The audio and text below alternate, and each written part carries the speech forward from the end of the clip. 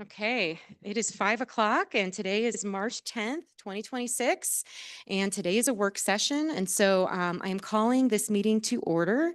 And for roll call, we have Counselor Latimer, Present. Carrie Storm, sorry, Counselor Storm, Counselor Nassif, Present. and then Counselor Wolf is not here yet. I'm anticipating her arrival anytime. Counselor Shada also waiting on him, and Mayor Pro Tem Chandler. And then I'm here. So with that, we dive right into the agenda. I would like to suggest that we move the Crane Annual Report, which is number 3, to the number 2 position before our Manitou Arts, Culture, and Heritage Board discussion. Do we have any objections to that? Yeah, I guess we could ask for, So moved. so moved, and then a second, okay? And all in favor? I see, okay. Yes, she's aware. And so is Ralph. Okay, so with that, we are going to kick things off with the Soda Springs Park Phase 3. We're going to kick things off with the Soda Springs Park Phase 3 design plan presentation.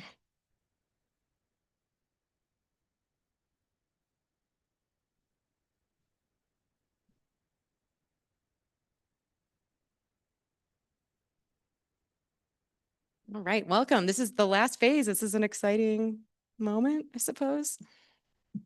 Yes. Hi. Thanks for having us. I'm Robin Bartling with HCM design team for this, and we are here today to present the final design for Phase 3. We're going to give a little bit of a orientation of kind of where we went from master plan through Phase 1 and 2, just to help those that may not have been involved in those previous phases, and then dig a little deeper just to update you on the final design for Phase 3.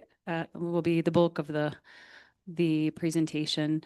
We have been working with Parks and Recreation Advisory Board through all of this. So they have been helping guide this, and that's where the planning effort has been. And we just wrapped up construction documents for Phase 3. So these are the prettier pictures of it, and less technical, but this information is all in a construction package for when there is funding available for that. I'll also let Mia introduce herself as well.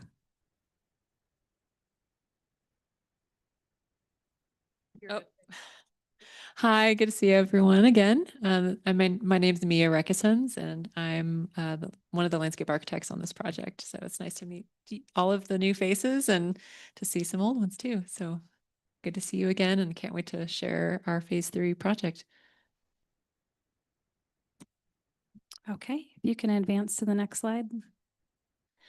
So this first one is really just showing the different phases of the project. Back in 2020, we worked with the community to develop a revised master plan for the park.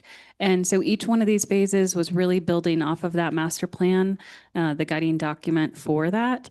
Phase 1 was constructed and completed in 2021. And or 2023 actually is when it got completed. The master plan was completed over the course of 20 and 2021. And then Phase 2 was just completed last year, the playground improvements, the orange. And then Phase 3, what we're here to share today is all the area in blue. And as we present that, we do refer a little bit to west side and east side. And that is related to the west side of the pavilion and the east side of the pavilion, just for everyone's understanding of that. Next slide. So when we initially did the master plan, it was really looking at, it's a great, loved, well-used park, has a lot of great bones to it, and what can we do to kind of capitalize on what's there, and then provide some additional activation through amenities that the community wanted to see.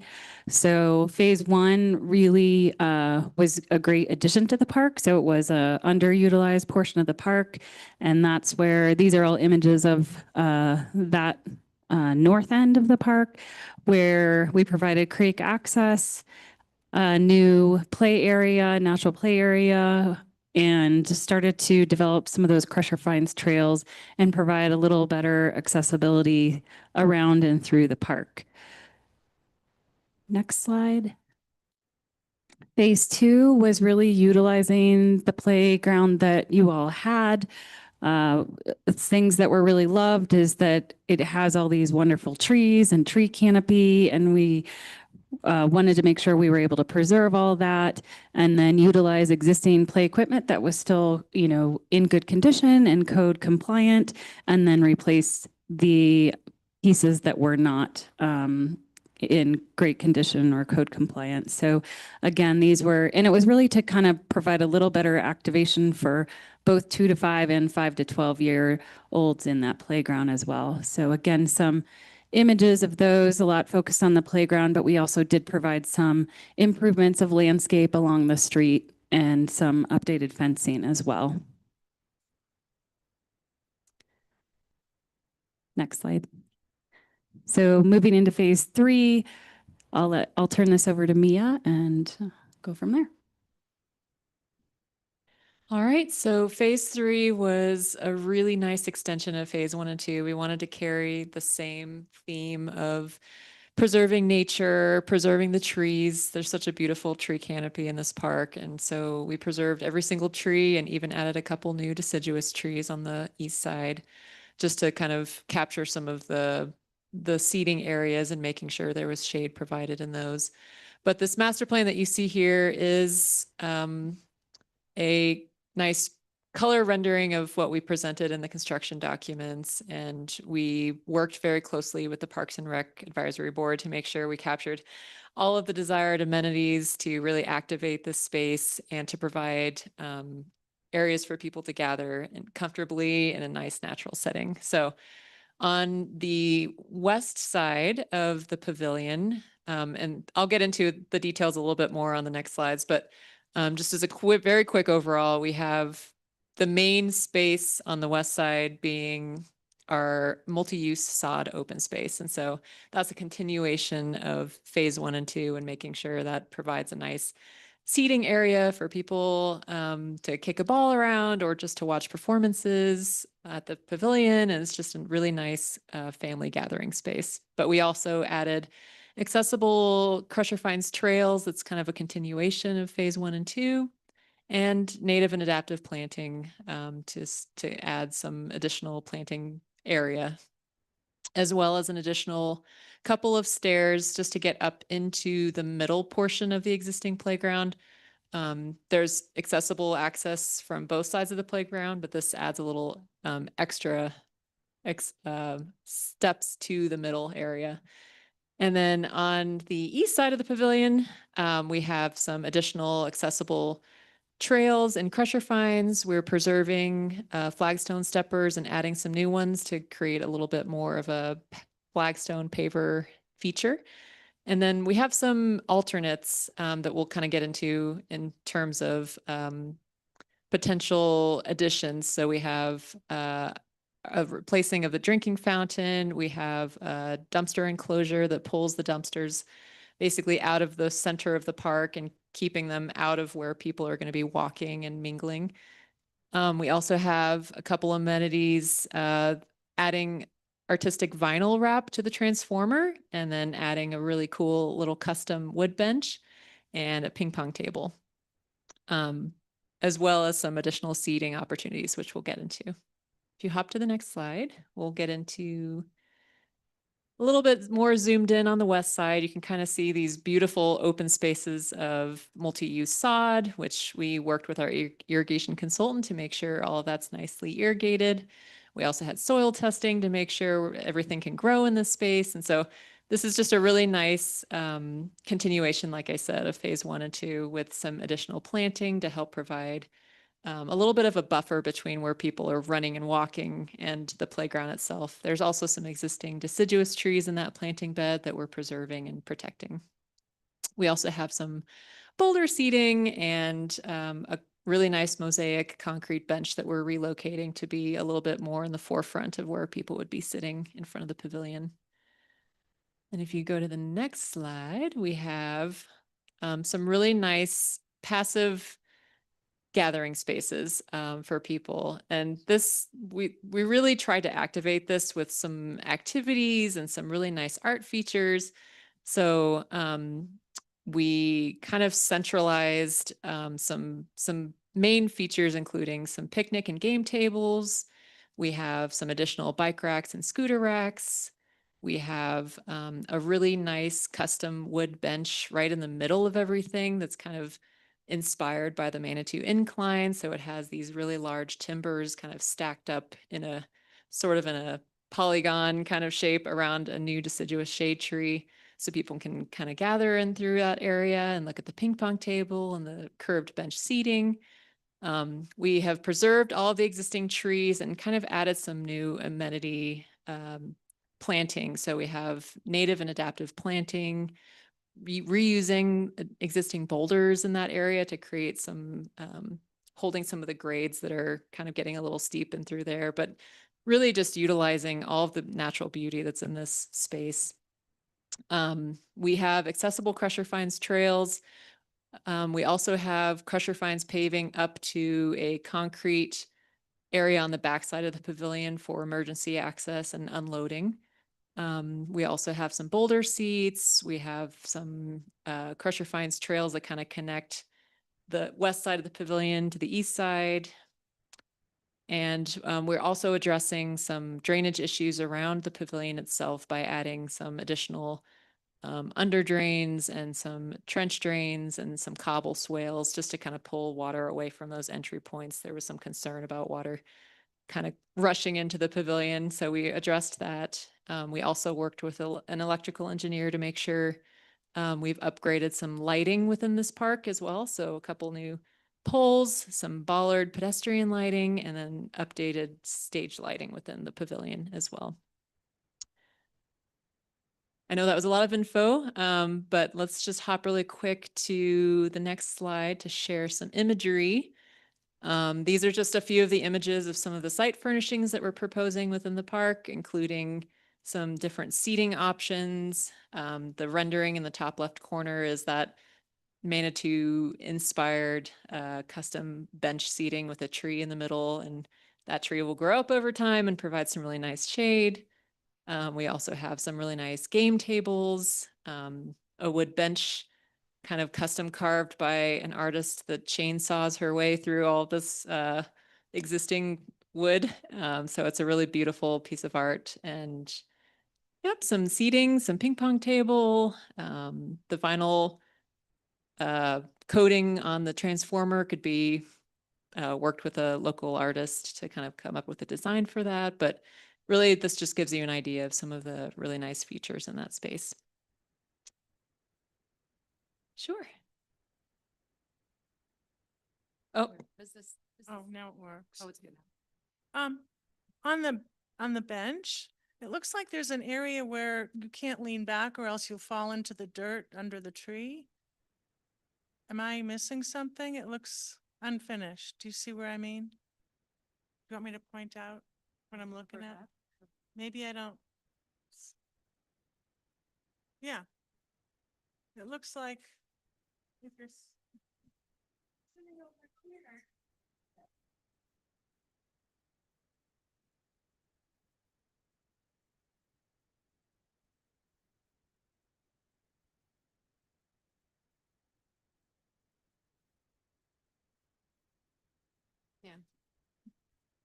Okay, so Julie, you have liability issue concerns that folks won't be able to sit, or there's some openings, and I'm anticipating that you're just going to say it's a rendering, but you can go ahead and respond.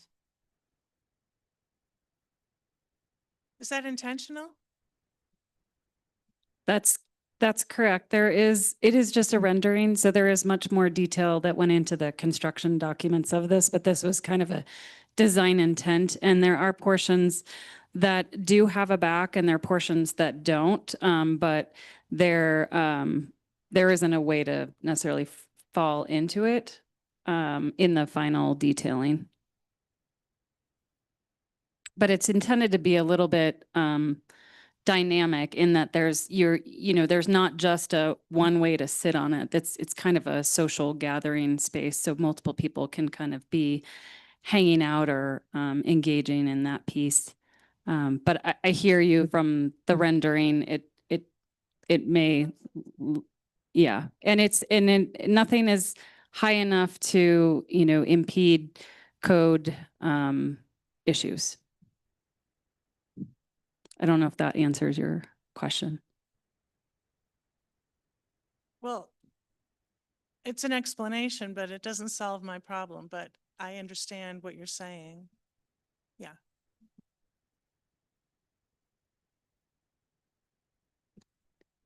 Yeah, I mean, we start basically this is kind of a vision rendering, and then the detail, there's multiple details in the construction set that really started to set the tone of exactly how the different layers come together. So it looks different than even this rendering, but the intent, the design intent is there as far as the use of materiality and kind of the intent that it's a little bit of layers.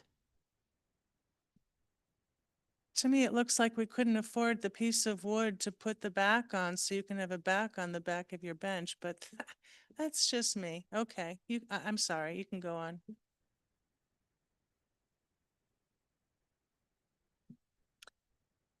If you want to go to the next slide, this is our last slide. So we're just kind of showing and sharing the opinion of probable cost. The construction budget was $918,000. So we came in under budget as far as the overall opinion of probable cost at 884,000, give or take a couple dollars, for the base bid. And then all the alternates are kind of broken out down below. So you can kind of see those alternates are designed as being costs that can be added into the project as kind of the overall funding kind of comes in. If that wants to be added in later, it can. So we purposefully have some alternates just because, as you all probably know, bids tend to kind of fluctuate, and it allows, the goal hopefully is that you're able to, with that budget, buy up some of these alternates, but we want to make sure that when it does come in, that it's within your budget, and then you kind of have the opportunity to buy those up versus being over budget and then having the opposite problem. So we do that commonly on projects just to make sure it makes it a little easier to get through the bidding process. So that concludes the phase 3 drawings, and we're happy to take any other questions that you might have.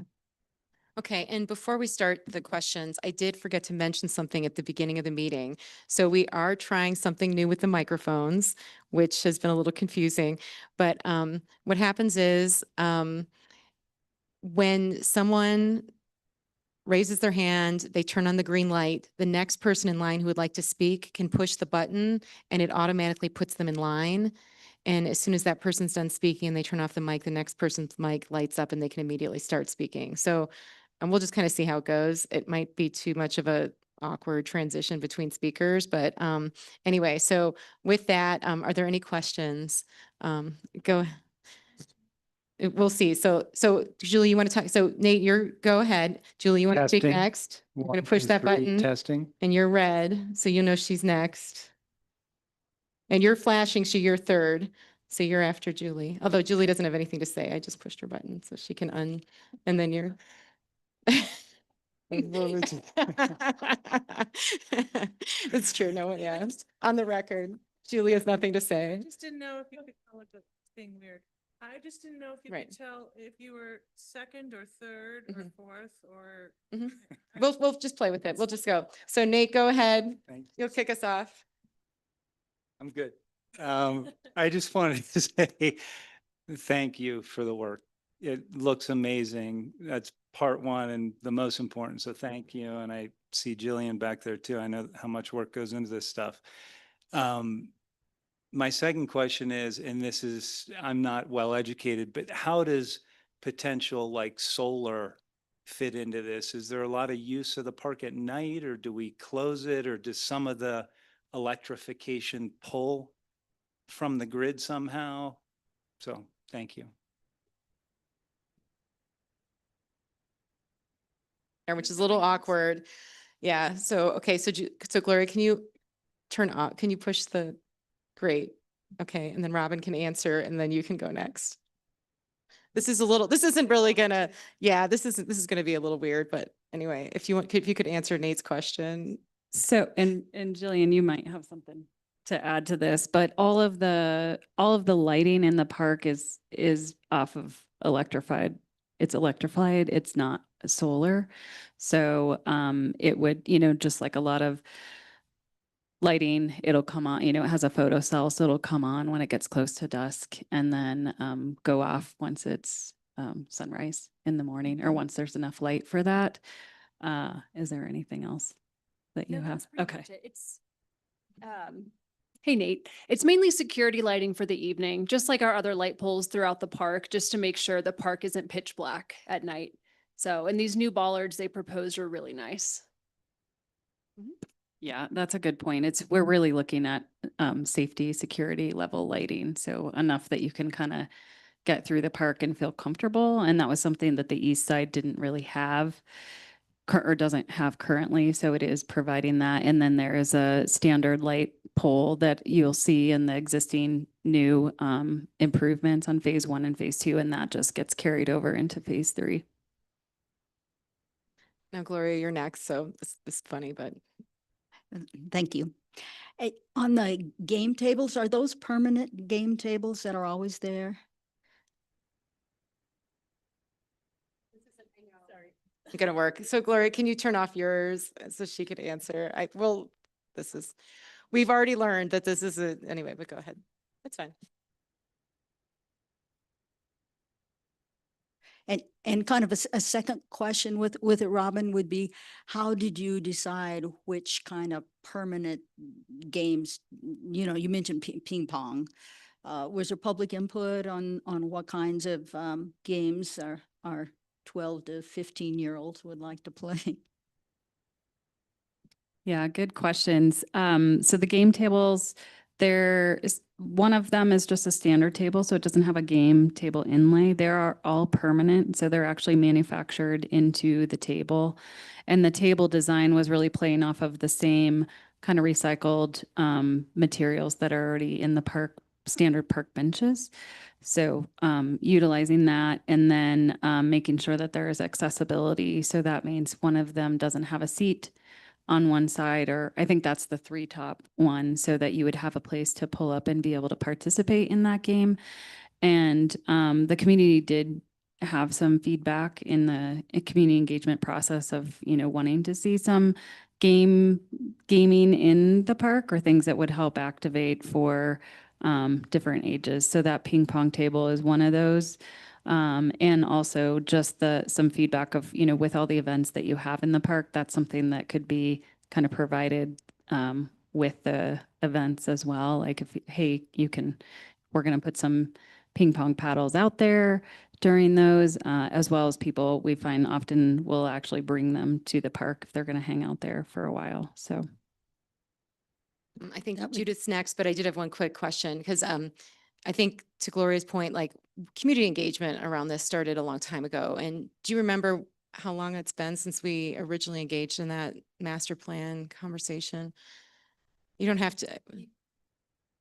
Yeah. I mean, it's been years, right? Before COVID, potentially. So 2020 Mhm. is when we had community engagement, and then we did we had another opportunity, especially with I think both phase 1 and phase 2, to kind of dial in what those specific play features were. So that was also part of that. So it kind of happened in multiple touch points, but the overall park plan was a few years ago. And there was a master plan even before 2020, 2021. And that, you know, it was decided that would be a good time to come back to the community, because I don't know, Denise, if you remember that when that was. I want to say it was 2017 maybe is when that previous version of the master plan had been completed. So we did do a, go back to the community to make sure we had an updated revised plan before we move forward with Okay. those. I just phases. wanted to point out that this didn't just materialize out of nowhere. Yeah, This no, has good come point. from- Yeah, and there was, I mean, we had pretty good participation in the community engagement as well. Yeah, thank you. And Judith, go ahead. Thank you, Mayor. And as I recall, the very first master plan wasn't broken down into phases, so that's really changed over time. The first thing I want to report to you is that I told my granddaughter that you would be here tonight, and she wanted me to tell you that she gives you a grade of A+ for the playground. And she doesn't give those out, you know, I don't get them, but wanted to pass that off to you. I do have a couple of questions. I did hear you say that no trees will be going out, but some might be going in, some, maybe some new ones, but no existing trees are slated to come out. And just for the benefit of the new council, we did want to make sure that in no phase of this park was AstroTurf to be incorporated. Hopefully, none of our parks moving forward to use any petroleum-based, so I'm happy to see that. Is there any application in this phase that would be applicable to dark sky lighting? Because, I mean, I don't know if what you're planning meets the criteria of dark sky lighting. Does it in fact do that all throughout that whole phase? Okay, great. And I do have, I'll just, any of the aerial slides, you can refer to this, but I do have a request. The concrete pad that is next to the pavilion, I would like to propose that that be, instead of concrete, be a pervious surface application, such as a geotile. More and more communities are going away from any concrete because of, you know, it's just not environmentally sound, but also in areas like ours, an application such as like a geotile, which is now the same price point and maybe even less expensive now than concrete. It melts twice as fast as concrete. So that's another really great thing. So also a geotile application, which is the big thick, you know, grids with the rock. It can absorb things like, you know, if your car's leaking oil there versus running it off. So just that would be a recommendation, and the Climate Action Work Group and Pikes Peak Permaculture will be contacting us with a letter in support of that. So that would be my only suggestion there. I do have a bench question, and we can pull up slide 8. It's not Julie's question, but in the lower right, you have a picture of benches that's next to the ping pong table. Historically, in our iconic parks, we have had those beautiful green metal benches. And I don't know where they went and why we are not incorporating those through, at least throughout our park system. So I want to throw that out as an idea because that's come up. And there's been some requests to have at least those green benches throughout our park system. And I'll leave that to us to figure out if we have any up at Public Works, or, you know, what we're going to do about those benches. But we have some, and then when we do a new bench, put a bench and we put in those, I hate to say, those newer, less attractive, easily degraded benches. So I would advocate for those green benches to be there. And then lastly, and I'll refer to the budget slide. A few of these alternates that involve artistic expression, I would like to throw out the idea, possibly if we do have that kind of talent in town, and I think we do, perhaps the transformer vinyl wrap that you have listed as about $7,300, the custom wood bench that you are pricing at about $19,000, and the possibility of using local artists for some of those things, to really, showcase our local artist talent. And then also, like Concrete Couch, putting in, some, reaching out to our community to see if there are some local talent that can be represented in this park. And that's all I have. Thank you. Thank you. Oh, I had to push it. You can chime in, Robin, but I can speak to some of these items. The benches were basically matching what was done in phase 1 and phase 2. And I think the phase 2 benches were pulled from somewhere else in the city and they were kind of placed there and they're all kind of the same look and feel. Not to say that the green benches couldn't be added to phase 3. It was just sort of a cohesive look we were going for. The geo-tile for the concrete behind the pavilion, we were trying to minimize concrete as much as possible throughout this park. It was very clear from the beginning that we didn't want to do concrete as much as we could, and that was kind of the one area where it was mainly for emergency parking and unloading vehicles. But not to say you couldn't swap that out for a more permeable material. That's absolutely possible. And the custom wood bench, I love that idea. I think local artists could definitely be used for creating that bench. We had worked with this particular artist who lives up in Boulder and she does amazing work with a chainsaw, and that's we loved her. And if there's a more local artist that can do something cool too, I think that's 100% possible.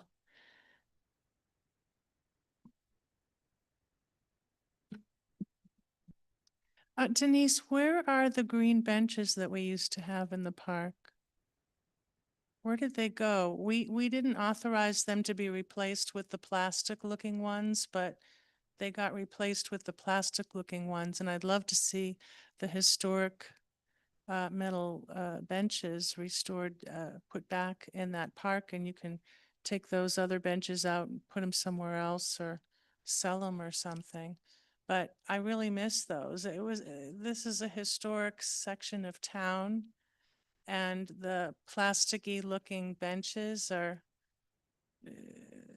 disappointment for me. So I agree with Judith on that. Where are they?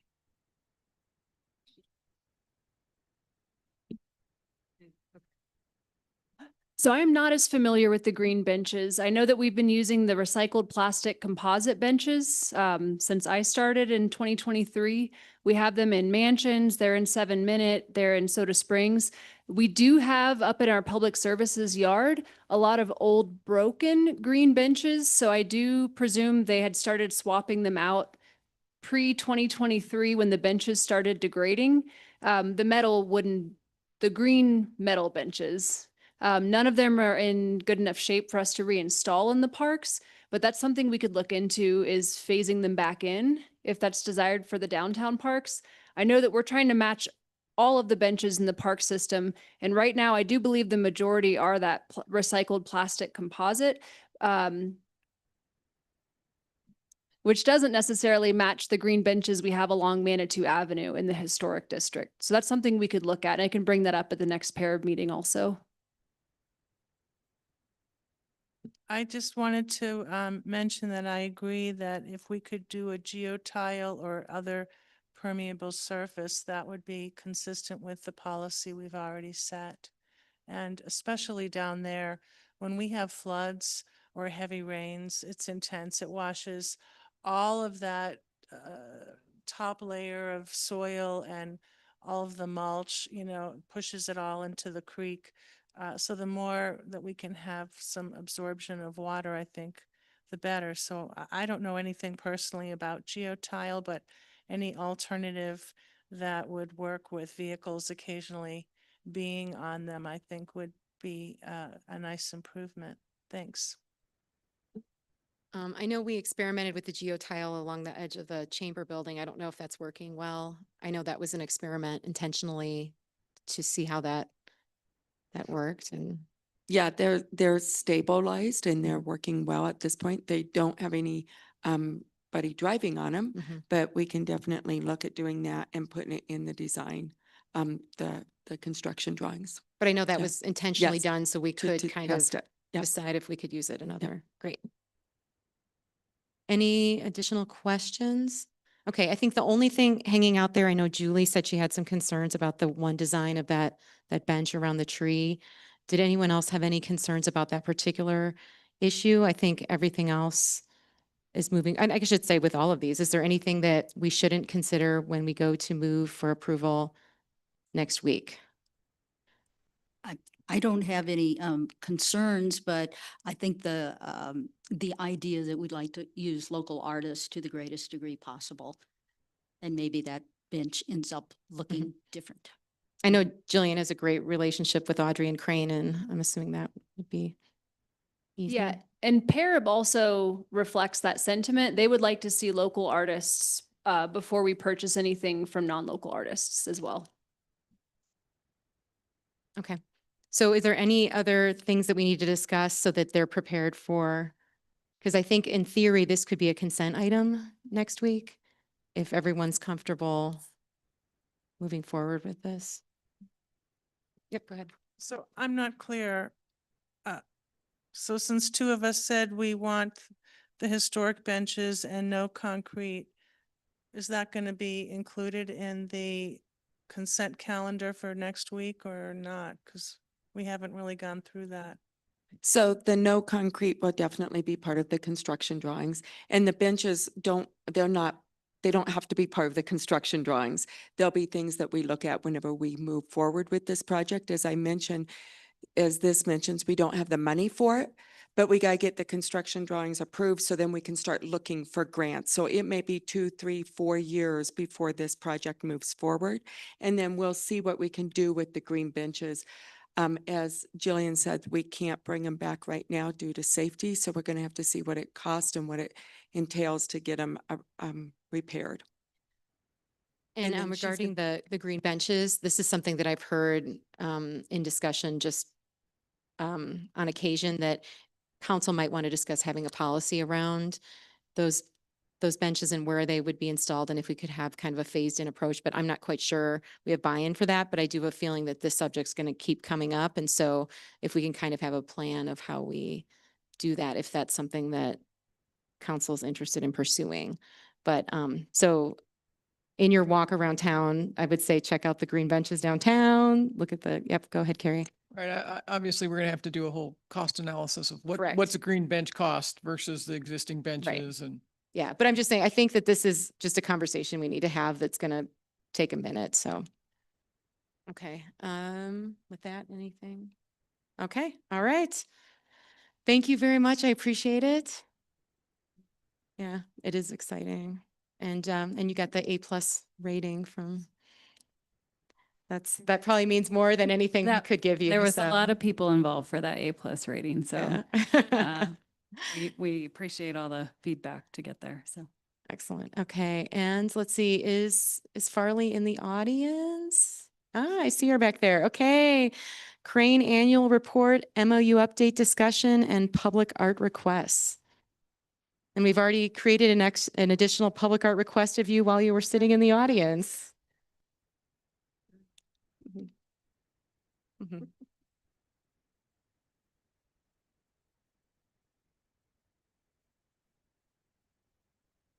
Alright. Okay, and again, just bear with us with this new microphone situation. You have a here. new microphone situation? Yep, you'll figure it out as we go along. It'll become apparent. It'll become apparent. Okay, thank you very much, council. Good evening. Audrey Gray was unable to meet with us this evening. Ralph has joined me instead. And as you read in the memorandum, oh, sorry. Oh, I don't have to say that. It's not a regular meeting. I was going to say my name and address. Is that necessary? Okay, Farley McDonough, 621 Columbia Road, 80904. Okay. So as you read in the memorandum, our goal tonight is to present the annual report from Crane as is required in the MOU, or expected, I should say. We want to discuss potential updates to the MOU. And we're looking at the adoption of a resolution supporting placement of public art in the CDOT right-of-way. I don't know if you want us to go step by step through the annual report. I think you include aspects of the annual report in the presentation. Mhm. I think just go through with the presentation and then we'll go from there. Okay, Be great. very good then. Next slide. So very quickly, this is our mission and vision, which is to elevate and promote Manitou Springs creatives and to lift artistic and economic vitality. And our vision is a thriving, vibrant arts and business community that moves us towards an inclusive and creative future. Some of the projects that we've been working on this year, or this past year, I should say, Art on the Avenue, we're in our 22nd year. We work closely with the community. We've done some projects with the Community Foundation. We installed 4 new sculptures, and we purchased a new piece as well, the piece of the duck stop. And speaking of the duck stop, which is listed at the bottom, that was a very spur of the moment project that I think turned out absolutely fantastic. I love it. Every time I drive by, it makes me smile. And I just think it's really wonderful. And the Creek Walk art. So we installed 17 new artworks in the Creek Walk Trail. I'm sure you've all seen them in the new ones in phase 4, which are fantastic. We have had some vandalism, but we are just pushing forward with that and saying, we don't care, we're going to keep installing these. So next slide, please. And the Creek Walk murals, this is a project that the board had wanted to start a couple of years ago. And I think that we're making some really good progress with that. So we have 2 murals on the Creek Walk Trail. And then the first one is Grow Love, but we actually have 3 because we started with the chamber, the Critters mural that's on the back of the chamber. That was our initial mural, followed by Grow Love, which is on the back of 26 Manitou Avenue, and the piece that's on the back of the pool facing the creek. And then the story booth, wow. So it started as what we thought would be a really simple project, and it has been received so well that we're looking at expanding that. We have a second phone booth, and we've got a new telephone now, and we're just working on funding for that. Next slide. Crane operates on a total income of 90,000 as of 2025. You can see our breakdown.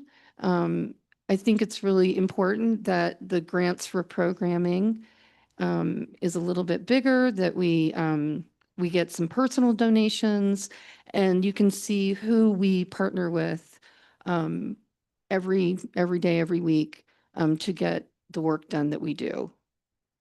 Next slide. And this is my favorite slide in the annual report because aside from the total expenses, it shows that what we're paying directly to creatives is up from 32,000 to 56,000 as of 2025 compared to 2024. And the dollars paid to local small businesses and contractors is also up to 24,000, or actually 25,000, up from 7,000. What percentage of your income is applied toward the operations? I see the green color there, but what is the number? I can pull that up.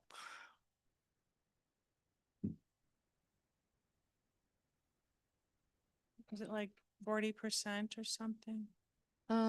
So our operations, wait a minute, where's the budget? Is staff and contractor, I don't know the difference also, if you would enlighten me, the difference between staff and contractors, which is the green part, and then the little blue for the operations? So staff is Audrey. She's 100% of our staff. And then contractors, we have a contractor for social media. We also have several contractors that work to install and deinstall and do maintenance on the pieces for us. And what does operations mean? So operations are all of the day-to-day work that's done to keep the the organization going, filings, updating our certifications, managing our artists, managing the projects and programs that we do. That's What's what the Audrey separate does. Staff and contractors then? Hmm, How do you separate that out? Is it well, like how many minutes a day she spends filing compared to everything else she does? probably. So I guess my new question then is, what is the operations plus staff and contractors? In other words, how much are you spending just to pay people to run the ship? What's the percentage? Okay, so Audrey's salary, if that's what you're asking. No, Audrey's, I want to know Audrey's salary plus the contractors. I want to know all the green and all the blue in your pie chart. What is that number? okay, Audrey is 35,000 and we have 3,000 budgeted for contractors, plus another 5,000 for social media. So 38,000 gets paid to people out of the total of about 90. And we received an income this year. Our income was, let's see. Our revenue is 162,000. So 38 out of 152,000. Okay, thank you very much. Mhm. Next slide. So with regard to the MOU, it was to be determined that once Plan Manitou was finalized, that we would revisit parts of our MOU. And there are some things that we would like to address. Specifically, we'd like to clarify the process for murals and art projects on city property, particularly those projects that are not funded or administered by Crane. And we would also like to clarify and address the maintenance clause. So with that, I don't know if that's something where you would like to work with someone from staff on, there's aspects of this that are certainly staff related. Mhm. And then there's an aspect that I think it's going to be difficult we'll have to figure out the best way to work on an MOU, a draft MOU. I don't know if it's forming. Okay, go ahead, Denise. Sorry. Can you turn off your? Oh, was that the problem? Yeah, when we did the first MOU, you and I worked on it from a staff executive director level, and then we brought it to council. So I think that's the best way to do this is bring Okay. it to staff. Let's work on it with them. Mhm. And then we'll bring our recommendations for council to look at and review and make changes or accept. Yeah, but it has been hanging out there for a Yeah, while, so. yeah. Yep. Go ahead, Ralph. I would just like to interject that also as part of this, we might, when you talk about murals and a policy about murals, that we might involve match as well in that conversation, because we're having applications come in now that if we could set up some guidelines for everyone to follow that are hard and fast and that people would be informed about at the right time instead of too late, that we would benefit in the end. Oh, thank you, Mayor. It's also come up in discussion, maybe this is the time to do that, that there is a desire for the city to identify future places for art to be installed that are pre-approved. It's kind of a map, if you will. And I see that could be certainly part of this process as well, if that is something that you would like to see happen. I think that would benefit Match, Crane, and the city and all of our art involved artists. I agree. I think that's a great idea. Yeah, so I don't know if there's anything outside of this conversation that you need moving forward with that. Does like that, Denise, you're gonna follow up? Great. And this is an excellent problem to have, so it's exciting. Yep, go ahead, Julie. I understand this is a non-binding MOU, and so what I'm about to say may not matter because it's non-binding. So that means we can change our mind any second we want. But D, under City of Manitou roles, that says that we are agreeing to continue to fund Crane, supporting Crane and to fund the chamber And the rest, that's to be determined at a budget retreat. We're already stealing more than $2 million for the year of 2026, as I understand it, from our emergency fund because we haven't made any changes to our staffing levels since we lost the marijuana money. We just keep digging into our emergency funds and using it. And so one of the things I anticipate to be discussed at a budget retreat to discuss 2026 budget may be looking at what it says here under D for how much we spend on economic development, or if we continue to fund the chamber or let them fund themselves with their donations and their membership, or what we decide. So I just want to be clear that D is, anything can be in here because it can be changed anytime since it's non-binding. But I just wanted to put it out there that there's no guarantee that the city will be able to maintain the status quo with respect to the funding history we've had, which is based in large part on getting lots of marijuana tax money that we don't have anymore. Excellent. So that will be included in that conversation as we move forward. Sure, go ahead, Judith. When are we due for recertification as a creative district? Do you know? 2027, 2027? 2027. And is there a cost that the city or Crane pays to be in the creative? How does that work? There is no cost to us. It's just a certification process that you have to, it's just mostly time and energy just to get all of the forms filled out and submitted. Correct. It's, yes, it's a pretty lengthy process to recertify, but, there's no cost to us to do it.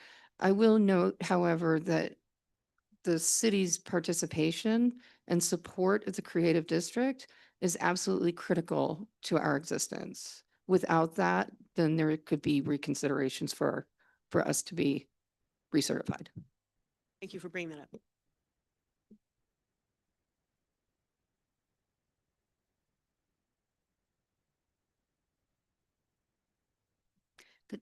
Mayor, may I mention something? The MOU we have in our packet is actually the one that's going to be updated. Is that correct? So we'd have the opportunity to change some of the language here, and maybe it's as small as at city council discretion or something like that. But I think you heard Councilor Wolf's point of view. Yeah, I believe I actually wrote this when I was the director. So this is a really old MOU, just so you know. And when will we see the MOU update? That's a good point. What was our goal in terms of bringing back an updated MOU? What would be a good goal? 3 months? Can we say June, July, somewhere around there? After budget. June, July, August, right in that time frame. I know that's kind of vague, but that gives us a little time as we go through. It's good to have that's a good question. August at the latest. How about that? Okay. All right. With the resolution, Mhm. which is also, I assume that should be discussed with staff as well, and then be brought back at the same time? This one could move faster. I was believe. hoping so, because we So- would like to move that project. Yeah, so so I'll let you, yeah, the resolution, this is just about one particular project. And I think the big piece is that staff needs to weigh in on their support of this in terms of that. And I think this is something that could be potentially brought forward even next week Mhm. still, depending. And Can we just look at it Yep. and then we will talk to Farley and see if we could bring it back next week or in the next, at least the first part. Yeah, but this one is a different, Yep. this is a different level of commitment. it is. And just so you know, the little bit of background on that resolution that we gave you, we asked CDOT like, where, in terms of installing public art in the CDOT right of way, what's your favorite resolution? And they said Trinidad. And so we took Trinidad's and stuck our name in there. So.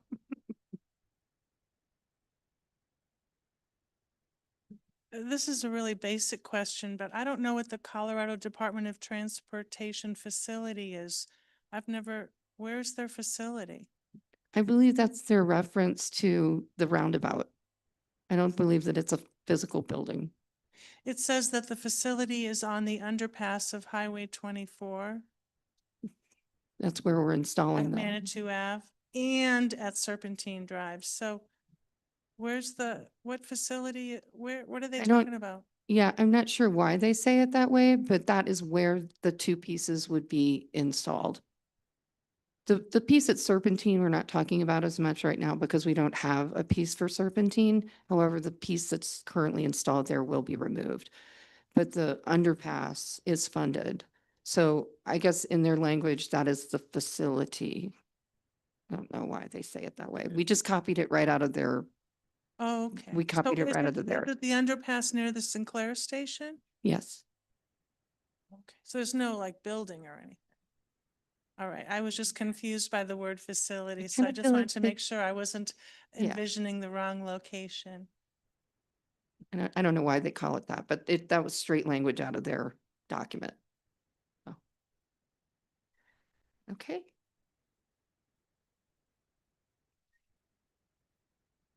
Oh, I'm Were- great. Were you gonna bring up the roundabout, the west side roundabout? Or, Yes. We can just bring that up. Just so that the council knows, that piece is on a 2-year lease through Art on the Avenue. The artist would like us to purchase that piece. The board is not open to purchasing that piece. So at some point, they're actually over their contract right now, which is fine. That happens a lot. So that's not not a problem. But at some point that will be moved or removed, or they might sell it. And so we are looking, I guess initially I was just looking for some guidance on how Crane might try to budget or fundraise for a new signature sculpture at that roundabout. But now with the current budget constraints and concerns, we just decided not to bring that forward. But that site will be empty at some point, or we might be able to replace it with another Art on the Avenue piece. But I think that Ben Schmidt is looking for that resolution before we do an install there. Okay, sounds good. Okay, so in terms of next steps, I appreciate the presentation and update of the annual report. The proposed resolution will be coming forward potentially in the next few weeks, depending on whether or not we can make that work. And then in terms of the MOU, we're looking at something in August, and that's going to require a little collaboration between a number of partnering organizations to kind of bring that forward. And does that kind of sum up where we need to be today? Okay, great. Any additional questions or anything? Okay, excellent. Well, thank you very much. I appreciate it. And tell Audrey we're thinking about her. Yes, thank you, Ralph and Farley. Okay, next up, we have the Manitou Arts, Culture, and Heritage Board 2026 Grant Recommendations item on our agenda. We don't want to take a break now, do we? Okay. Okay, so we are going to take a brief break, but I do just want to mention to everyone that I will be recusing myself from this conversation. And that is due to the fact that the Manitou Arts Center, where I am the director, very directly benefits financially from this conversation. And additionally, even at the tier 2 level, we have relationships with so many of the applicants and our fiscal sponsors for many of the applicants, and we are just deeply embedded in all of this. I do know that there's some other counselors who are volunteers on some of these boards, and it is, I would say, typically that is not something that requires a recusal, but it is always up to your own personal self to determine that.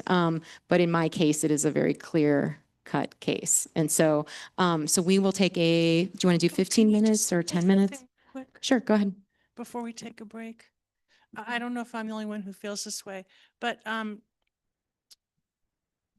we have a fiduciary duty. We have a legal duty as city councilors to be accountable for all of the spending of any tax money that we get. And for that reason, I asked for us to please be provided an explanation about each of the projects that Match is recommending to fund. And we did get that answer around 2 o'clock this afternoon. Pages and pages and pages and pages of God knows how many projects you're funding. And I did not have an opportunity this afternoon with my work to read it. So personally, I suggest that we postpone the work session item to the next work session so that we can know what we're talking about. Either that or the first reading will be rather, or when this comes before us, will be rather lengthy, because I usually have some questions about the projects, and I'll go through each, one that I have a question about, which is normally something you do during a work session, but I'm not prepared to approve or preliminarily approve anything or disapprove anything, because all we got was the name of the project. We weren't given any explanation about what time of year would it be, what's involved, will the participants to the program be charged a fee, or will it be for free? None of that was provided, and I presume it's in the information that has been updated as of later this afternoon, but I think it's premature. So I am going to open this up to discussion, but I do want to give Ralph an opportunity to express how many hours have been spent. So I think the question is, are we reviewing the applications, or are we approving the advisory board's recommendations? Because I mean, I don't want to guess how many hours, but do you have anything that you could share in terms of how much time this particular board has spent to get us to today? I've actually thought about that and was going to say that I think the average board member would say they've spent about 8 hours of time reviewing. We had 50 applications. And some of them you can go through pretty quickly, and some of them take a good bit longer. That's just the nature of it. The mini grants that are $750, we don't ask as much of them. We don't require as much of them. But the regular grants that used to be, a lot of them were $1,000 to $3,000, and now it seems like a lot of them are in that $5,000 to $7,000 or $8,000 range. There's more involvement, and there's just more to cover. But that, in addition to the meetings that we've had, I mean, I'm not saying you don't have to. I understand totally what you're saying about needing to look through anything that, but the amount of material that would be involved with printing out. You remember the old days, the early days of Match, when there were the binders of hundreds of pages of printouts that we were able to get away from in the last few years by having it all be online. But other than, we can give read-only access, and we've offered that in the past, but we probably could have made it more, well, we should just say that it's available, and we can give you read-only access to any of the Match applications, and that's probably the best way to go about it going forward. Don't necessarily have any legal obligation to review any of the applications that you decided to not fund, because we have a legal duty to understand what we are funding and make sure we're comfortable with it. So I don't need to look at the applications that you decided shouldn't be funded. I just want to see the ones that are funded, but it looks like, did you give us a summary of every application you got, or did you just give us a summary of the funded applications? Oh, When reset. What you got today was what we called the elevator pitch, which was the first question on the application that everyone filled out online. And it's in their words, not ours. It's not our description. And some of them took it seriously more than others. Oh, it includes so you've included the project proposals that you chose to not fund. Is that right? I believe that It's that list included all of the applicants, all 50 So I'd applicants. have to go back and cross-reference and see which ones you're funding. Those are Based the on ones I what we need to. sent out today in a hurry, yes, they're all kind of. So with that, I'd like to just kind of go around the room. So we have a request to move this to a future work session based on the additional information that we received today. And so, so I want to just kind of go around the room and kind of weigh in where everybody is with this. And I do want to say that I do believe that our next scheduled work session is incredibly long. So we would have to be looking at creating an additional meeting, which certainly we can do. So anyway, with that, we'll just go around. So Nate, do you want to just share kind of how you're feeling at this moment? Delay? I have a question. Sure. Because I want to be fair to the point that Julie's raising. How have we handled it in the past? How has the process worked? I think some years that we've had all the information and some years we haven't, and it's been sort of based on request. Because I want to say it was a couple years ago, the last time that we asked for sort of that breakdown. So we certainly have done this before. Right? I mean, would The you? last couple of years, it's been simpler since we've gone online and we just said they're all available on the website if you wanted to read them, but it was, I mean, it's something that could be done. The concern that I have is that a lot of these grants are timed to start in April. And the longer that we take getting it done does impact, a lot of them will have to go ahead and start their events, projects, whatever, before they get their funding. Well, couldn't we tack it on to the next to the next meeting and just have a work session afterwards? That's just a 1-week delay. But that's not taking final action though, unless you wanted to do it all at once. Correct. And that is another conversation to have. So I just want to clarify. Mhm. So there is something different about this process, Ralph, you're mentioning, that was done in prior years. And I'm not coming at it from a critical perspective. I'm just trying to understand context. So in prior years, all of the applications have been made where councils then had an option to review it? Or Denise, I see you want to. Go ahead. Yeah, last year, this is how it was done. They came and gave an overview of each one during the work session.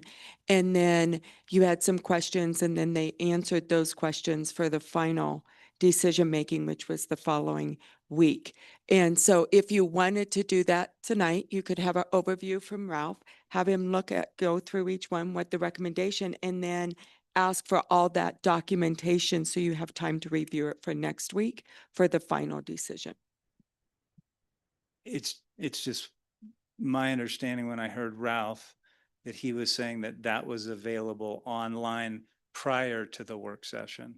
That's all I'm trying to clarify. And I can't square the circle between Ralph and what you're suggesting. That's all. Hang on, come and speak to that. Introduce yourself too, please. Hi, I'm Kinsey, and I am kind of the tech person behind the website. Thank you. Kinsey Watts at 915 High Road. And so the website, it was either last year or the year before, kind of in similar conversations where it was requested that we make the site that as a board we see available in a view-only admin role to City Council so that you could look and see everything that we have. And so we built this out a couple years back and it's just been available upon request, but we kind of forget to mention it, I think, in the heat of our busy season. And so we didn't offer it necessarily before for right now.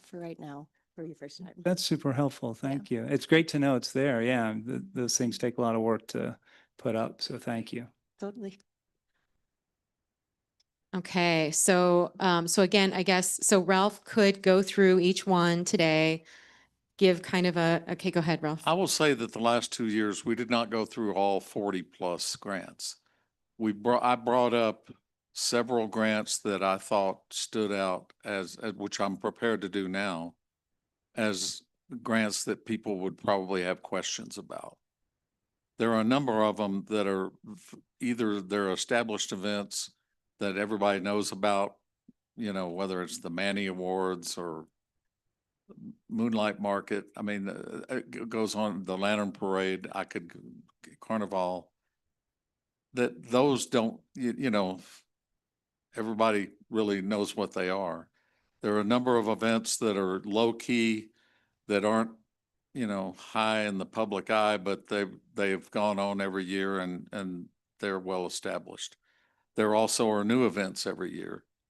And the way we've approached it the last couple of years has been just more trying to zero in on what we thought were the most volatile, or, that there might be questions. And then we opened it up for any questions from council. So that's. Go ahead, sort of- Carrie.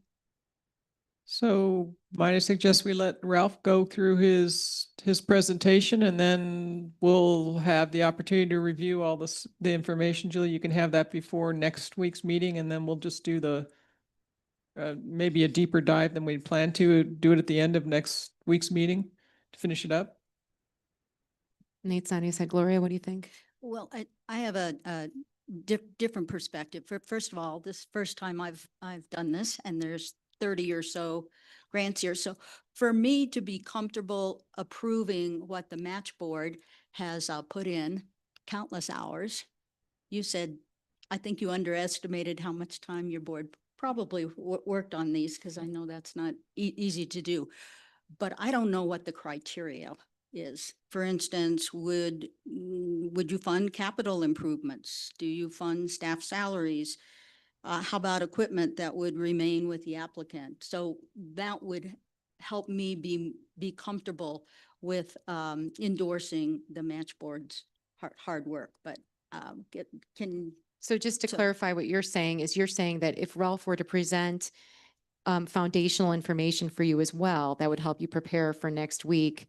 Yes. As if opposed I to. knew, okay, these are the things we will not fund for various reasons, and these are the things that are acceptable, and this is a process by which we went through them. And that would help you today. If there was some segment today. Yes. Okay. Go ahead, Judith.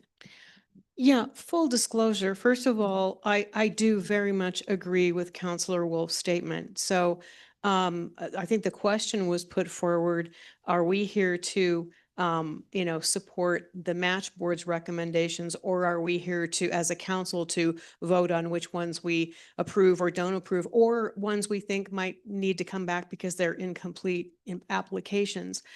I just want to say that we applaud your work. It's phenomenal. And but the buck really does stop here. And what we are being tasked with is looking at 42 applications and possibly $130,000 of your tax money. So we take this very seriously.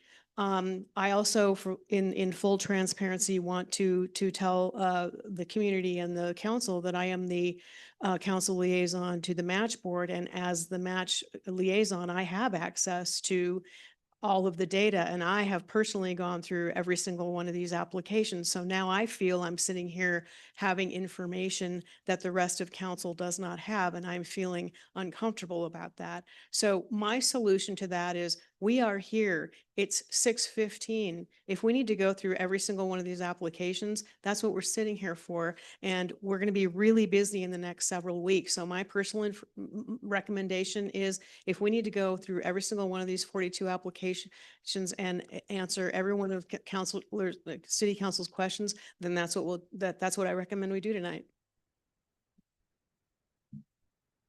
Did everybody bring snacks? Okay, so we have, Um, sorry, go ahead, Ralph. I think Neil Minch was the first chair of the match board for the first 3 or 4 years, and I think it would be good to hear his thoughts on this too. Neil Minch, 151 Clarksley Road. So to answer Nate's question, this question has come up several times. And in the past, once or twice, we have included in the packet, and that might be what's here, a summary of what each grant is. And I understand that wasn't in the packet. Is Right. that The oh, initial okay, packet. It okay. is tonight. So, but early on, we didn't necessarily have that, but I would call it an improvement to the process to have that. So I think that's what I'd say. Yeah, I was at the foot doctor, so. Okay, got it. Go ahead, Judith.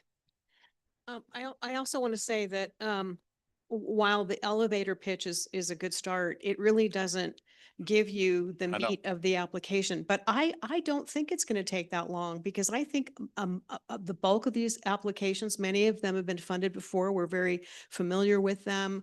And I think there's really truly not going to be that many, in my personal opinion, that we are going to have to spend more time on. So I would at least want to get started and see how far we get after a brief break, if that is, if the council's amenable to that. I would just also say that this will change. I'm not going to just do an overview. I mean, there's no sense in giving you a 15-minute summation of everything but I do think that we can roll through the slides, which include the tier 1 numbers. And that's something else that's part of our recommendations, but it's not something that we put work into. We're just pretty much affirming the latest math that comes from the money available applied to the formula that we've been using every year, and the requests that came from the library, Hiawatha Gardens, for their portion of it, and then dividing up the other 45%. So that's in the slide, and I'd like to be able to at least show that so that we can get that out of the way. And because that's our recommendation, but we don't really speak to that because that's something that's computed, it's not something we sat down and debated over. Okay. Nate, that okay? is everyone comfortable with us moving forward with some aspect of this conversation? I do recommend, we kind of went through that red, green, yellow tool a few weeks ago. And I would recommend as you go through, if you have a yellow, I would pull it out and maybe hold it on until the end so that you guys can go pretty quickly through things. And again, those yellows are those we just want to spend more time discussing so that the process goes pretty quickly. And so I'm just making that recommendation since I'll be out in the hallway. But are we taking the approach that Councilor Storm recommended, which is we do sort of a first pass this evening and then have an opportunity to review whatever Kinsey has in her database and then come back with deeper dive, more forensic questions next week? Because I'm very sensitive to the time. I'd love to support you as timely as we can. So Judith, are you thinking that I think both are true. So I'm kind of trying to figure out how to answer that question. Well, I'm looking at this from a number of different perspectives, and one of the perspectives I'm coming from, and why I want every single council member to feel that they have a really good understanding of the application that they're supporting, is that our mayor will be recusing herself from the vote, which means we will have, if we have a full house of councilors, which we do not have this evening, there will be 6 of us, and it will be imperative for us to make sure that, you know, if there's a tie, then that's a no vote. So that's how, I just want to say that that's important for these applicants who are waiting to hear from us. So I would rather start tonight and see how far we get and go through the applications. I think that we can easily green light, and I love Mayor's recommendation of, you know, get your sticky notepad on and out. And if there's some that we need to have a deeper dive, we either do that later on today, or we add that a short work session piece, and then have council have an opportunity to look at the actual applications and be familiar with the scoring criteria. Everybody, sounds good? Sounds good, Julie? It's kind of an in-between. You would rather we didn't discuss it at all tonight? Okay. Correct, yep. So, okay, all right, with that, we are going to adjourn until 6:30 and we'll regroup and we'll see how this goes.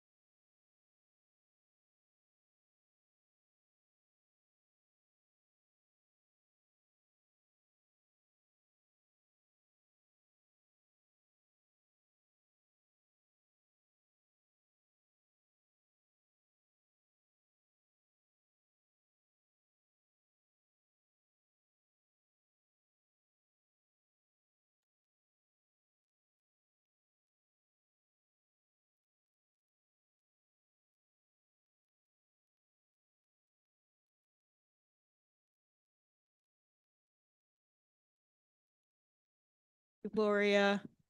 So we are going to reconvene the work session for this evening at 6:32 PM. I do have some announcements here. We have moved the Bill Bowers Open Space Community Survey result presentation that was to follow this presentation. They were gracious enough to be rescheduled to April 7th. So this will be the only remaining agenda item for this evening. We will be starting with a slide presentation and a presentation by the match board. I also just want to remind you that as a work session, I know there's some applicants in the audience. We will not be taking any input from the audience this evening. But we will revisit that next week if that comes up as an issue. And with that, I will turn this over to Ralph. Thank you. I didn't say it earlier, but Ralph Roughton, I'm the chair of the match board, 114 Palisades Circle, so that we do it right. We're just going to show a few of the slides that I have. The first one is the tier 1 recommendations. Or could we go back to slide 4, please? Because of having new council members, thought it would be good to show the history of how this has progressed through the years. It started with just a half year in 2021 because of the delay in implementing the ballot issue that was approved. Then starting in 2022, we had full year funding. Okay, Carnegie Library and Hiawatha, it was determined would split 55% of the tier 1 funds. The tier 1 funds being 2/3 of the tax revenue. 55% going to Carnegie and Hiawatha, with the Manitou Arts Center, Miramont Castle, and Heritage Museum splitting the other 45% evenly, 15% each. You can see that that has been a pretty steady, good source of income for the MAC, the Miramont, and the Heritage Museum. The needs have swung back and forth between Carnegie and Hiawatha.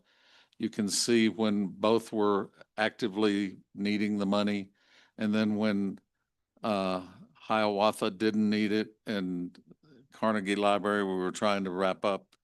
And so they got all the funding 2 years ago. Last year, the library only needed a little bit, so it swung back that way. And now this year, the library did not request anything, so all the money that's available for tier 1 and for the 55% side, we slotted for 160,294 is what that came to for Hiawatha, for pre-funding of construction projects that will be starting later, the next phase. The current phase having already been funded. And this leaves the MAC, the Miramont, and Heritage Museum getting within $82 each of what they got last year. So they're pretty stable there. I can't give you the full explanation of why our funding for tier 1 is pretty stable and the tier 2 isn't. The tier 2, if we want to go to the next slide, please. We've been pretty stable around 300,000, and then last year it went, or no, I mean 167,000. Not the application's total request, but the approved recommended.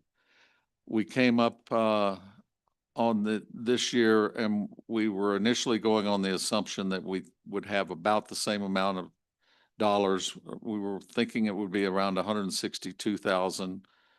And then at our last meeting in February, when we were thinking we were going to wrap up our recommendations, we realized that the fund balance had been computed incorrectly, and we wound up making a tough decision of, what do we do now? And we wound up cutting it to 130,000. And I'm not the person to ask for details of how that developed. That's more from the staff side. Because we pretty much we were going with the numbers we were given, and then we found out we were going to have to use different numbers. And then it was up to the board to decide how much do we want to cut from the 162 that we planned on to maintain the fund balance at a steady amount that might be close to what we'll have next year. We decided on 130,000. That was arbitrary, but it was discussed at length by the board, and we felt pretty good about that at the end of the discussion. Ralph, may I interject for a moment? Sure.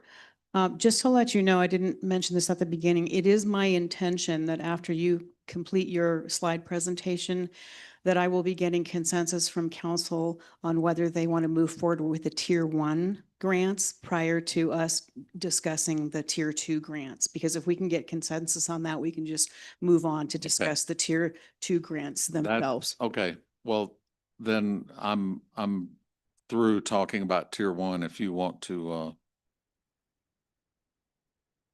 proceed. Does anyone on council have any questions, concerns, or comments about the tier 1 grant funding for this cycle?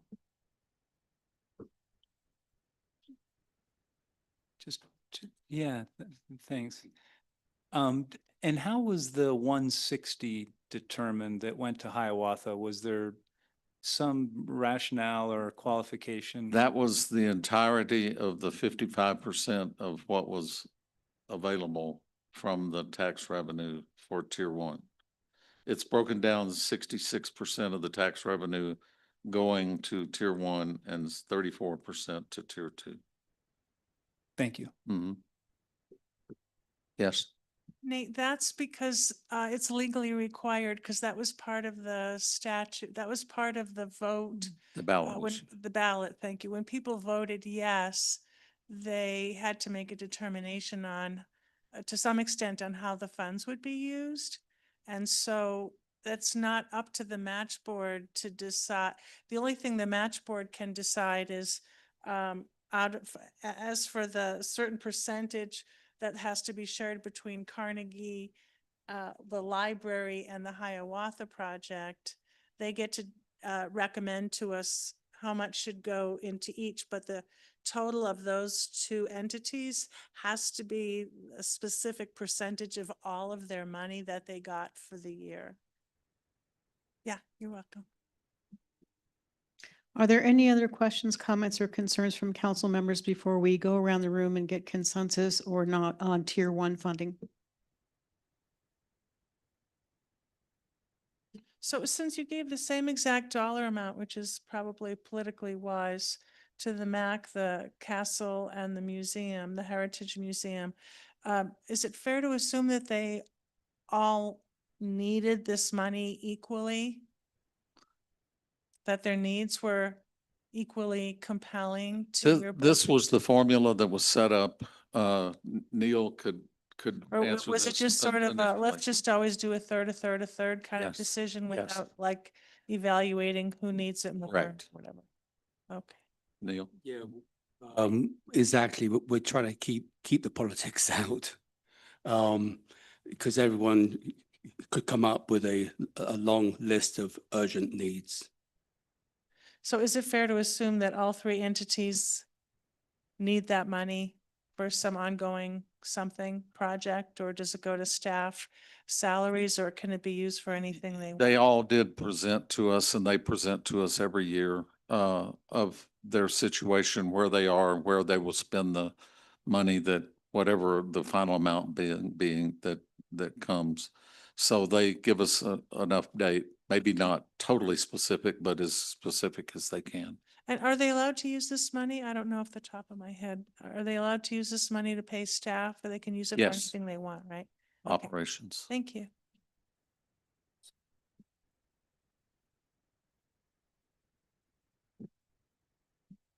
Seeing no further questions, I want to go around the room and ask each counselor how they feel about putting forward the tier 1 recommendations. And we'll start with Counselor Nassif. Green light. I'm moving forward. Move forward, I support. I support the tier 1 designations as well. And I also support tier 1 recommendations. So that being done, we can now move into your tier 2 presentation.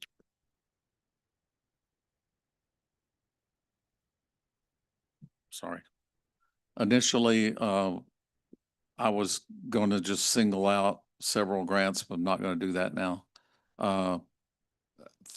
Given the situation and understanding that some of these might be flagged for later discussion and more length, but we thought we would start at the top of our list of highest funded or highest requested funds. So we're starting with Manitou Springs Commons at the Stack, which is the St. Andrews Community Center.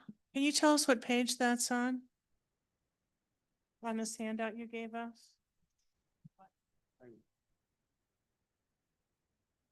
Oh, and the pages aren't numbered, but we can at least count. I don't find it, please.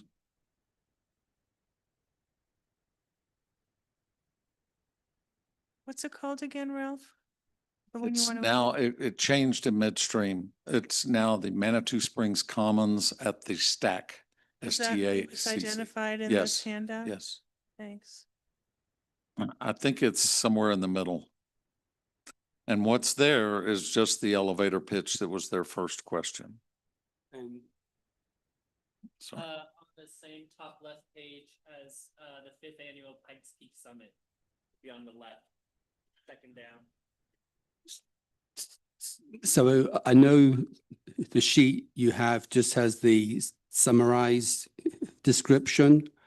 If need be, we can share the screen directly from the application that gives you all the detail and the budget, but we'll do that on request. We're not going to try and follow along. And I'm sorry, but on what was sent to you earlier today, Julie, it's not, it has the old name upstairs at the Stack.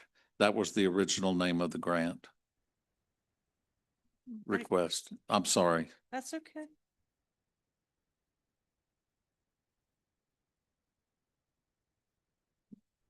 Neil, do you have the capability of pulling that up on a slide this evening?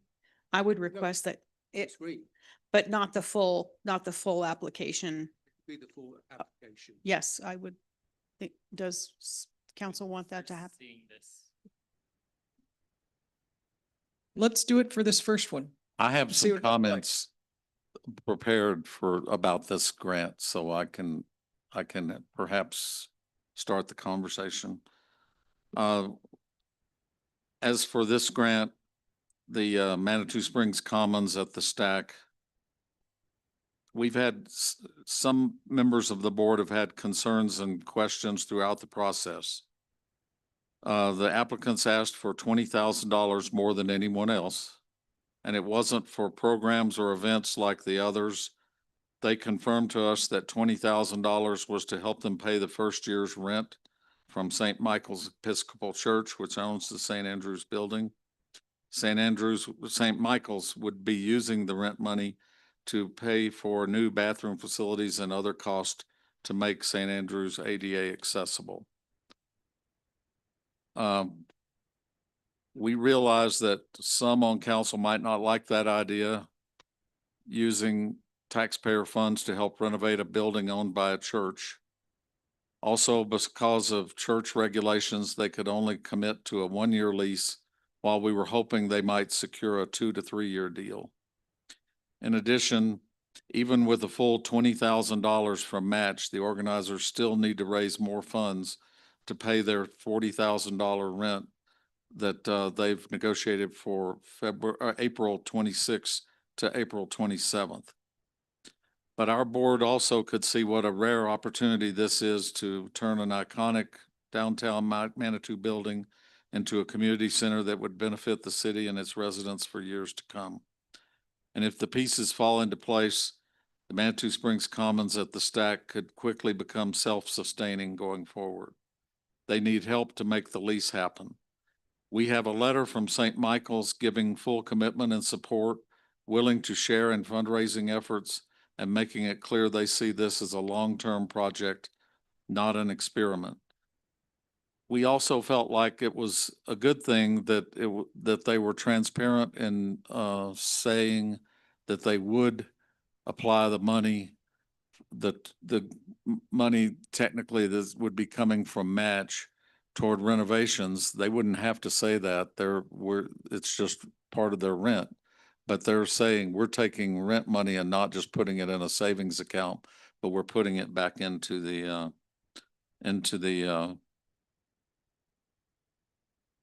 yeah, right. Anyway, based on all that, the match board agreed last week to a two-part idea. Our recommendation is $14,000 for now.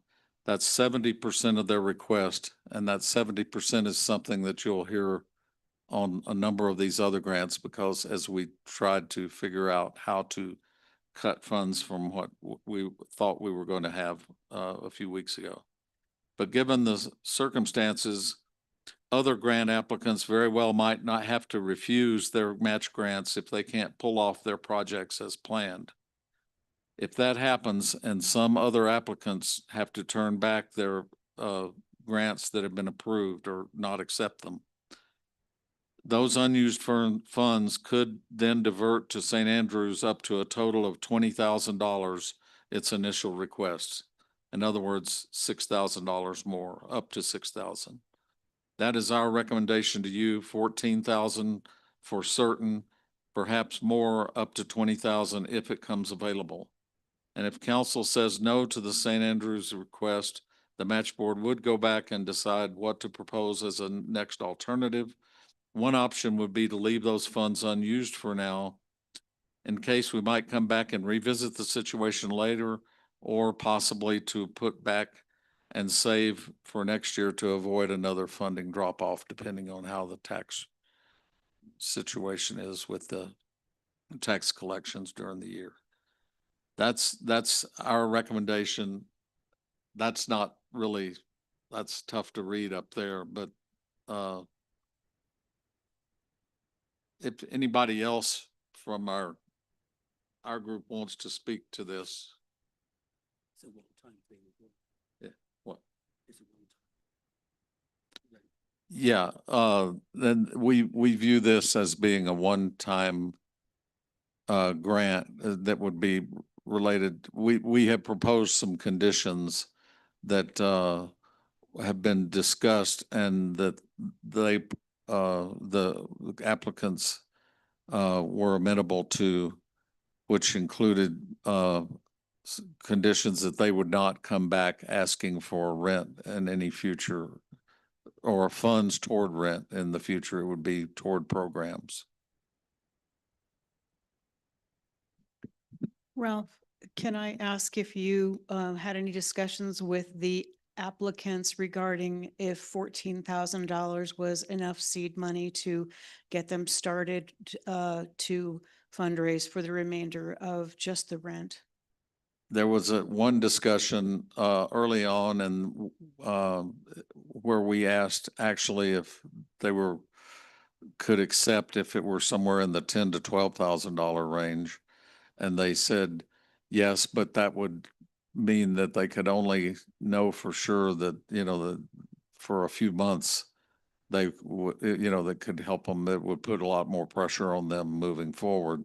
I'm sure the same answer would apply to $14,000 but they had asked for 20 as part of their planning for how to reach 40,000 for the first year. And what I heard you said was this 14,000 in its entirety would be used toward rent and or renovations, but not toward any programs or development supplies, those kinds of things. Well, it would be paid as rent, and then that would be, it's technically St. Michael's Episcopal Church's decision of how that money gets spent, and they're saying that it would go toward renovations. Would anyone else like to, on the board, like to comment on this application before I open it up to council comment? I think it's something else that Ralph didn't mention is when Match was first being developed as a concept. I think this was an example of the kind of project that I think people were thinking about. So we felt it was something that the community would expect as well. I think all of us voted in favor of this. We all rated it quite highly. So I think that was important. We felt it was a good fit with the original concept of Match. It was a unanimous vote to do the 14,000. The vote on our board was 6-1 in favor of the 6,000 idea for any grant money that is turned back or refused. With that one vote being someone who preferred the idea of it just going back in for next year. That the original vote for this grant was 4-3. Is that, am I? That's correct.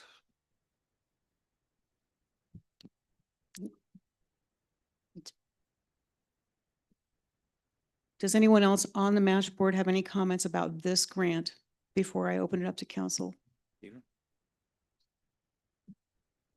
Peter Summers, 724 Duclos Avenue, Apartment A, Match board member. This just seems like the right use for the letter C in Manitou Arts and Cultural Heritage. And this seems like a good bedrock for, this program, hopefully developing for the future of our community. Seeing no other comments, I'm going to now open it up to council comments. I believe, Gloria, did you want to begin?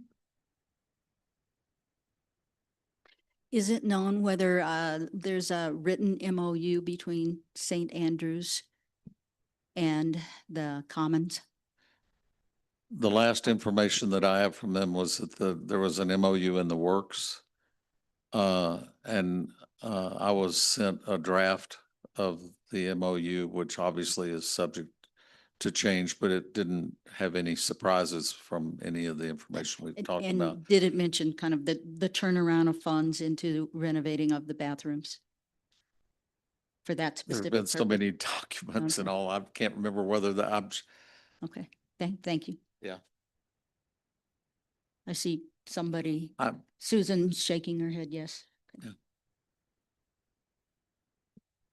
We are not this evening opening it up to public comment or applicant comment tonight. We will be here long enough. That may, if we do need to have some clarification questions answered, we will do so first to the board and then to the applicant if we need to clarify something. Was that your? Carrie, would you like to comment? I agree. I think this supports the original Match programming plan. I would support it.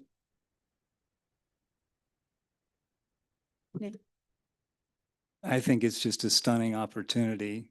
I think, Ralph, you use the term rare.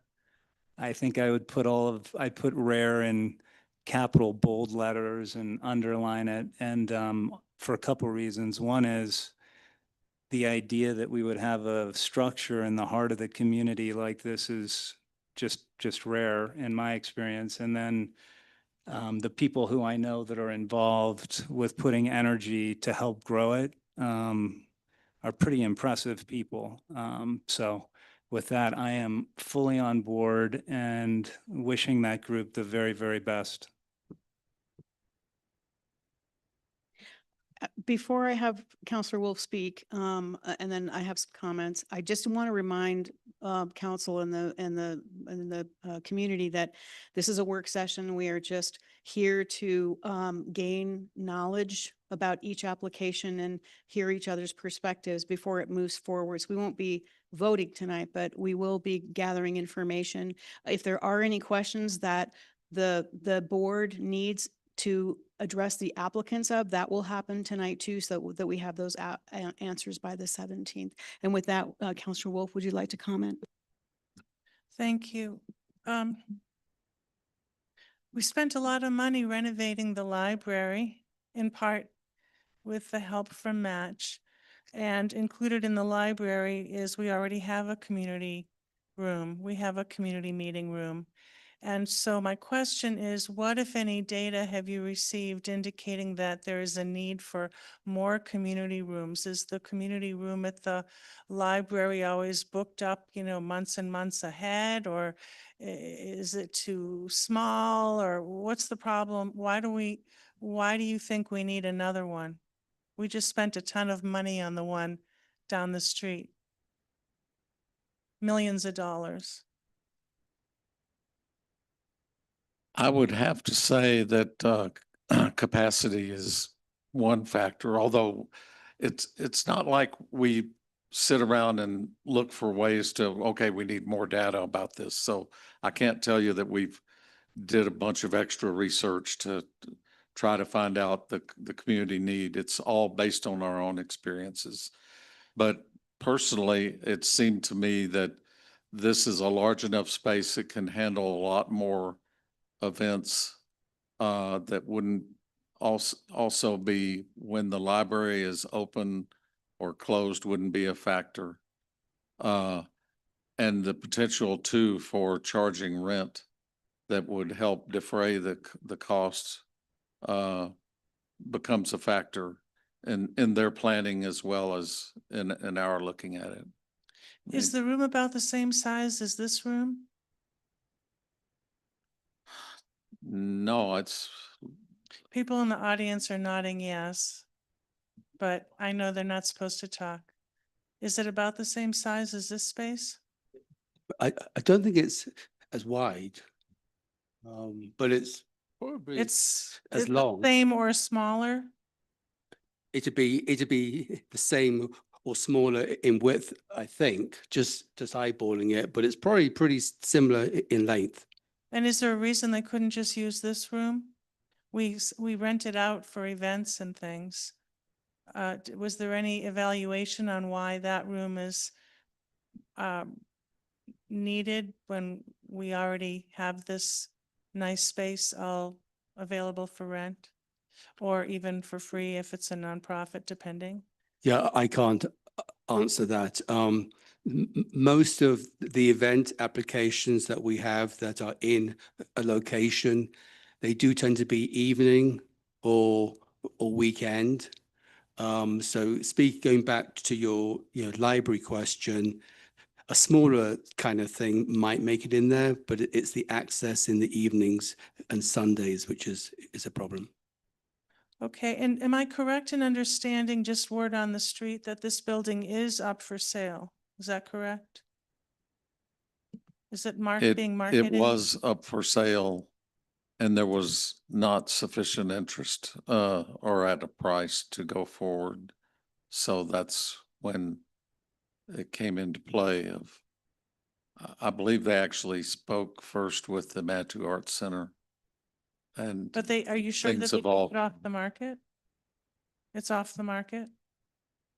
I don't know. Um, I do know though that we do have a letter of commitment from the church, which we can share with you. And there's no deadline about when the church would be required to make their bathroom ADA accessible. There's no date certain. Is that my understanding? They were making every effort to get it done in the second quarter of this year. That seemed a little maybe a bit of a reach, but if not second quarter, then third. Third out of four. And I assume the answer to this, but I have to ask it anyway. So have you consulted with our city attorney to determine whether we're allowed to use taxpayer dollars to fund something that is not ADA compliant? That here we are spending money on something that people in wheelchairs can't use until toward the end of the lease, if ever? Is that legal? We have not had a discussion with the city attorney. Because I'm concerned that we could get sued. I think it's a bad decision to go ahead and spend our taxpayer money on something that people, we're working so hard to already create the grandfathered in bathrooms to be ADA compliant. I just don't know about us going forward and telling the handicapped community, too bad, we're using taxpayer dollars on something you guys can't participate in. I'm not sure about the answer to that, but it's just a question I wanted I to. do understand that the chairlift has been installed there and is operational. That I'm not saying that's the perfect. No, there's a chairlift, solution. but there's no toilet. Right. I mean, you can go upstairs, Right. but if you have to pee or whatever, don't go. Yeah. The other thing I wanted to know is,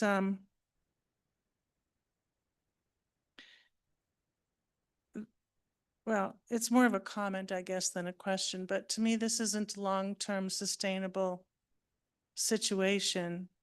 And,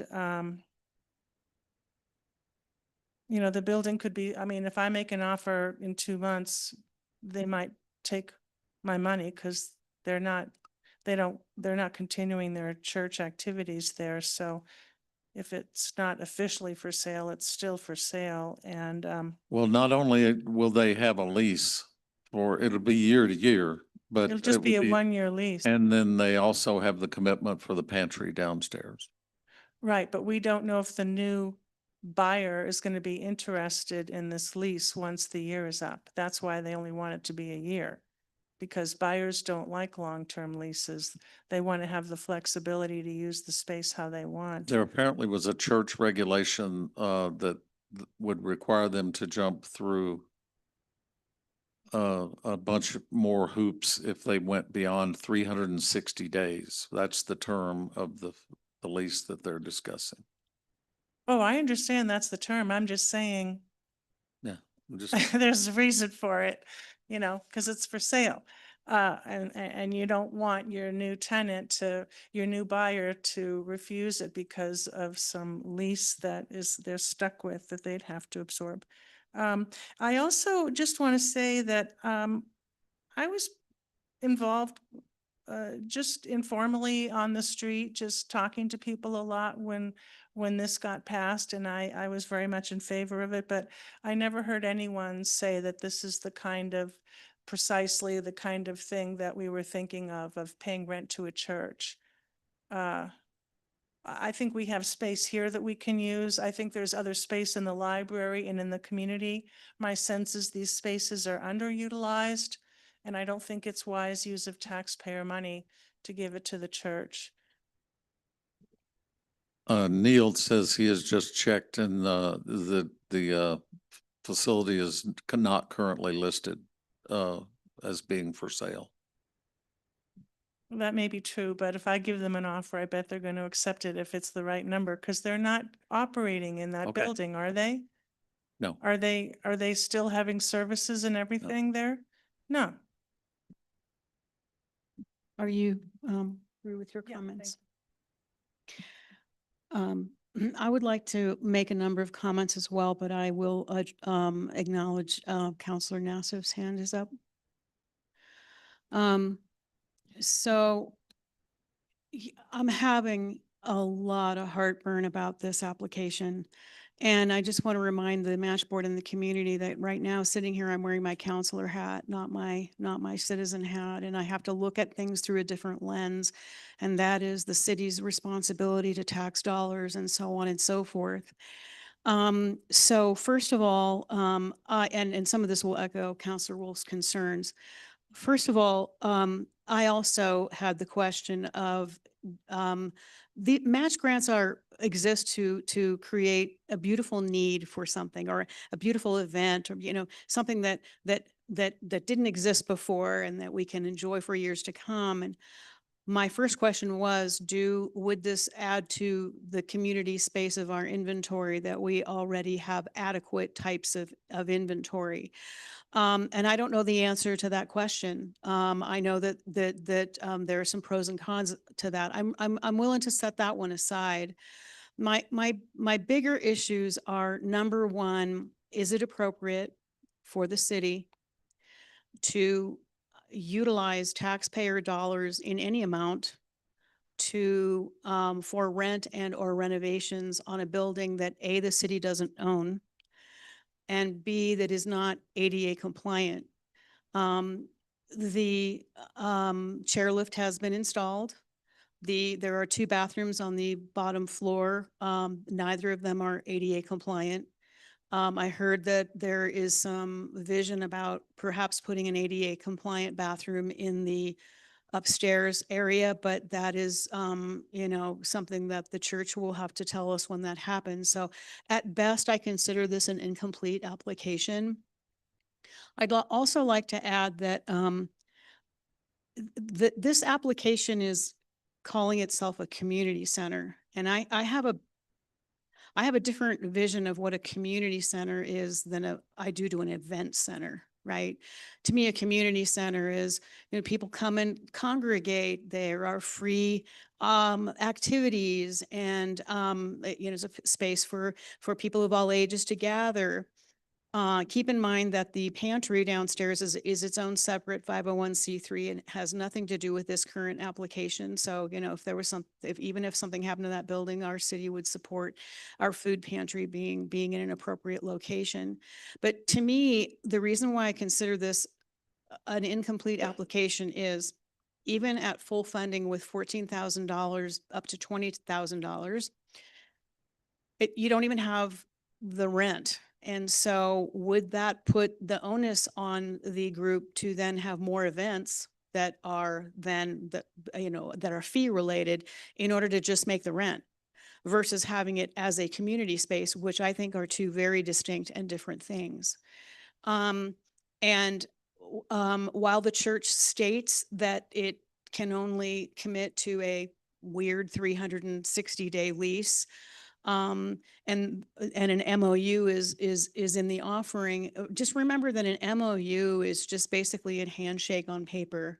It does not carry the weight of law. It is not a legal document, and the church or the applicant can at any time null and void a memorandum of understanding. So I'm on it, while I think it's a great idea as a community space, and I would be fully in agreement of holding that money once the group comes with a more flushed out funding designed for at least the first year of rent.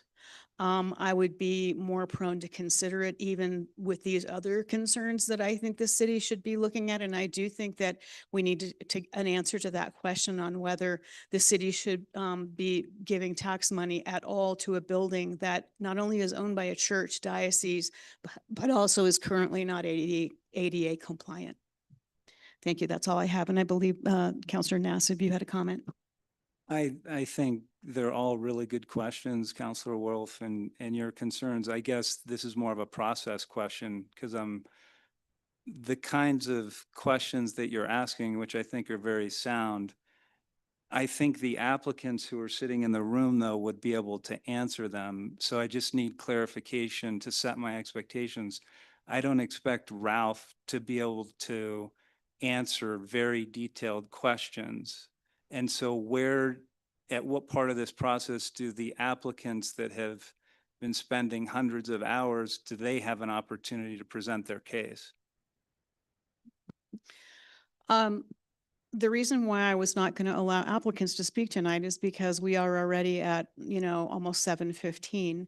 And also, if we allow one applicant to speak on their application, it is my opinion that we then open the door to all other 41 applicants then to share their pitch. Now, just let me finish with this thought.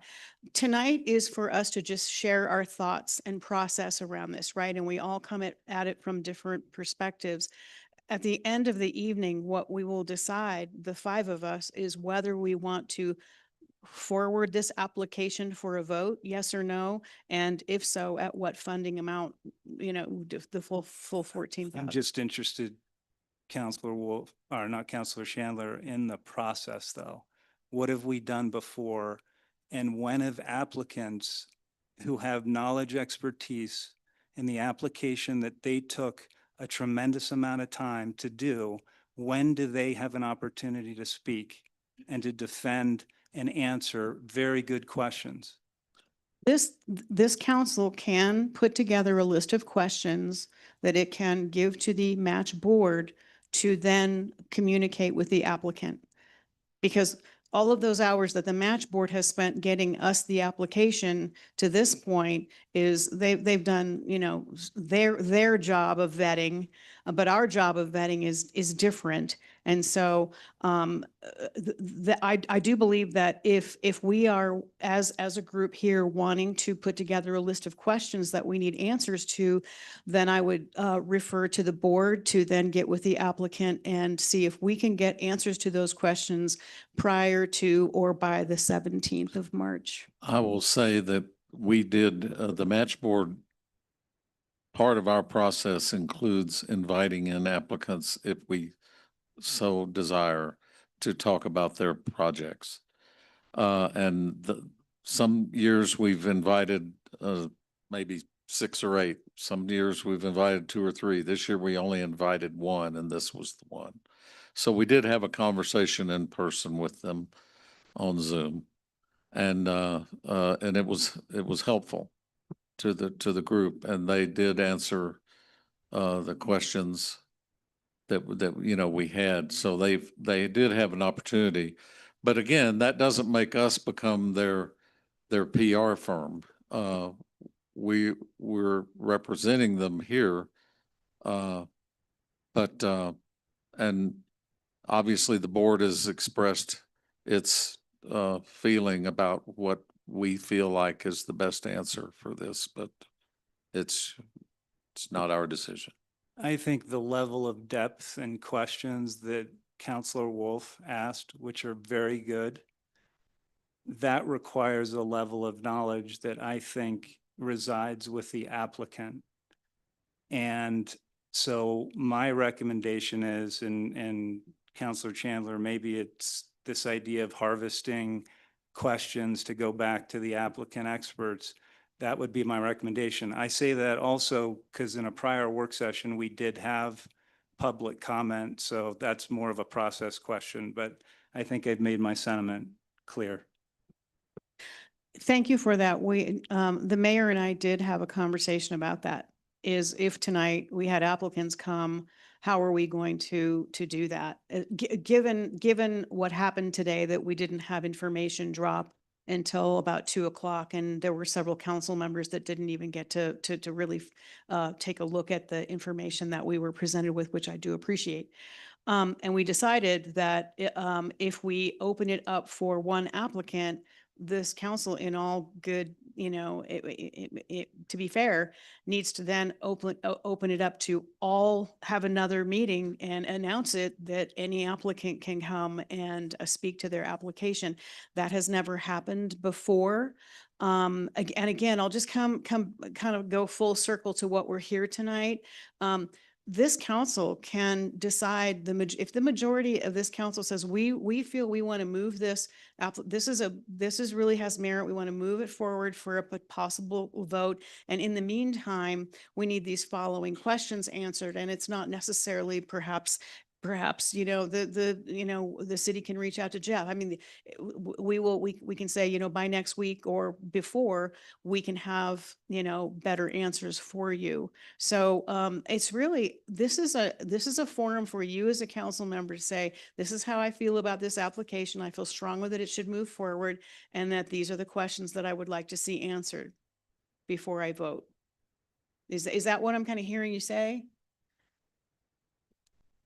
I'm appreciative of that perspective. I'm interested in process excellence, and I'm not seeing it with this process. So we can do better. I think we can improve. And I think that should be the cornerstone of the conversation amongst council. May I ask what you'd like to see happen tonight with your process? Just to open improve to, this? for discussion. I don't know. I'm very new. This is my first match experience, so. But only to this applicant and no other applicants? What's the question? I think Carrie is gonna wait. So what Judith is asking you is that you want to you're asking if we can open up to them because this is the one we're discussing at the moment. Judith's point is if we did have a discussion, deep discussion on every one, we're going to have everyone come in and defend their application.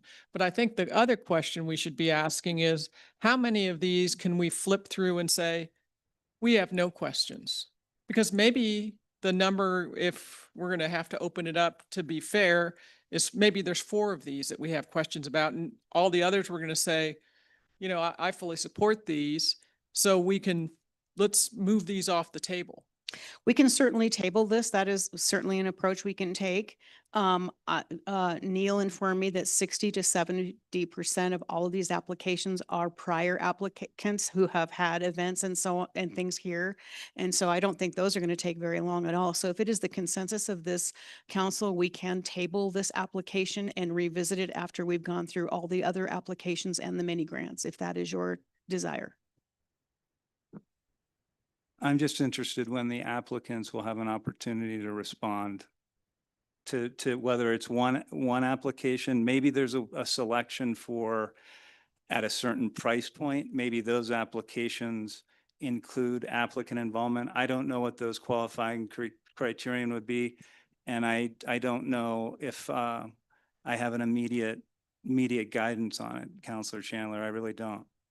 My recommendation is, it being 7:19 PM, that we go around the room and I'm not negating your comment. I appreciate it.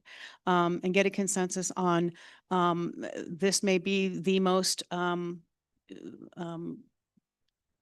challenging application. So perhaps the council would like to table this for now and move forward with the other applications and then come full circle back to this. Is that something that I could get consensus on? So I have a question for you, Nate. So if this council were to prepare questions that we want answered by this particular applicant and have that emailed to them and get the answers to that no later than next Tuesday, would that satisfy you, or do you feel a need to have an in-person presentation from the applicant to answer the questions? You always ask excellent questions. I think my bias, and I would look to the colleagues around the table, I always love both. I love applicants that have the opportunity to maybe have a pre-review of the questions and then also have an opportunity to have a conversation like you did, just as, you know, Ralph nobly tried to respond to all of those questions. I think it's just best practice. So that would be my quick, it would be a hybrid, I guess. I'm perceiving the green, yellow, red exercise as this is not a green and it's not a red yet, but it is a yellow. And I really feel that maybe in the interest of time and energy that we can at least go around to the rest of the room and get a consensus on whether we want to just table this for now and go through the rest of the applications. And I'd like to hear from you, Carrie. I would table this and move forward with the others and see if we can move through those quickly.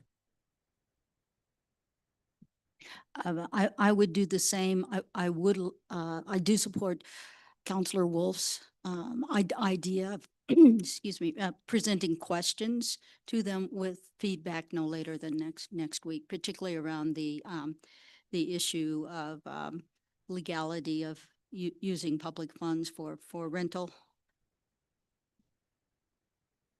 Yes, but they'd have to find. Or you're they out would of have order to there. ask theirs. Yeah. But were you finished? Yes, and the other concern would be the 1 year lease at a time. In good faith with the church. I understand the commitment there. Councilor I'm Wolf, a- I'm a yes. how do you feel? Your suggestion is that we revisit this when we're done going through all the others? My ultimate decision, it looks like we're going to have consensus of not only tabling this, but also then the council members can be thinking of questions that they want to ask the applicant that we will be forwarding to the applicant to have answered prior to next Tuesday is what the consensus that I've gotten so far, but I do want to hear from you. Okay, yeah, that's fine with me.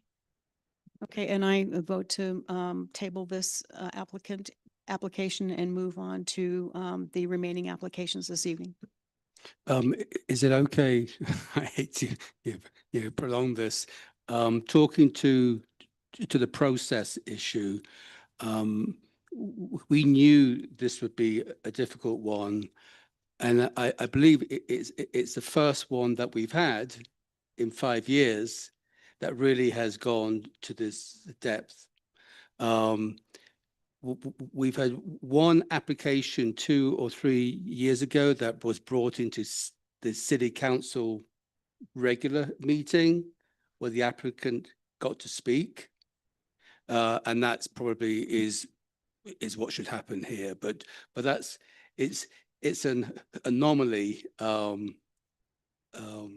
perhaps there's something we can do. I very much better. appreciate the context, and that helps reinforce, I think, that my feeling around the co-partnering with the applicant in certain situations, it may make sense. I appreciate you sharing it. Okay, we have consensus on moving on with the remaining applications, so I'll turn it over to you, Ralph. The next one moving down is Manitou Music Foundation Community Music Program. The request is for 16,775. We don't have, You skipped one, Ralph. huh?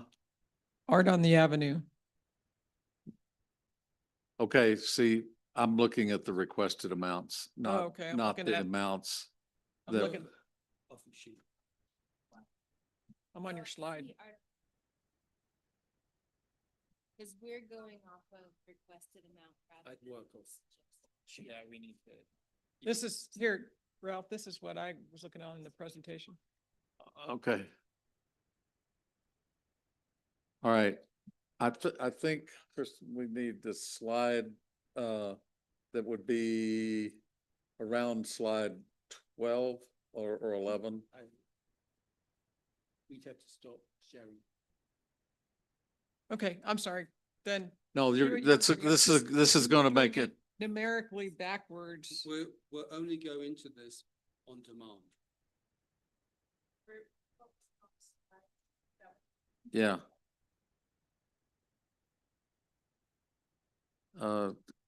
Try slide 11. I'm on page 3 of 3, competitive grants, regular grants. Yes. There you go. That's what I was looking at. Working up from the bottom. Okay, so now this is actually in the level, it's not the requested amount, it's the board recommendation amount. So let's do it that way. The Art on the Avenue, the request came from the Creative Alliance. This was one that has been one of our highest funded. I feel like, okay, I was recused on this one because of being on the Creative Alliance board. I'm not trying to convince you either way, but if you want me to report or if you'd rather have someone else. I did recuse from the vote.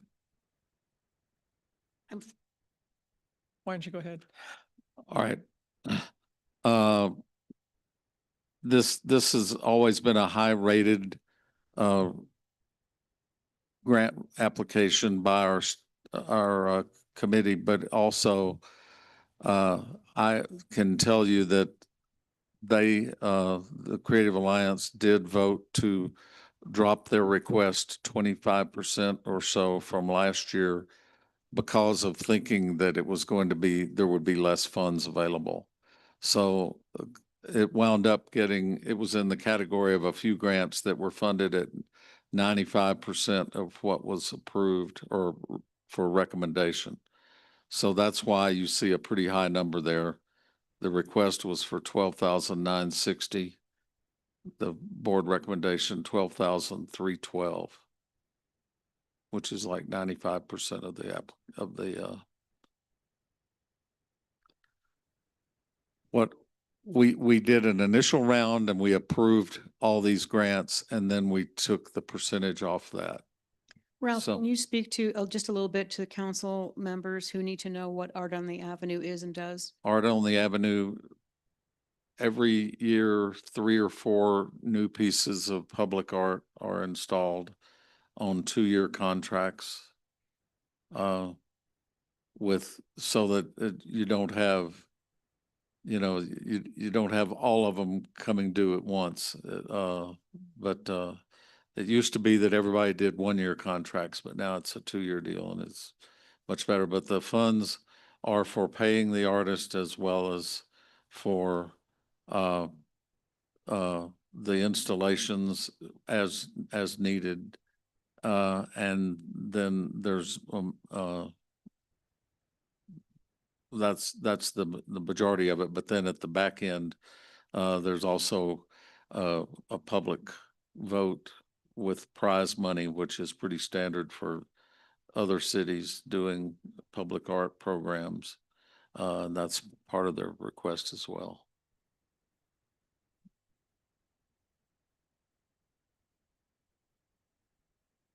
If I could just add to that. So after the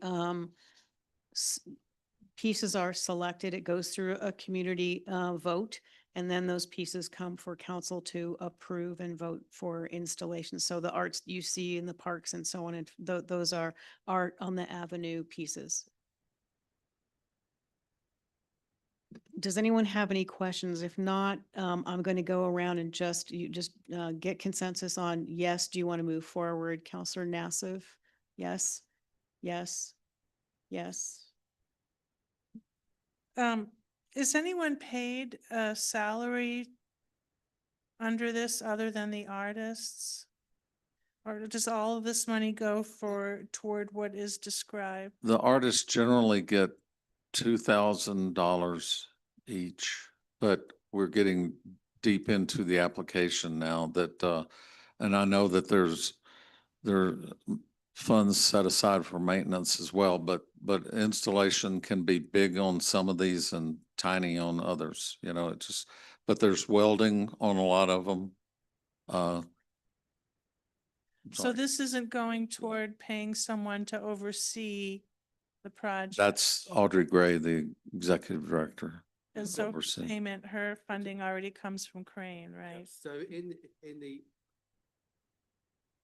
in the application, there's a budget, and the budget doesn't include anything for payment of salary. Thank you. Oh, you mean, do I like the proposal? Would you like to move this forward for a vote next week? Yes. And I am a yes also, so that is a full consensus on moving forward with this one. Okay. The next one is Manitou Music Foundation Community Music Program. The requested amount was 16,775. Can tell you that initially we had this one has kind of bounced around because we had taken it down to around 11,000. Then we applied the 30% cut like we did for a lot of other grants, and we felt like that had chopped off too much. So at our last meeting on March 3rd, we added some back and trying to get, because we felt like we had already kind of micromanaged this one, and we have feedback that we were prepared to give them, the applicant, for reasons why there were certain elements of their requests that we didn't feel like we needed to fund, but that's the only reason why we feel that's a valuable program to the community, as you can tell from the summer concerts and numerous music events. Would anybody on council like to comment or ask questions about this application? If not, please signal your yes or no. Counselor Nassif, yes. Storm, yes. Gloria, yes. And Counselor Wolf has a question. Red light, green light. Okay. Does this fund the, all of the events that happen in Soda Springs Park, the music events during the summer, like the Little Winds, Orchestra, whatever they're called? Oh, Julia's saying no, no, no. What exactly does this not fund? Or what does it fund? Well, I know that it funds events that they sponsor, which include the, help me out. It includes the Library Lawns series. Okay. It includes the other one that's in Soda Springs, which I haven't actually attended.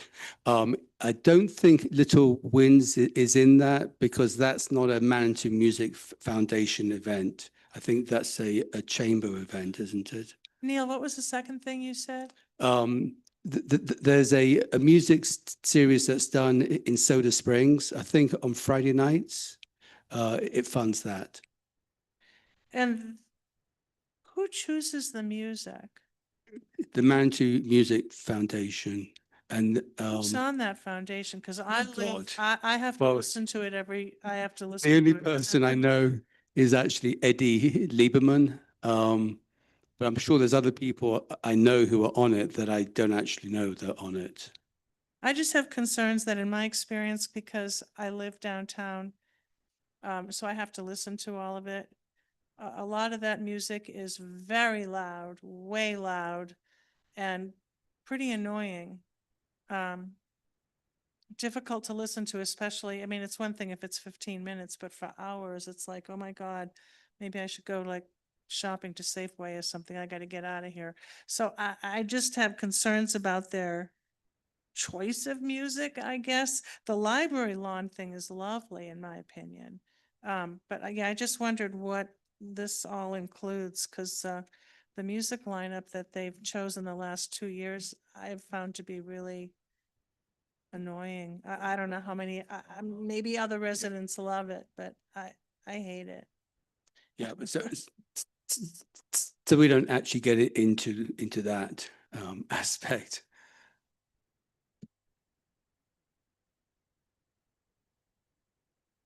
Oh, I'm sorry. So this, I'm a yes. So that is 4 yeses, 1 no. We will move to forward this for a vote. Okay. The next one is Flying Pig Summer Arts Fellowship and Programming. 10,850 requested. The board recommendation was 6,300. There was some of varying discussion on this because this last year was a request that only funded a part of a position, and it was around 5,000. And then suddenly they doubled their grant this year. We wound up deciding, the board decided to fund it at a pretty high level, but I think it was around 8,000 or 8,500 maybe. But then when we made our late cuts of pretty much at this level, 30% across the board from what had already been approved, this one dropped down to 6,300. I don't think there's any issue with them being able to still pull it off because of the nature of their budget. Part of their budget included paying the executive director for the time he would be spending on this. Well, they already have an executive director who's already making a salary, so I understand why they did that, but anyway, the recommendation is $6,300. Council comment? Just tell us what is solstice?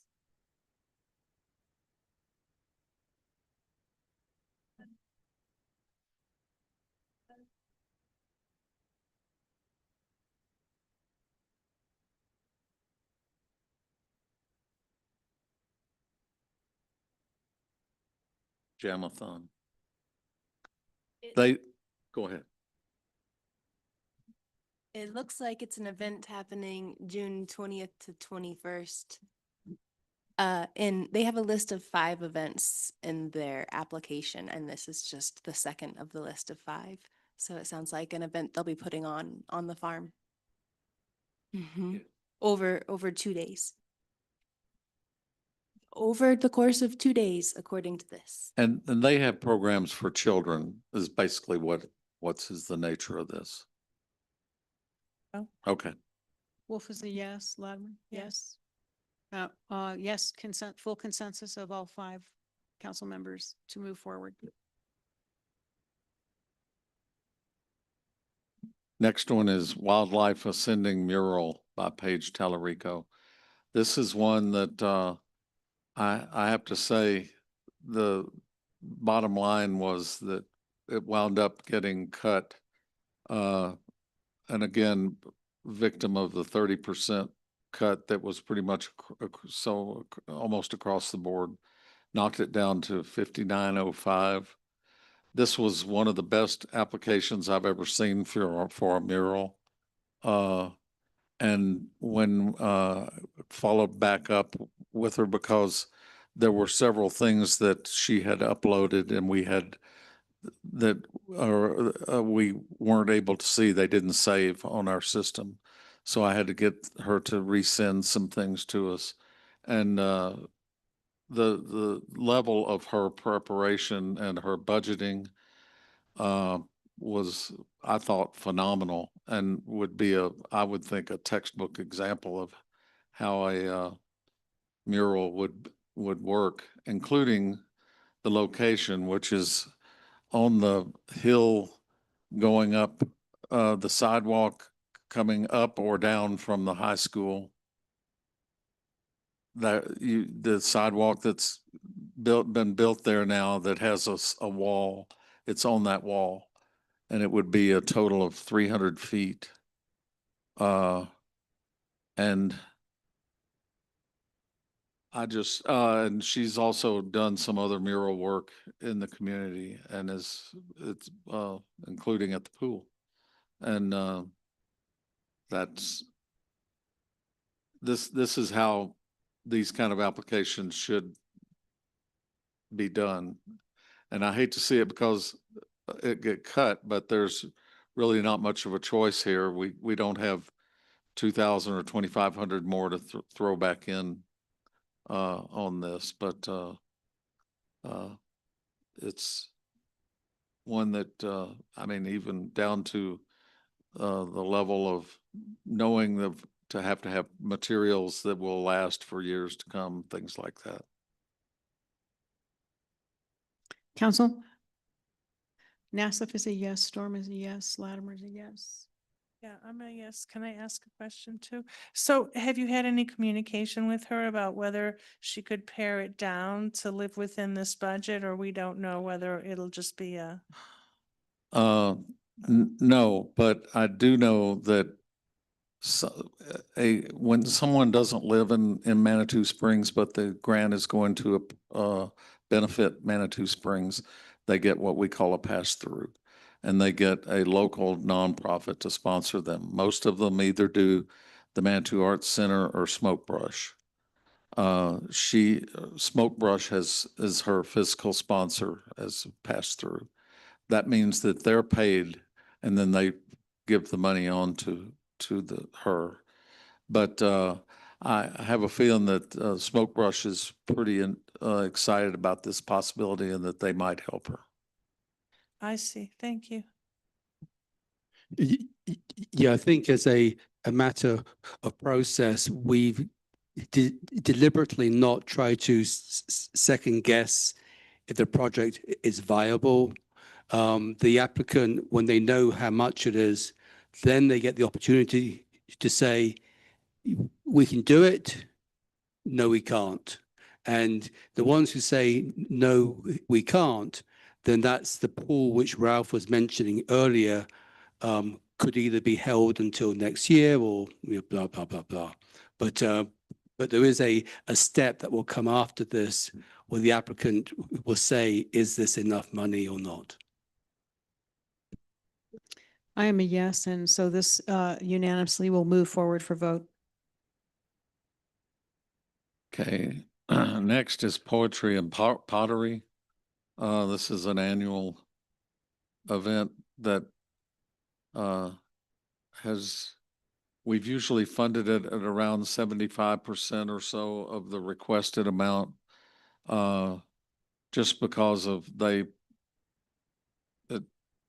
not something that we feel like they're doing wrong. It's just something that doesn't match up with what we would like to fund for. But it's just taking a hit down to 4463. But again, I was going to say in my prepared remarks that I didn't give, that it's grants like this that we're taking no pleasure in this, because they've really done nothing to deserve these established events being cut to this level from what they've come to expect, not as automatic, because they still have to justify it and do completion reports and things like that. But this is an event that appeals to maybe a different segment of the community that, might not want to go see a basketball game or something, or go to the fruitcake toss or something like that. But poetry and pottery is a popular event. Ralph, I have a question for you. Many of these events, like poetry and pottery, have been here for years and are well loved and well attended. You mentioned that if there's an applicant that decides they can't fund their project with the amount that is offered, that money would go to the community center to a max of $20,000. Is the opposite also true? If the community center is not approved, will you take a look at some of these other applicants and maybe raise their funding? It's definitely an option, but I mean, it would create a new level of having to go back and relook at every application. If we felt like my personal feeling would be, if we felt like we had 2 or 3 or something like that, that maybe really did get cut too much. We just haven't had this problem before. This is the first year that I can recall where we've had to have a broad-based cutback in funds that the established events have come to expect. Thank you for that answer. Council, how do you feel? Nassif, yes. Sturm, yes. Yes. Yes. Full consensus to move forward on this application? Okay. Next one is Manitou Springs Indigenous Peoples Day Celebration 2026.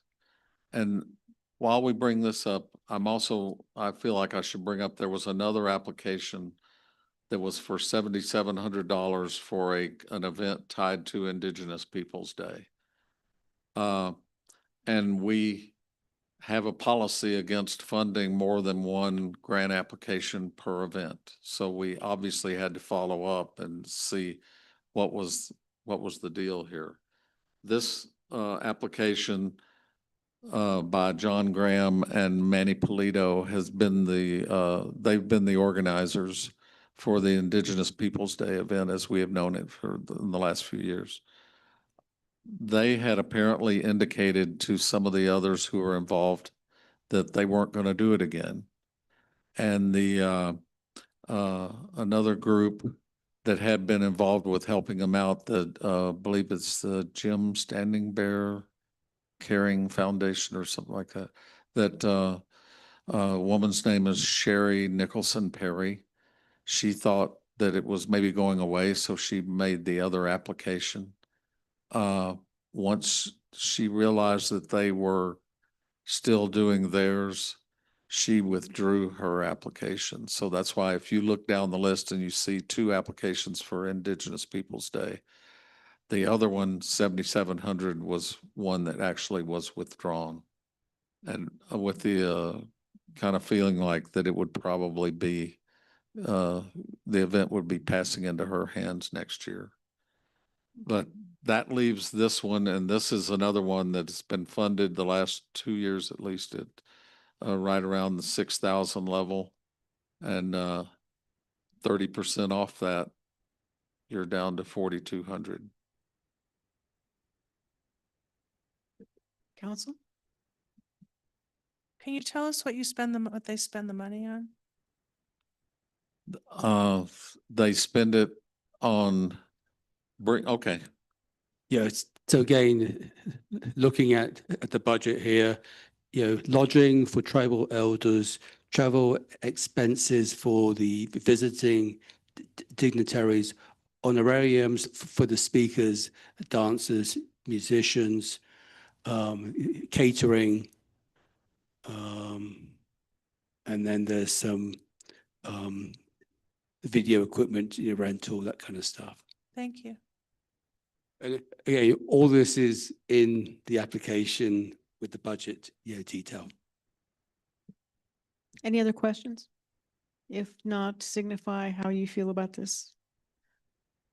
Okay, we have unanimous consent from all of council members present to move forward on this application.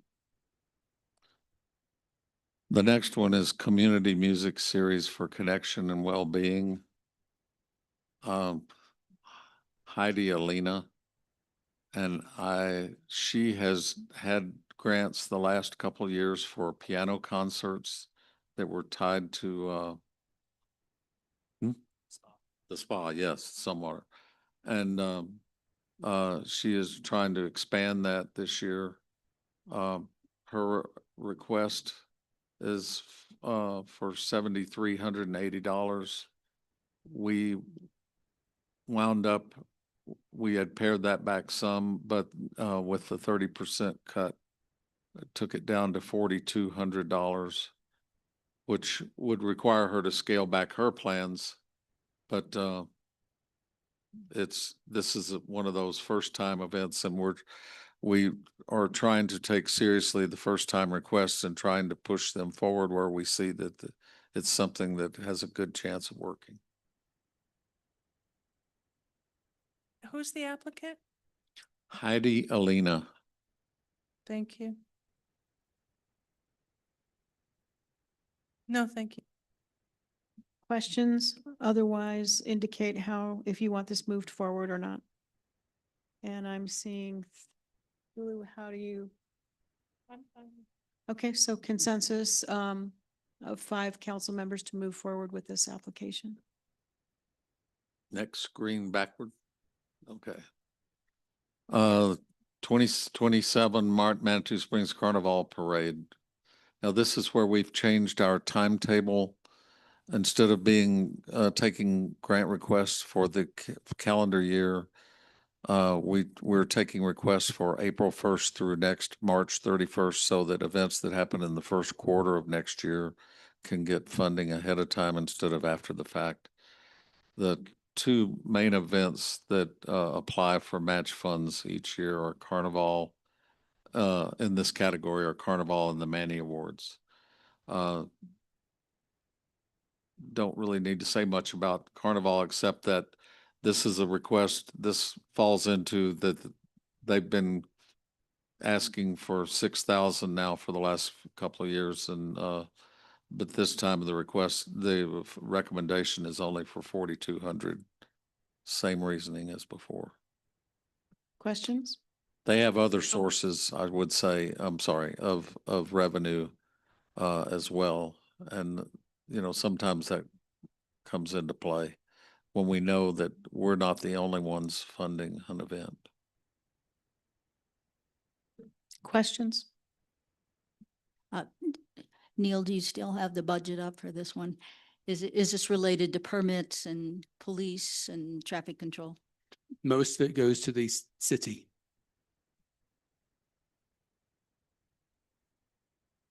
Use your microphone, Councillor Storm.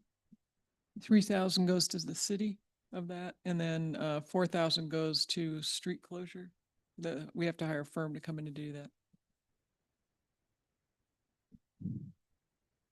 Any other questions or comments?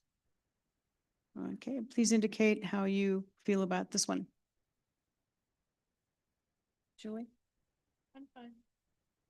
I am also approving this, so you have full consensus to move forward on this application. Before you move on, I am just going to say, it's 7:52 and I'm thinking that let's go through one more application and then people might need to take a restroom break at 8, from maybe 8:05 to 8:10. Okay. The next one is Manitou Springs Pride Fest. Pride Fest is a event that has come and gone and coming back again, as far as organizers are concerned. We had been funding this one through 2 years ago. There was a major issue with the previous main organizer and who never filed a project completion report showing how money was spent. There were major concerns about how the money was spent, not necessarily illegally, but not going where they had said that it was going to go. But they've come back this year. Katie Orr is someone who has been involved with Pride Fest before and now. And having her name on there, to me, gave it more credibility. But at the same time, we were really burned and felt burned by how this grant turned out the last time. And so there's an element of, I guess, uncertainty, hoping that it goes well. The event is not a problem, but anyway, there was going to be a reduction in funding anyway, and with the 30% cut, it went down to 3850. Although that still, to me, seems like a pretty good signal to them that we still support the event. And they do have other sources of sponsorships and in-kind. Counselor Wolf? What's the money used for? What does their application say? Park rental, porta potties, graphic design, flyers, posters, banners. Oh, shoot. Can you start over, Neil? I missed the first, I heard banners.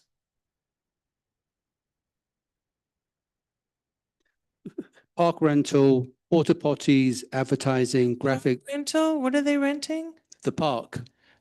Oh, the feet of the city. Okay, sorry. Yep. So these are all expenses any event Right. pays. Flyers, posters. I've got to just page down. Vendor permits, performers, DJ, snacks and water for performers and volunteers, sound system, rainbow decoration. There is an amount that goes to the organizers, parking, security, insurance,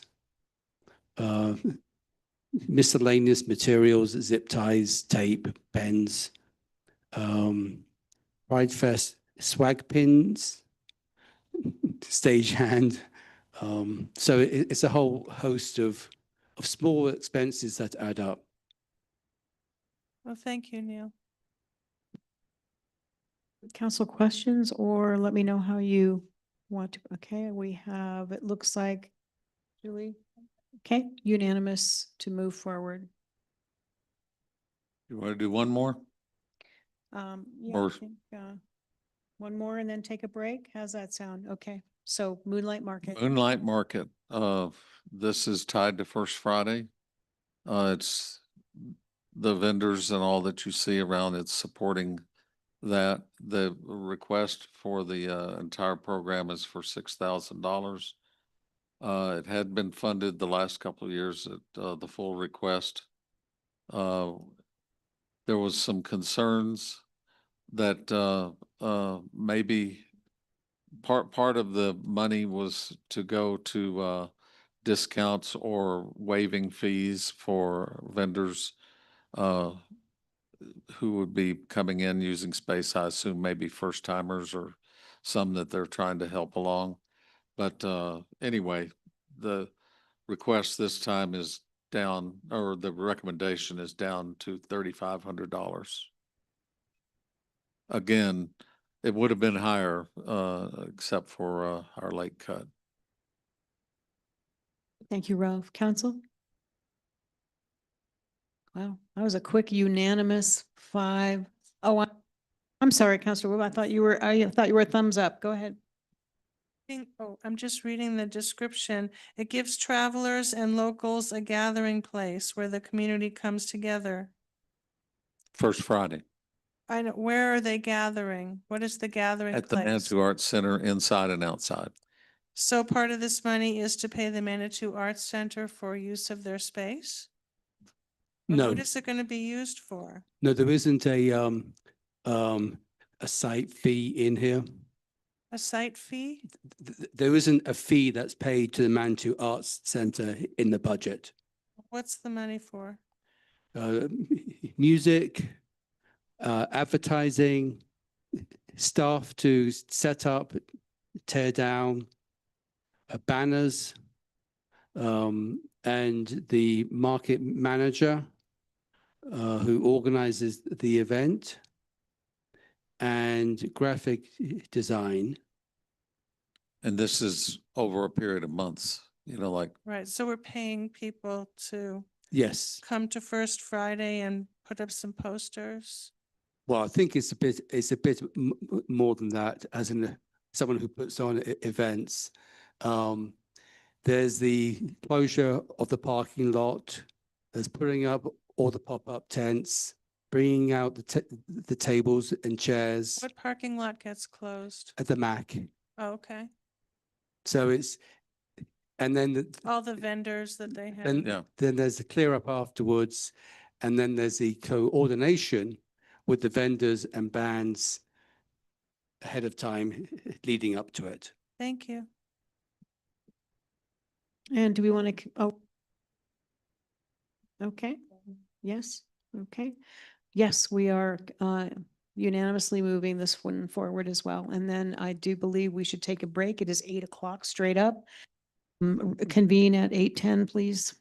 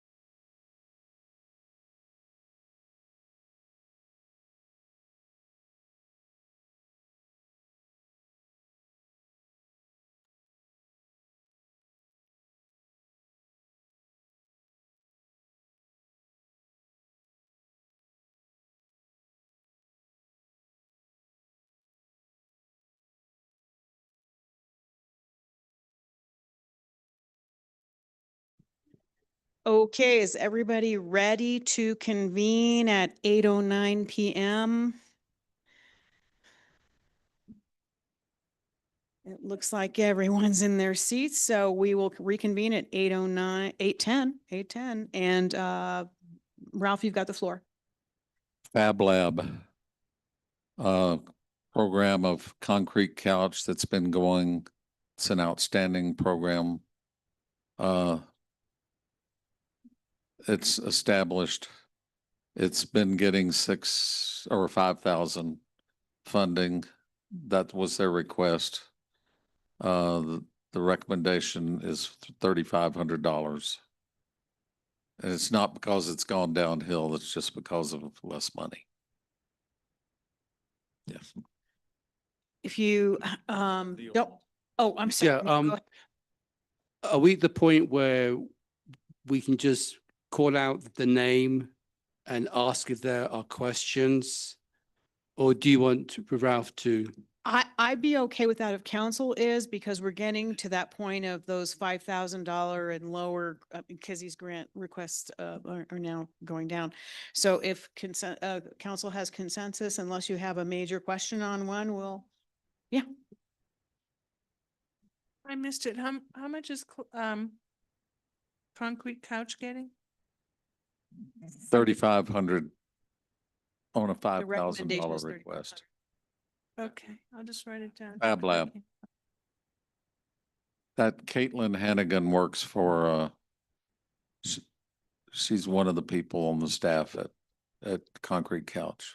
Are they gonna do a project in Manitou? Yes, they do it every year.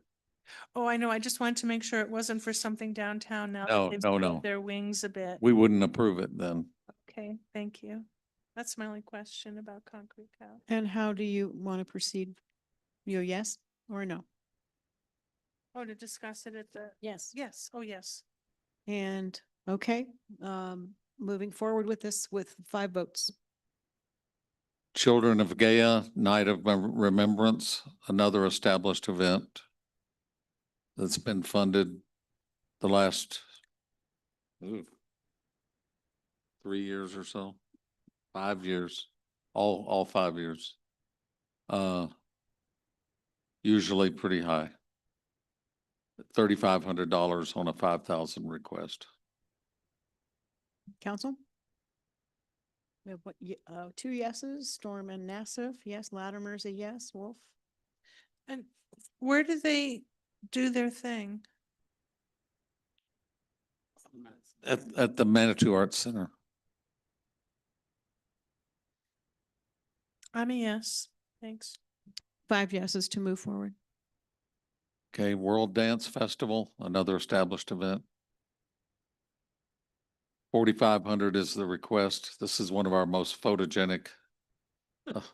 We get, when you see the slideshows and all, we almost always have 1 or 2. And if we had crowd shots, it's well attended. 4,500 is the request. The board recommendation is 3,150. Council? Gloria? Where do they do Sorry, their Councilwoman. thing? Councilor Wolf's question was, where does this I event? believe here in this room, I think. They've been on the stage. And so do they get charged a fee to be here? Yes, So some of that money comes back to us in a sense. yes. Thank you. Yeah, I'm in favor of voting on this. No, Okay. 5 yeses to move forward on World Dance Festival. Manitou Comedy Festival 2026. This is an event that started, this is the 3rd year for it. Nina Davis, who used to work for Lulu's, has continued, and she lives in Manitou, lives in Crystal Hills. And more power to her for doing something that isn't done in the community. It's the only comedy type event.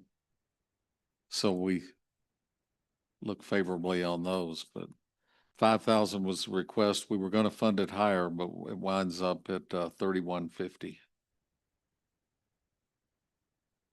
Council? And they have it at events, at venues around town. And you've already got 5 yeses to move forward on this one. Blue Hands Art Festivals at the Manitou Arts Center. I think everyone probably knows about Blue Hands Festivals. 4,500 is the request. It's another one that they may have to scale back some. It's just their decisions. I imagine they'll want to continue, but the recommendation is 3,150. I'm sorry, which one are we talking about? Blue Hands.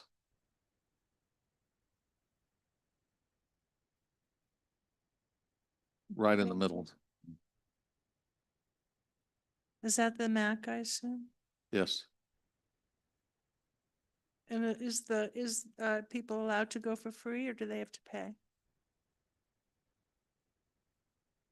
I think that there's a fee of some kind, but Yeah, well, how the budget is, it's all match funded, but I would imagine they will charge. They charge? Last time I attended, it was free. So looking at the budget, all of the all the funding is from match. There's no fee being charged. And participants bring their own supplies, so what is the 3,150 used for? So the dye that's used in the classes, the indigo vats they're like living and they're maintained. And so the instructors bring those in and prep them to be used that people can put their own things in, as well as the instructor payment for the folks who are putting it on. As well as, what was that last thing you said? Paying the instructors. Paying the instructors. Oh, okay, so the 3,000 is mostly to pay the instructors and for the dyes that are used? Okay, thank you. Yeah, I'm And- fine voting on that. Okay. Council? Councilor Latimer? 5 yeses to move forward. the Lantern Parade, another annual event that Concrete Couch is involved with, well participated in and well organized. 4,200 is the requested amount. This is one of those that really pains me when I see us having to make this cut, but I mean, it's not the only one. So 2,940 is the recommendation.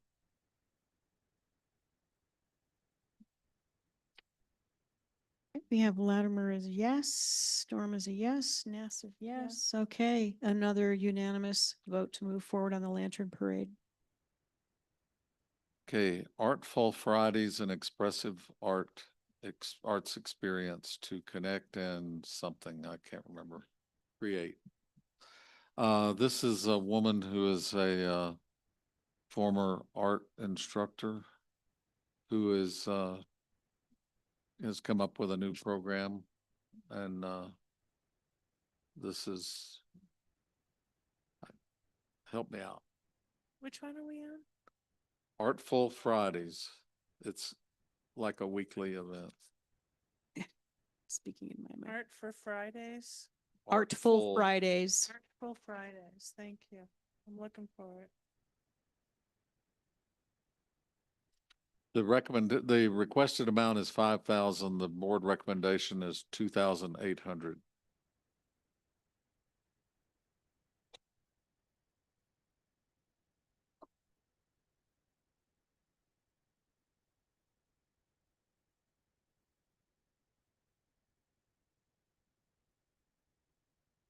May I Coun- ask a question? Is this free of charge for the participants? Thank you. Any other questions? Does it go throughout the year? It says it's bi-weekly. If I remember right, go ahead. Yes. Thank This was, I believe, 8 sessions and we cut 25% of it, or 20% of it. And from the original 5,000, we took it down to 4,000 and then applied the broad cuts to it. So we were thinking initially that we could take it to. Actually, no, it is every 2 weeks throughout the year was the proposal. That's fine. But that may change with this funding. Okay, thank you. Council? Okay. Do unanimous to move forward? Okay, music at Commonweal Arts Festival. This, the $3,800 request had been pared down from, in previous years, from higher requests to where it became just music and the costs associated with putting on the music for that festival on Labor Day weekend. 3,800 is their request again this year, but instead of fully funding it, we're down to 2,660. There, it was for paying bands that play, as well as for the setup and the sound equipment rental. I'm seeing 3 thumbs up, 4, 5 yeses. Manitou Monster Project, yet another established program for children. 3,750 is the requested amount, which I believe is about the same as in recent years. The recommendation, because of the cut, is 2,625. No reflection at all on the quality of the event. We have a yes already from Latimer, Storm, and Nassif. And myself, I'm also a yes. Very last page.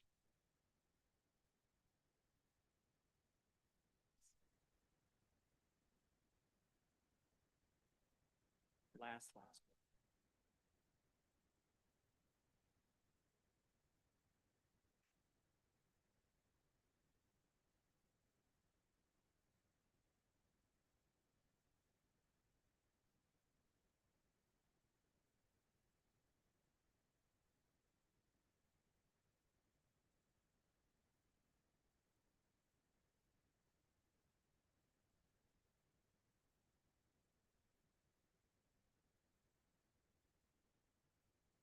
Okay. 5 yeses on that as well.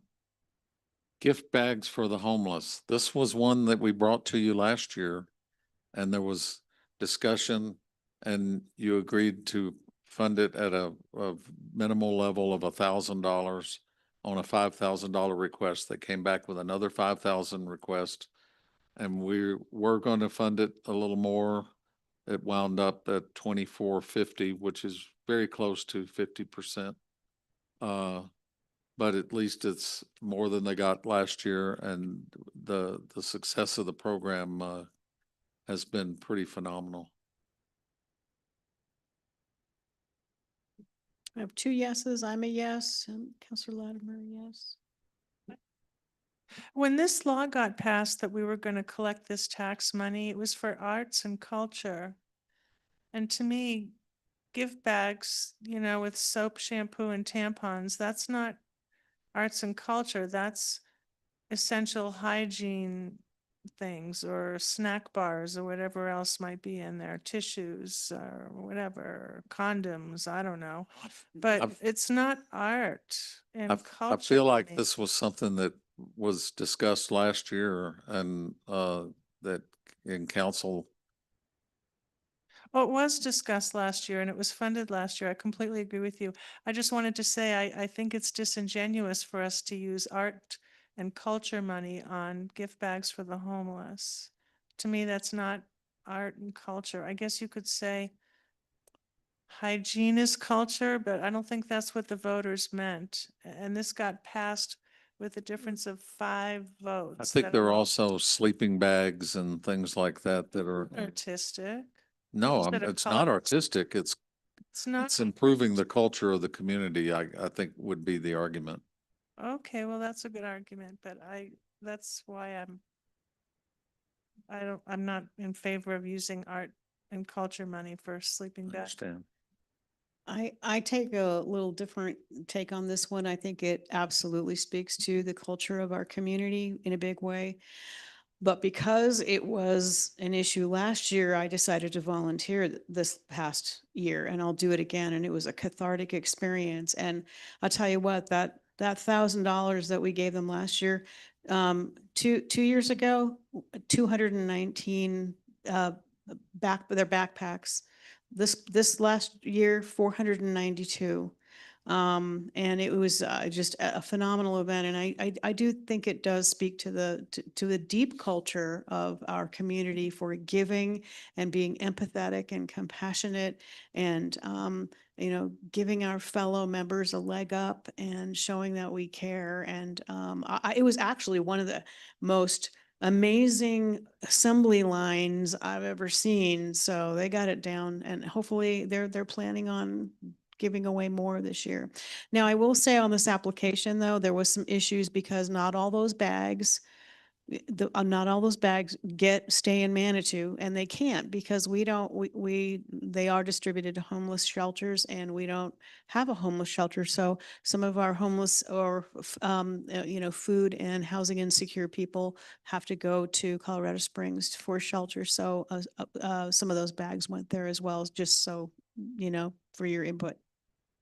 If I could add, we had this exact discussion last year in our board meeting, and Julie, I was very much where you were, but the others kind of convinced me along the arguments that Judith made. So Yeah, Neil, I guess it's a slippery slope because in that case, if somebody wants to put in a request next year for rent, money to help pay rent, and I don't mean giving it to the church, I mean giving it to the landlord. I mean, that's our culture.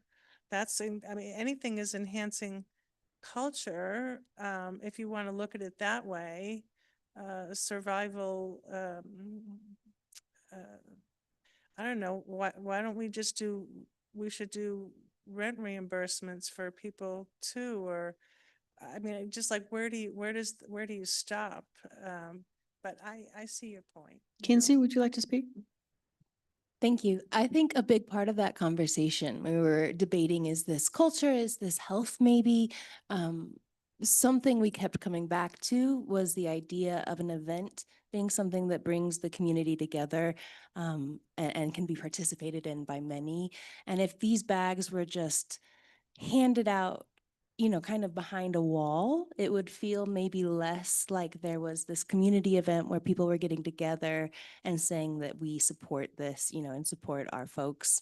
And the other side to that, when we were talking about is just health and wellness, a really good point was brought up that we have funded several yoga and meditation classes, which are technically health and wellness. And it was that event class-based aspect that made us feel like it brought in the community and made it something we could Right, and at least that was in Manitou.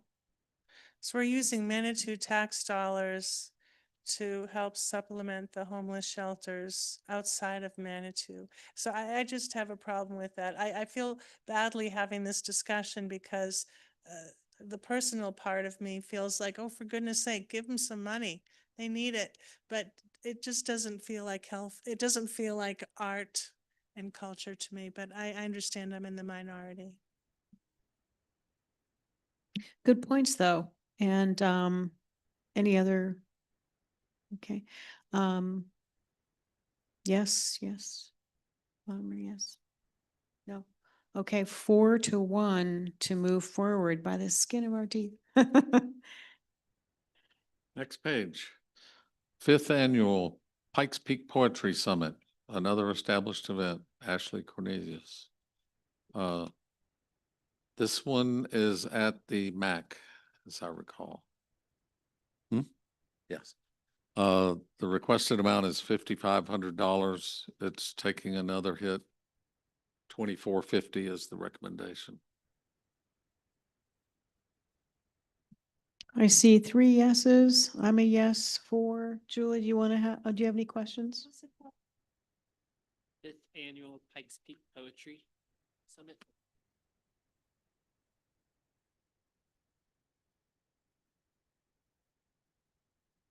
It's at the top of a page on the left side.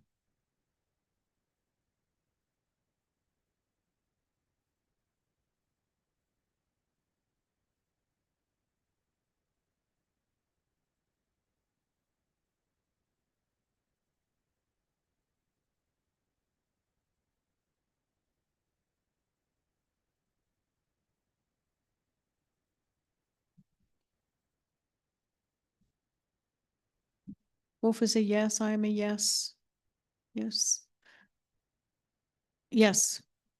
5 yeses. Okay. It's Women- 2450. Women's Freedom Museum.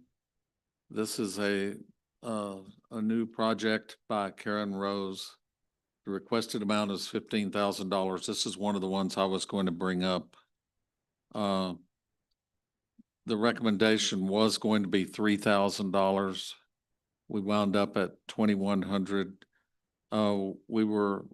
What I was gonna say was we were impressed with what she and her group are trying to do, and we expect them to come back again next year.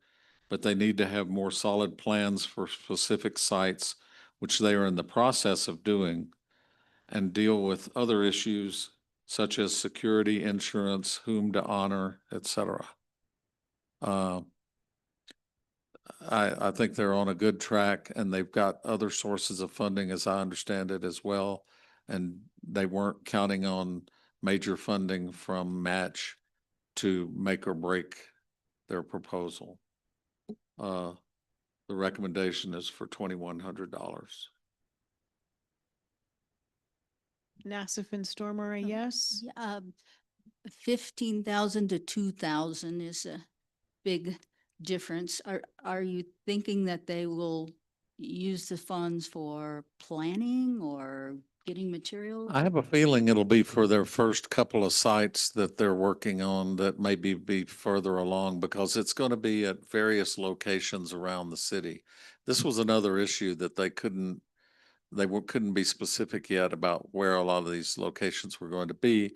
They have been working with apparently Parab and trying to get some support there. And did you want to? So this was for the original 20 for Manitou Springs as more of a permanent installation, with the future planning to either have it from here to Seattle to Miami and across the US in personal homes. But this was for the original 20 in Manitou Springs, founded in Manitou Springs, started in Manitou Springs, but the Women's Freedom Museum for the broad growth. So these are kind of like our little library? That is correct. Okay. It is individual exhibits on personal property, and here in Manitou specifically as sharing public property as well. And we've, as somebody who recused themselves on this project, have been working with the Parks and Recreation Board, in addition to the Parks and Rec staff here with the city, to finalize, in addition to Audrey Gray with Crane for install. 3 yeses. Yes, I'm a yes. And on this particular application, I think it's a phenomenal idea. I really do. However, if Match is going to have a policy that applies to all applicants, that in order to, one of the criteria for approval is you must have a location secured. I'm fine with giving them some seed money to start this because I think it'll really blossom. But I'm hoping that if they do come to Match for future funding, that they will have pre-approval for their future sites, because it's my understanding they really want this to grow and be really something not only on public property, but perhaps on private property as well. So I'm a yes on it as well, but hopefully they're securing these locations with this project. So you've got 5 yeses on that. Okay, thank you. Next is Clayfest, Mark Wong. It's a $3,000 request. It's pretty much his annual request, except that this time it's not fully funded. It's down to $2,100. I can tell you, if people have concerns about that there had been questions raised about the budget just being a little not, yeah, just not including all of the in-kind things, I think, that were involved, as well as just kind of generalizing on expenses. But again, though, the cut is based on the 70% funding for many of the grants. We hope it continues. So how do we feel about Clayfest? Okay, yes, yes, yes. Okay, 5 yeses on that. Okay, next is Soul Songs and Healing Sound. This is Judith Piazza. I believe last year was the first year for this. It has been, okay. But and it's more than one event, right? It's, the funding request is for 5505. It was already going to be cut by a pretty decent amount, and the 30% cut has taken it down to 1960. This is one where, you know, she might have to either probably scale back her plans or have another source of funding. That's her decision, not ours. Where does she hold these events? Smoke Brush, we think. I think that's right. Smoke Yes. Brush? In Colorado Springs? Yes. No, here in Manitou. Manitou. And is this to pay the rent? Or is this to pay her? It pays venue fee, planning, communications and promo, applicant, musician, preparation and facilitation, and additional musicians. Thank you. Council? Julie? Yes. 5 yeses.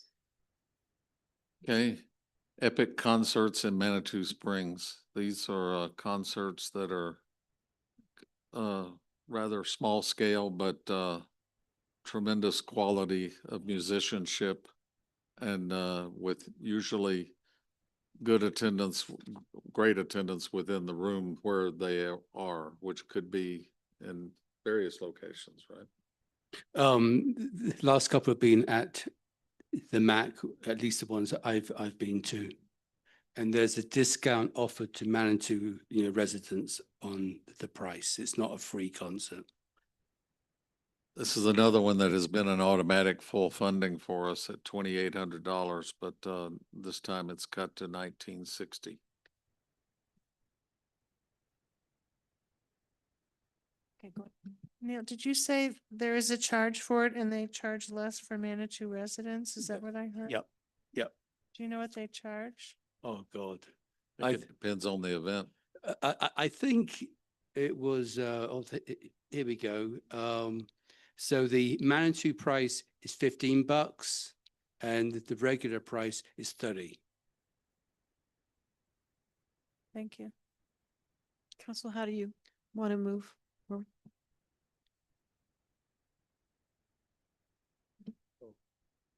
Do they have a location in mind?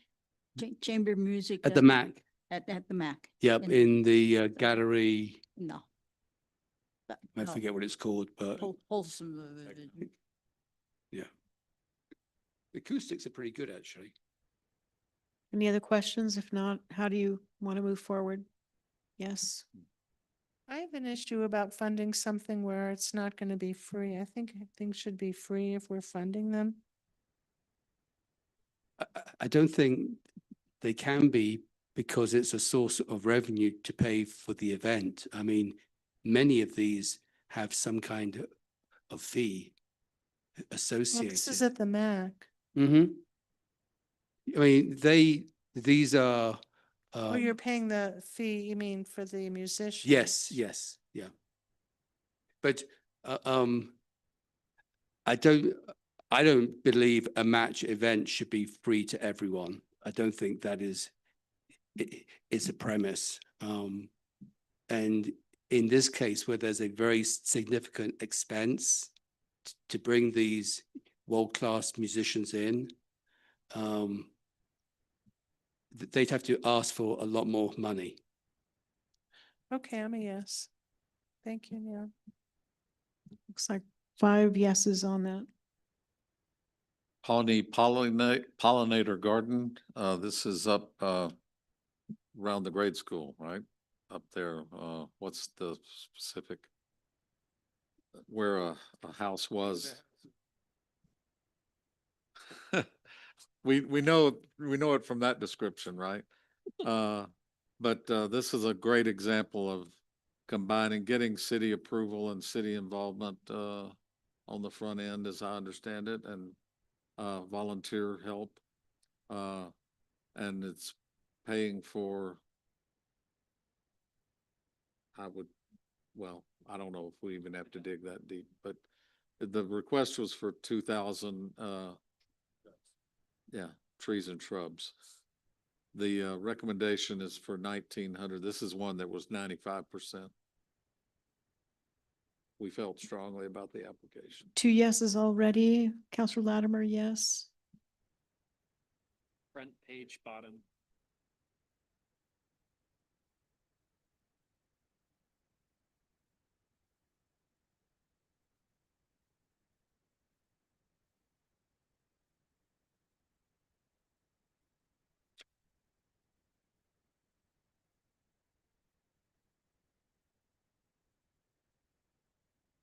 Five yeses. Okay, 2027 Manny Awards and Potluck Dinner. 2,000 is the recommendation. This basically, they have corporate sponsors, but this makes the sponsorship a little less. It kind of makes this grant become their, along with the Community Foundation, the Manitou Springs Foundation is the main sources of revenue for this. Ralph, do they typically use the funds they get from Match for engaging a local artist to come up with the awards so that Part of it. So it is supports local artists in the Yes. community. Thank you. The actual awards themselves, yes.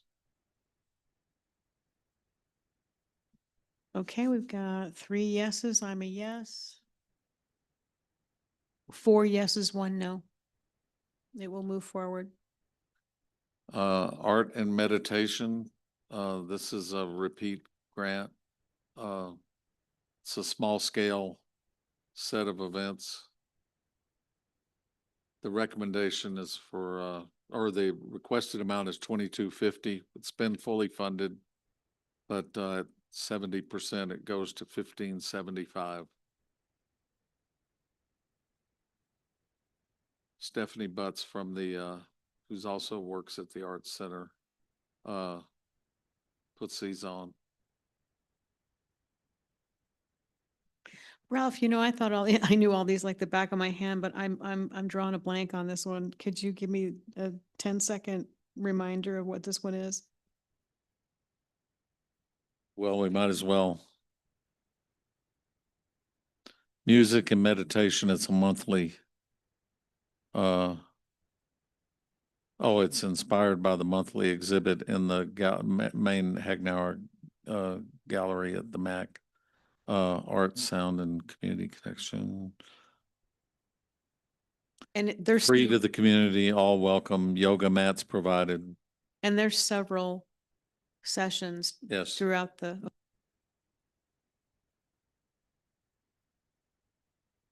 It looks like we have 5 yeses to move forward. Okay.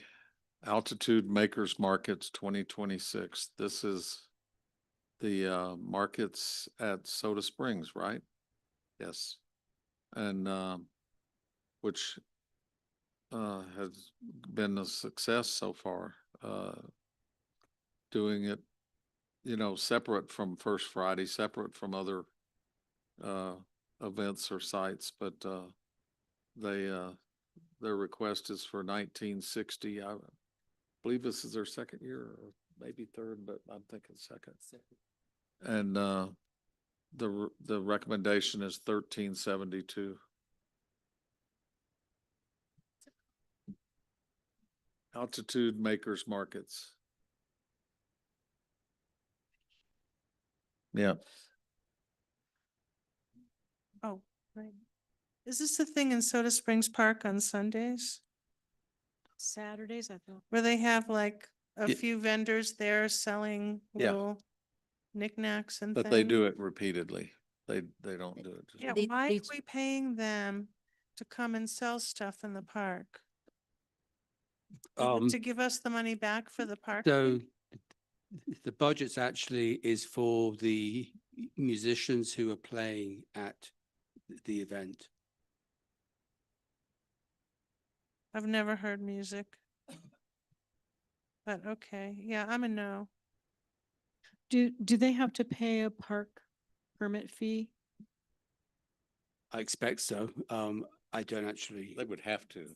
but, to but, be- but that's not what they're asking match funds for. They fund that out of the fees they Oh, charge the vendors, so. It's just vendors open to coming the and public. selling their little jewelry and stuff. But yeah, But why do we have to pay them to come and compete with our local businesses? well, we're not paying the vendors, we're paying the musicians who are playing at the market. Many of whom are local musicians. Okay, I'm a no. And, you know, it's food. At least that's what I buy there. Yeah, food products. Yeah. Council? Yes, yes, and you're yellow, okay. People don't know that. Uh, yeah, when you say you're a yellow, what are your concerns with this Well, application? My main concerns are, I've heard from a few of the businesses that when we put things in our parks that compete with the kinds of things they're trying to sell, that people may come to the park, but that doesn't benefit their businesses. And yeah, and I'm not sure about the more local musicians in Soda Springs Park or Memorial Park. Just a Good points. So part of the criteria for the application is you get feedback after the applicant has done their event. And I think this is the second or third year for this event. Is that right? It's two. Second year. Do you have any feedback from people that attended or, did these events, positive or negative, that we could be thinking about? You mean, well, I've attended. It was And- great. But we don't get information from people who actually attended, but we get information from the organizer on how many people Their came, completion report. that kind of stuff. Yeah, I'm a yes on that. So we have 3 yeses and 2 nos, though. Yeah, and everyone who goes there walks down Manitou Avenue to get to Soda Springs, because you won't find a parking place around Soda Springs. But they have to pay a vendor fee, but I get it, because I do think there's someone who sells soap there. So. So in addition to sales tax that they bring in, just, a community event. So this isn't a regular meeting, so we are not actually voting. We're just getting consensus to move things forward. So we don't need a quorum of votes to move this forward. That is my understanding. So just a majority this evening warrants moving it forward. And I do believe that we have a majority of 3 to 2, 2.5 on this one. So it will move forward at 3 to 2. Okay, creative cooking classes and comped tickets to farm to table dinners. This is a new one. The request was for $3,300. We had scaled it back, and the 70% funding brought it down to $1,190.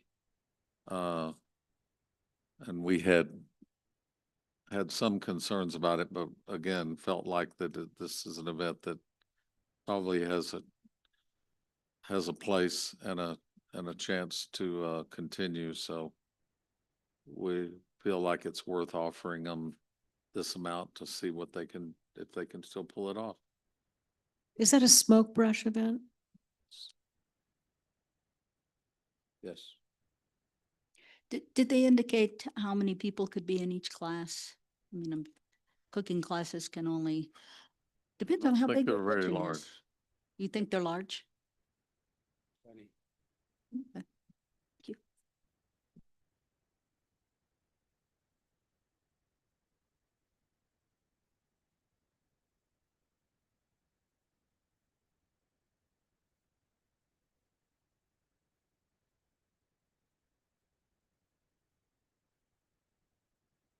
We have 2 yes votes on that one. Gloria, are you a yes? Okay. 5 yeses to move forward on that. Okay, Women's Sacred Circle Practices Retreat. This is a smoke brush or sunwater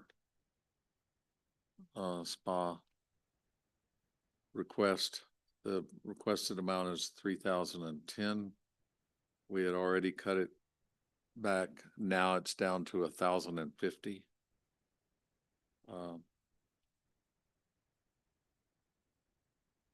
Anybody want to speak to it? Council? It's again at the top left of a page that has Pride Fest, Epic Concerts, and 5th grade pottery.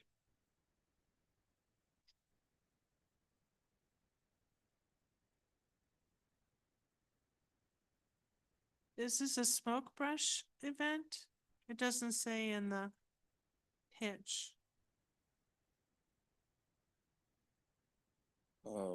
The applicant, I believe, works there. And is this the one-time event, I assume? Yeah, it says the purpose of this event, so it's like a one-day Yeah. thing?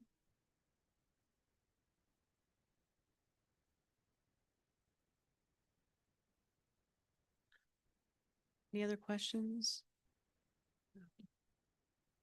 And let me know what direction you want to take. Right. Yes, yes.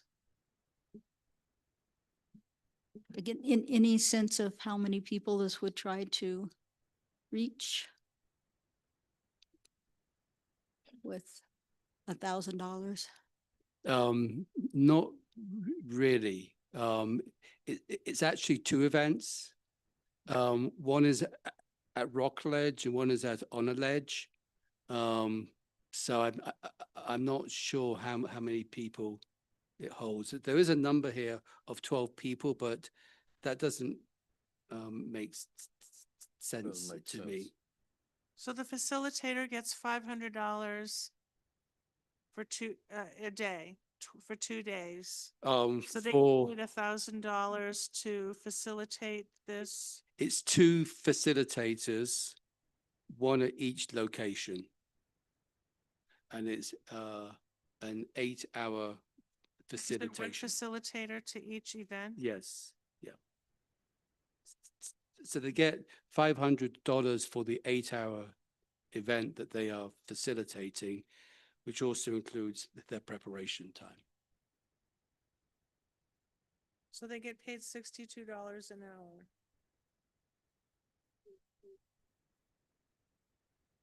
Yes. Council? I'm a no. Okay, 4 yeses and 1 no to proceed. Okay, 2027 29th Annual Dr. Martin Luther King Unity Festival. This is an event that has not asked for funds from us before. They're trying to bring back a certain aspect of their program.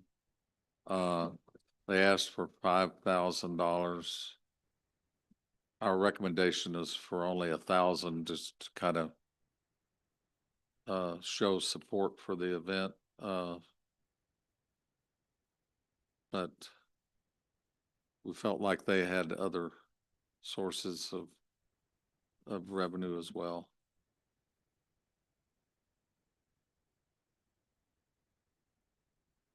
Is it in Manitou? Yes. Where? Is that the map? Oh, I attended this year. It was absolutely outstanding. I was blown away.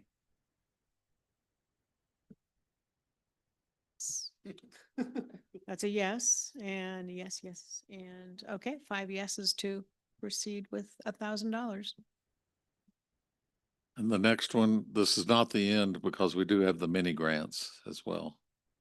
Yeah, and I was going to recommend that if council didn't have any ones they wanted to pull off, that we could consider just voting on them Okay. as a group of mini grants. So just a thought. This one probably should have wound up being in that list because it dropped in funding from $1,000 to $525 for mindfulness and fiber art class. I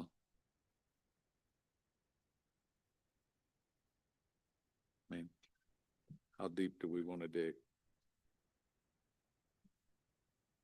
I'm a yes at We 5. thought it was worth, we Yeah. thought it was worth supporting. Front page. You should sit next to me. We should have page numbers. We will have page numbers in the future.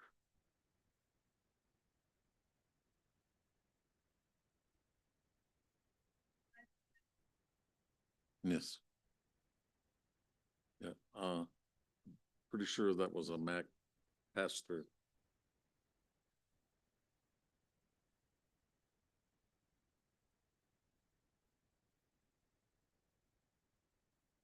Okay. Council, it looks like there's 5 of us in favor of that. Can we go to the previous slide, please, Krista? These are the mini grants that were approved. There are 7 of them there. Because of the limited amount of funding and the fact that they are mini grants, we don't require quite as much in telling us what their budget is going to be. It's just more about less their concept. If there are any questions on any of these individually, we'd be happy to address. Is this in our? Probably, yes. My recommendation is that there are 7 mini grants at 750 each.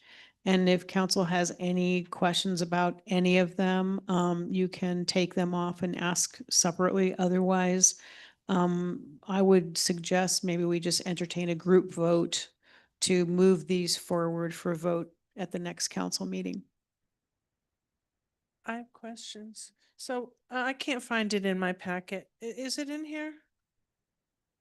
What page is it on? They're all over the place. What page is the 5th grade pottery? Let's start with that one. 5th grade pottery is an event that's been around that Mark does. Talked in, on a bottom left of a page, of the left page.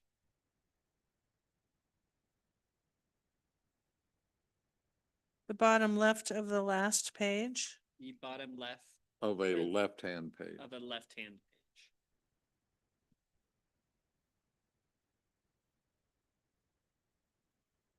Yeah, I see community music series, Thursday summer drum. 5th grade pottery. Why isn't that on mine? Am I missing a page maybe? Got it.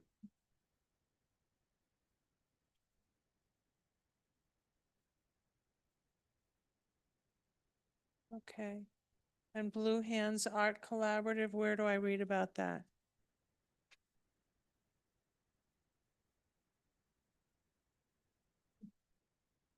Oh, first page. Teaching elementary school kids the ancient art of dyeing with indigo. And community costuming, where's that?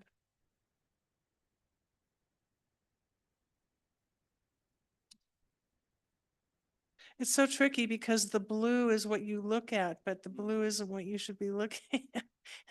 The name of the thing is in black. 3rd page, top right. Oh, I found it. Thank you.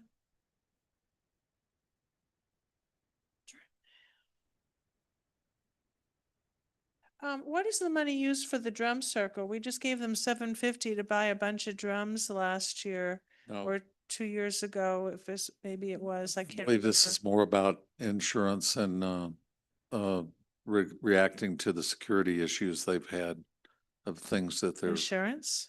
What kind of not insurance? necessarily insurance. I was thinking liability, but it's not that. It's, They're gonna hire their own security?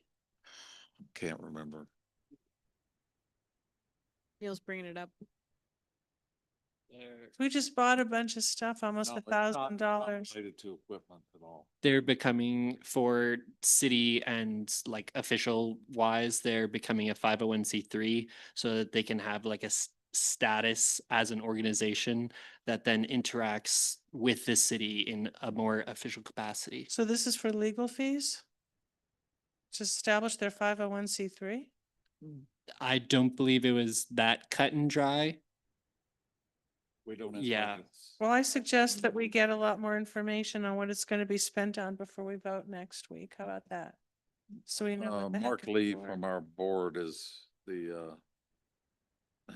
is involved with this. And he plans to be here next week. Okay. So it's event Well, insurance. It's event insurance, which when you have an event in the park, you have to carry insurance. And then there's $50 to create the nonprofit. Who says you have to have insurance when you have an event in the park? The city of Manitou Springs. They've never had insurance before, have they? Now, What insurance would ever? They haven't been insure an them? official event, which is part of our opportunity. So if they are now an official event, then it gives us a contact person to work with them on any concerns and issues. So if they become a 501c3, then they have to pay insurance? If they become an official event and they reserve it, lately they haven't reserved it. So if somebody reserved that park on a Thursday, they would have had to move. So now they want it to become an official event, so they do have to pay insurance to ensure that they're covered. And do we know that that's?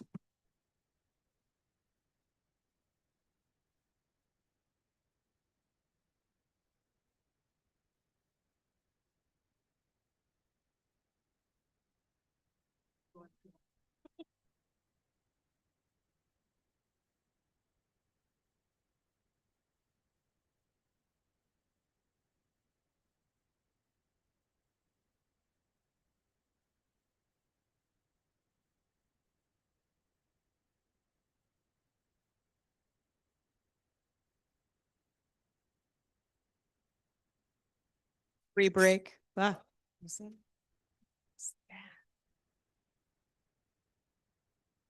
yeah, I just lost my batteries, so I don't have the data now, but I did see 600 was the insurance estimate.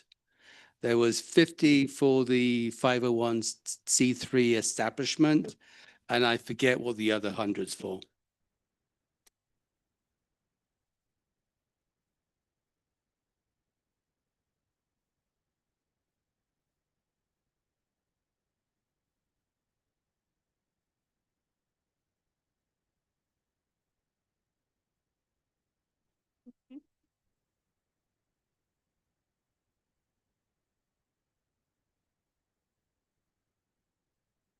Oh, I'm on now.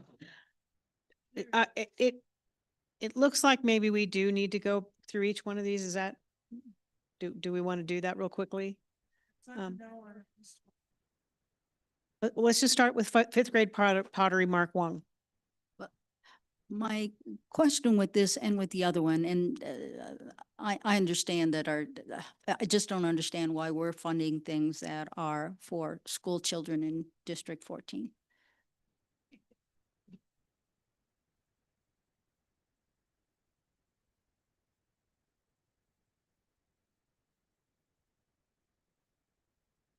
Yeah. Oh.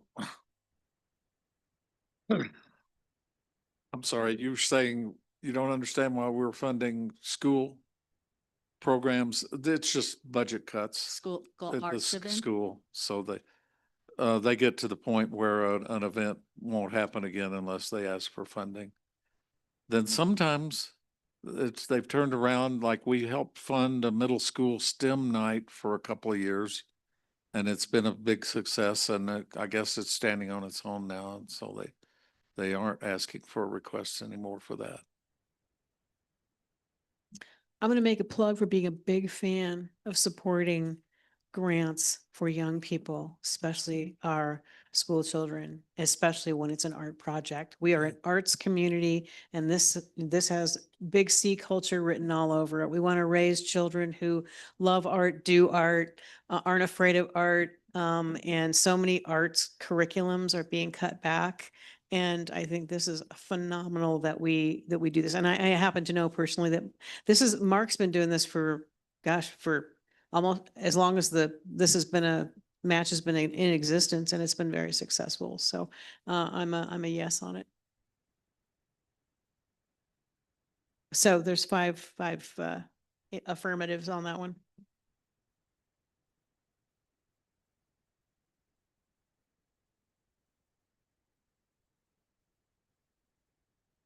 Well, we're going to go down on that list, so we'll get to that one. We're just going down to Blue Hands Art Collab with D14 art class. We just did Mark Wong, and now we're doing Melanie Audette's Blue Hands Art Collab, the second one. 3 yeses already. I am a yes. And so Julie, if you have any questions, we'll hold for you. Mhm. Okay, yes, 5 yeses there. So community costuming is next.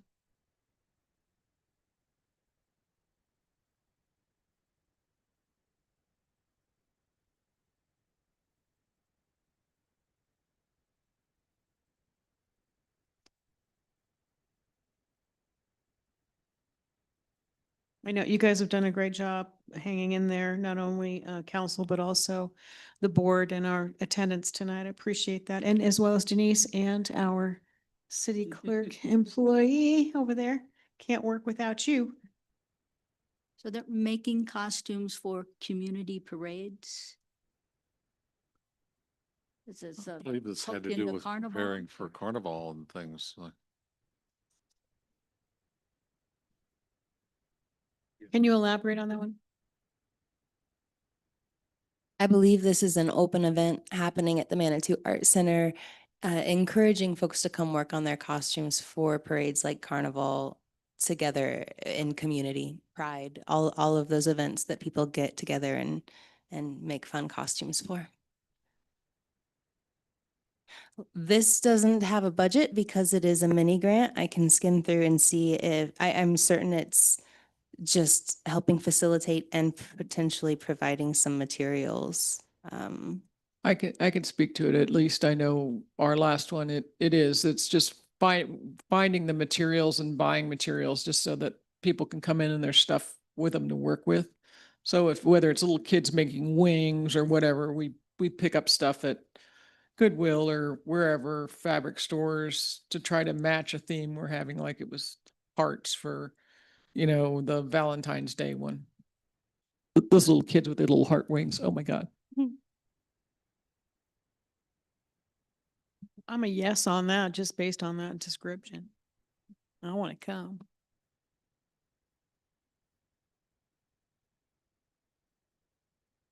Anybody else have any questions, concerns, or if not, let me know how you want to.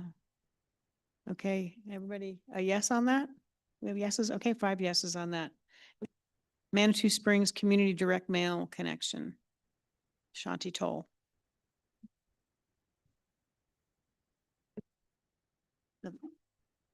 I'm not sure, but it seems like it would be a duplication of efforts that are already happening. I believe it was to do mass mailings to promote several particular community events. Right. Uh, Those things usually to get over promoted. 3,000 households. So that Yeah. would be water customers and the like. Just got my Manny Awards, Baylor. Yeah, I think it's related. Jump in. It says in the application that it would be a 6x11 colored glossy postcard to all households in our town that would include promoting the Green Awards, the Manitou Springs Day of Friendship, the Manitou Generosity Campaign, and other nonprofit events in Manitou. So one postcard. It's multiple, a series of. Yeah, it's Oh, it's series of. series. Okay. I suspect it's the one, it says it would cost about 2,400 to produce and mail. And so I think that's just the one. Hardly seems like 750 would take care of a direct mail.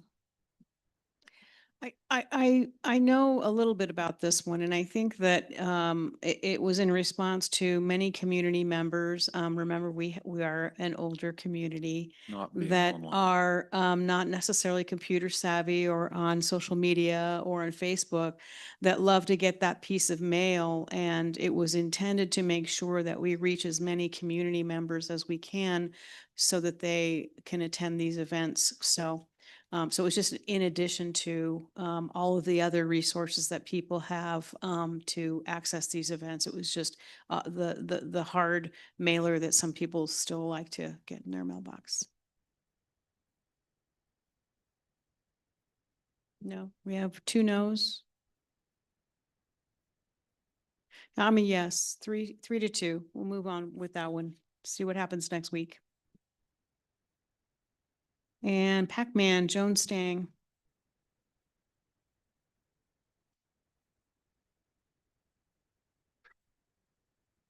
This is a repeat project. It's been funded fully before.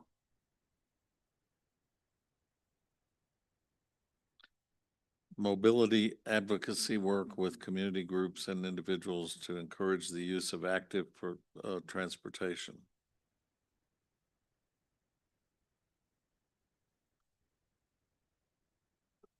Again, this is a mini grant, so we don't have an itemized budget, but I believe it is promotional materials. I think stickers was mentioned. I'm Yeah. pulling it up right now to see if I can read. They support the mayor's ride, the safe routes to school, bike ride. They do Correct. an event at the beginning of school at the elementary school where they have an information table about walkability and riding your bike and that kind of thing. And I don't know, Nate, what else, what am I forgetting? Yeah, they're trying to start a new bike bus program with the kids in town. And for full disclosure, I'm a member of Pac-Man, and they do a lot of wonderful stuff. And they also have just become a 501c3 under the umbrella of, I think, Bike Colorado. Is that right? Yeah. So they're really moving forward. I'm a yes on this one. And we have 4 yeses. And 5 yeses. Okay. And Flying Pig Yurt Showcase, Shane Laurie.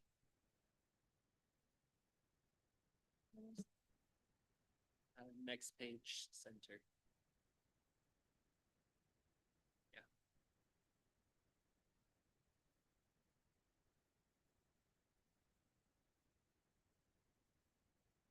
Compensating artists who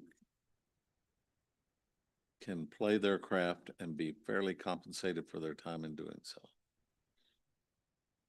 Lodged as they come through town. I believe the intention was that they get to play for those who attend, and they get essentially shelter for the night kind of thing and a meal.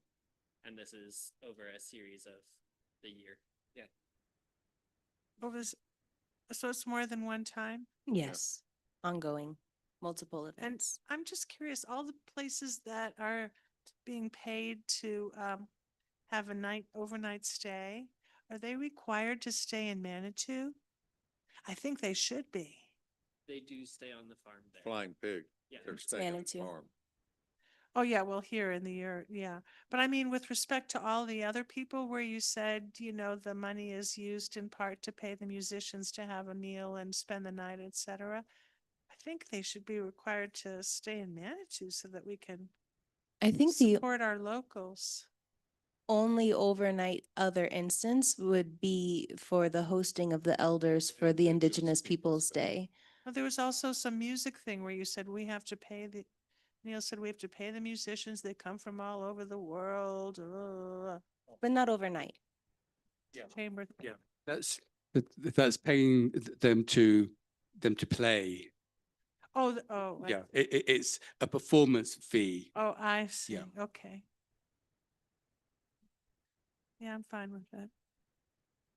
Everybody okay with that one? Yes, we have 5 to move forward on that. And the last one, Next page. did we vote on that one yet? The insurance company? The drum circle? Did That's- we? It's an unnecessary expense.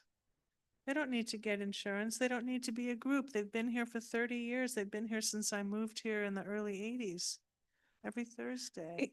It's my understanding that there have been some complaints and incidences, though, that have put them in a position where they need to move forward with being a 501c3 and getting some security and other things. Can you speak to that?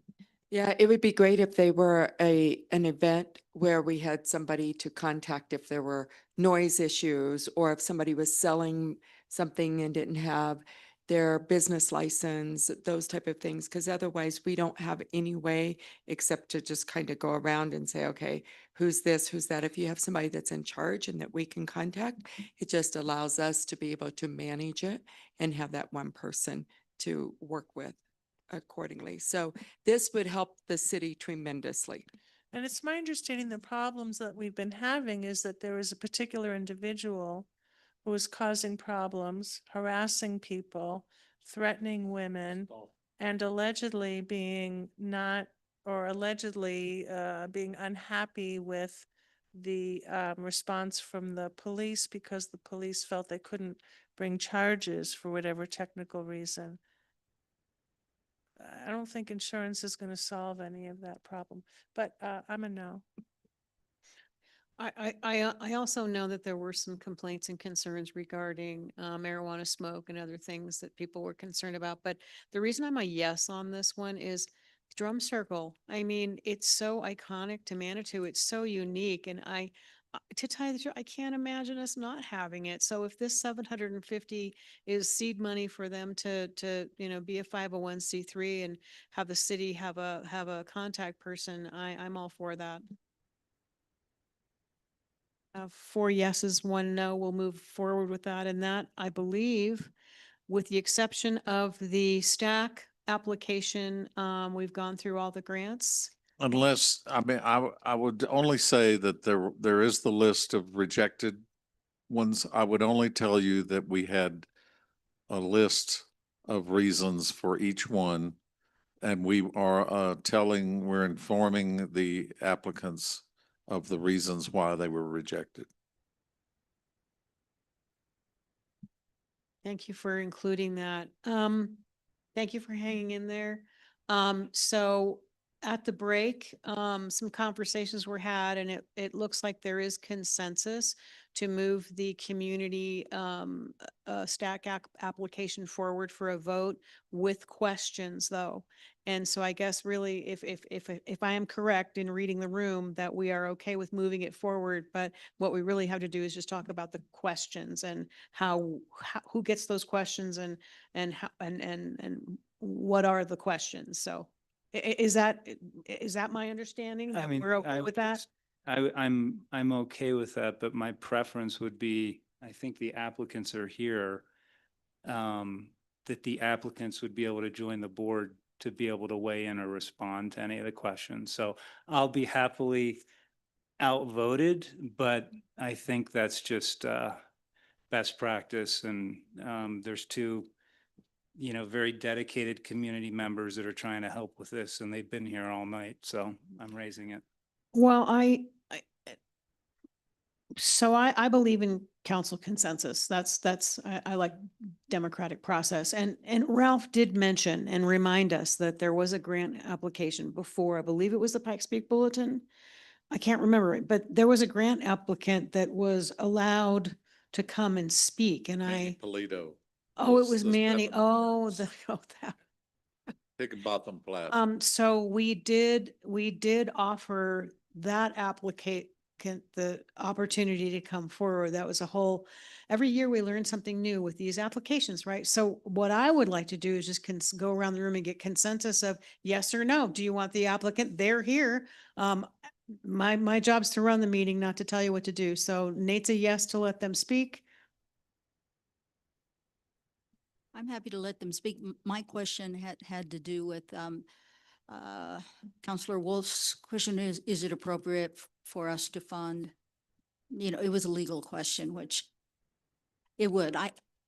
Right, don't- we're not voting on it. We're just, I we're just, understand. I don't think they can answer that. but just going around the room, are you okay with the applicant? We've gone through all of these applications and I believe that we've approved, to move all of them forward for consideration for voting. So it's not a situation anymore where an applicant will go, oh my gosh, they said no, and now I want to be able to come and speak. And they have been here all evening and I'm just asking you, I mean, you tell me what direction you want to go in. Gloria, are you okay with that? They are here tonight? My thought is that I really like the idea of having the opportunity to submit questions to them. And I'd like an opportunity to review those questions. And knowing me, I may have some follow-up questions. So I'd really like them to be here on the night when we vote on whether to fund them or not. They will be. And I, Oh, I'm sure they will be. what? I'm sure they will be. Yeah, so I'd rather than duplicating and doing it twice or half of it now and half of it next Tuesday, or whenever it's back on the agenda, I'd like to have the questions and answers from the applicant after we get answers to our other written questions. And then I also believe, as you mentioned earlier, that we should therefore, we have to, therefore, publish the fact that if there are any other applicants who want to speak to their application, we can't play favorites. So that would be my approach, is to let them speak because we've done it before that one time. And because Nate's so passionate about it, so I want to respect his wishes. But I think it should be next time after we get some answers, because the answers might create more questions. So I'm hearing there's consensus to have the applicants come forward. I certainly would want the board to, as many of you to stay and be participate in this as well. And then after they present, then at that point, we need to make the one final decision, and that is who and where do the appropriate questions go? And then obviously there's some that we want to address perhaps with the city attorney in the city. Is that what I'm hearing?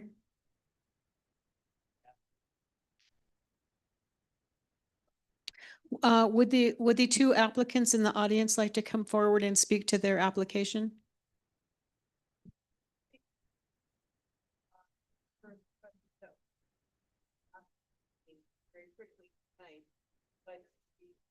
Yeah, you need to come forward and start with your name and address, and then you know, Nancy, you just you've been in this chair longer than I have. Nancy Fortune, 521 Crystal Hills Boulevard. Susan Watkins, 120 El Paso Boulevard.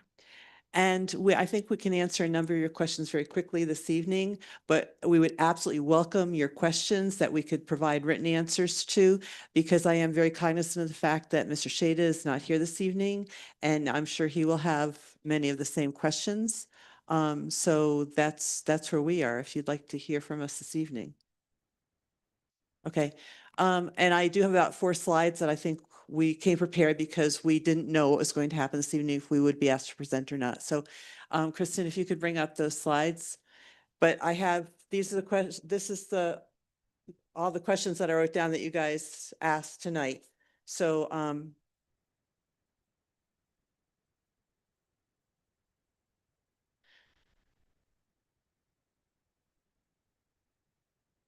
so this is just 3 pictures of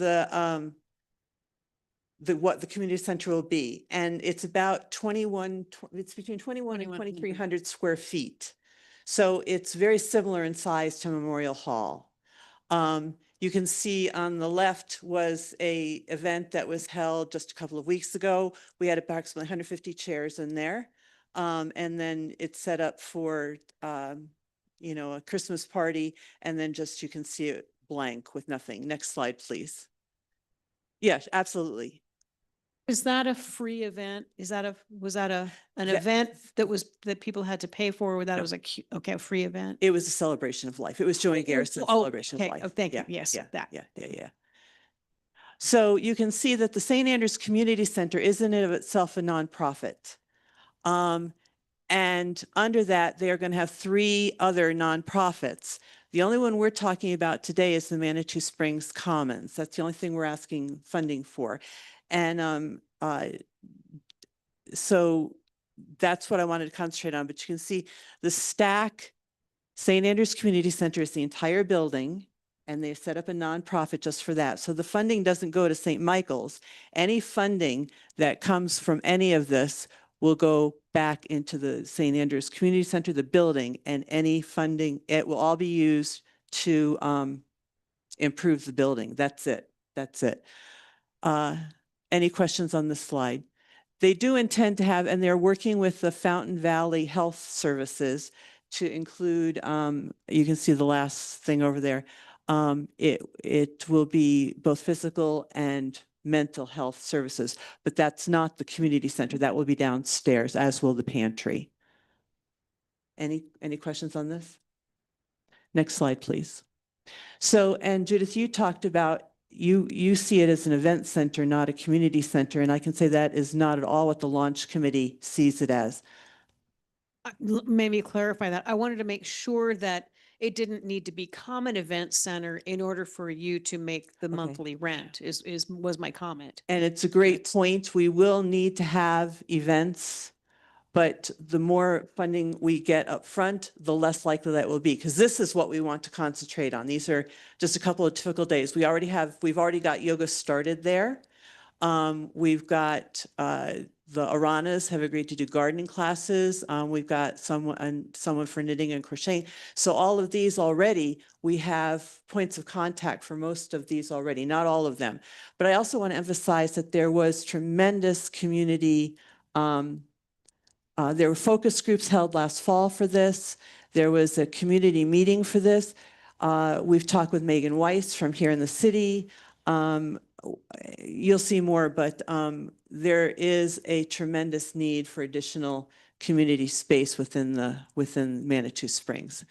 And are there- those yeah. free? Well, obviously some of these are obviously free, but like the yoga and the music, are those free or are those? TBD.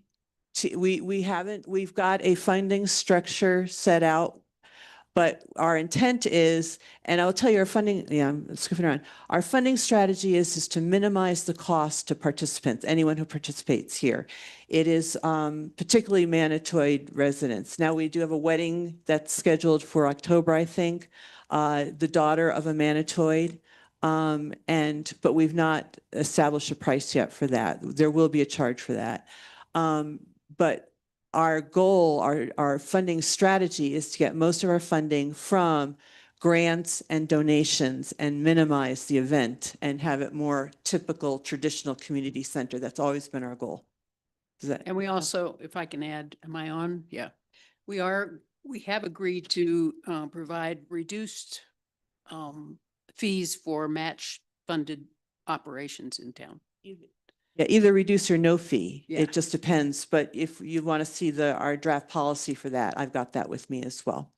And I do want to emphasize the building, I believe it was for sale very early on. But what happened is when they came and saw what the community needs were here and what the pantry had done, they said, we cannot get rid of the pantry. We cannot get rid of it. So it went off the market. It's not been in the market since. I have a letter of commitment from St. Michael's that it will not go on the market. They are very committed to us succeeding in this. They want this to be a community center for Manitou. And the diocese, the big folks up at the top of the church made that decision. It wasn't St. Michael's decision. It was the diocese decision that they wanted to keep this property. Can you give us a copy of that guarantee you got that it won't be sold? Because I want to know if it won't be sold for the next 10 years, the next 20 years, or the next 10 days. So I'd really like to see that. Yeah. I'd also love to see a copy of the so-called, what's been referred to here as the MOU. I don't know if it really is an MOU. It or is, if but it's it's truly a lease proposal, but I'd like to see a copy of that too before Okay, next Tuesday. and I can send you all those documents. And I will say that we don't have a guarantee that they'll never put up for sale. If we fail miserably at this, which I am manifesting that we're not going to fail, but if we were to fail, then I don't know what would happen, but they're not going to promise that they're never going to sell it for 20 years, but I do have a letter of commitment that they are, committed to this totally. So I will email that to when we answer all the rest of these questions. Does the MOU address the amount of rent increase, if any, that they'd be authorized to offer us? Or is just the sky's the limit? No, currently they're asking $40,000 for rent. We have talked with at least one local realtor who says that's a very reasonable rent for the space. In fact, because we're not having to That's pay if it was utilities as reasonable. well. I'm asking if there's anything that the church or the, whatever they call their little building committee, if there's anything they've given you indicating what would happen at the end of the year should you want to renew your lease. Oh, yeah. Yes. It's in the lease agreement. It's in the lease agreement that Mhm, and I if think you it's in choose the to renew it for a 2%. second year, it would be at the same price? Is that No, what the lease? no, we don't have that. was We've the not lease established that, agreement but that- we can try to get that in. We don't have that in as yet. May I I, can't may I promise. segue on your comment there? Because I was, at the match meeting when you presented. And so I think it's okay to bring this up because it's on public record. And that was that the $40,000 for the first year of rent was a discounted rent to get you started. But I believe it was Susan mentioned that the second year, you're looking at it possibly going up to 52,000 was what I heard you say in the meeting. I guess my, and this is just procedural, as you know, I would have been more comfortable funding this even at $20,000 if the application had come in just for services, you know what I mean?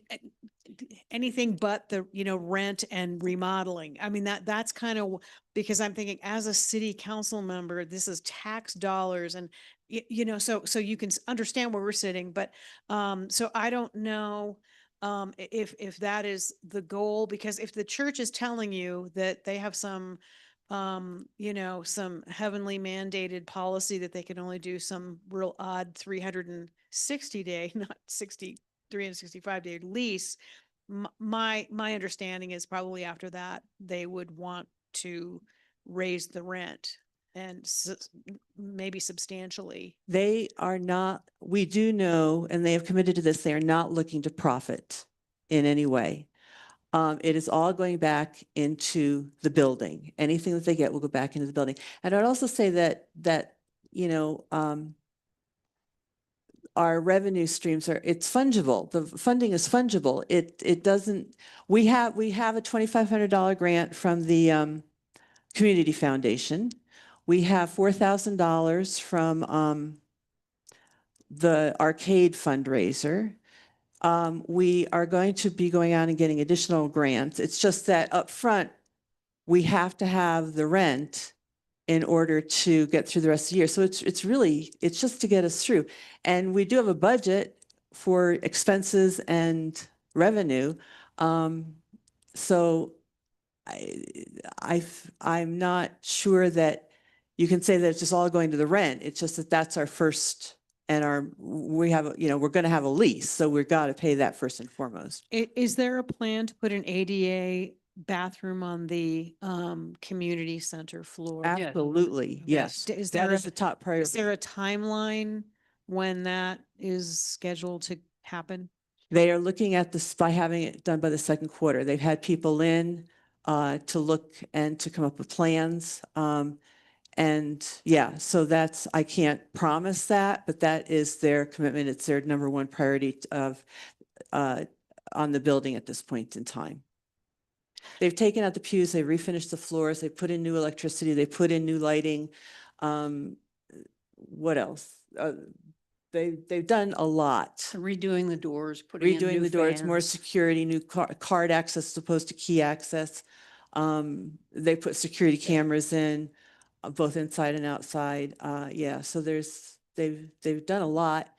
And they've asked us what our priority is, and we said the ADA compliant bathroom. So. And you can, I mean, there is the chair, there is access to the church.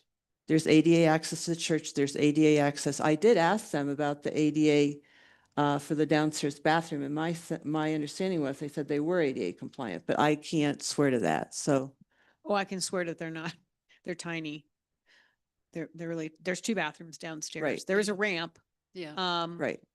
The pantry, full disclosure, I volunteer there. So we were having discussions after the chair lift was installed, which it has been installed. If they were going to have to move those shelves of food a little bit to accommodate a wheelchair to get up the ramp, but neither of those bathrooms are ADA compliant. Okay.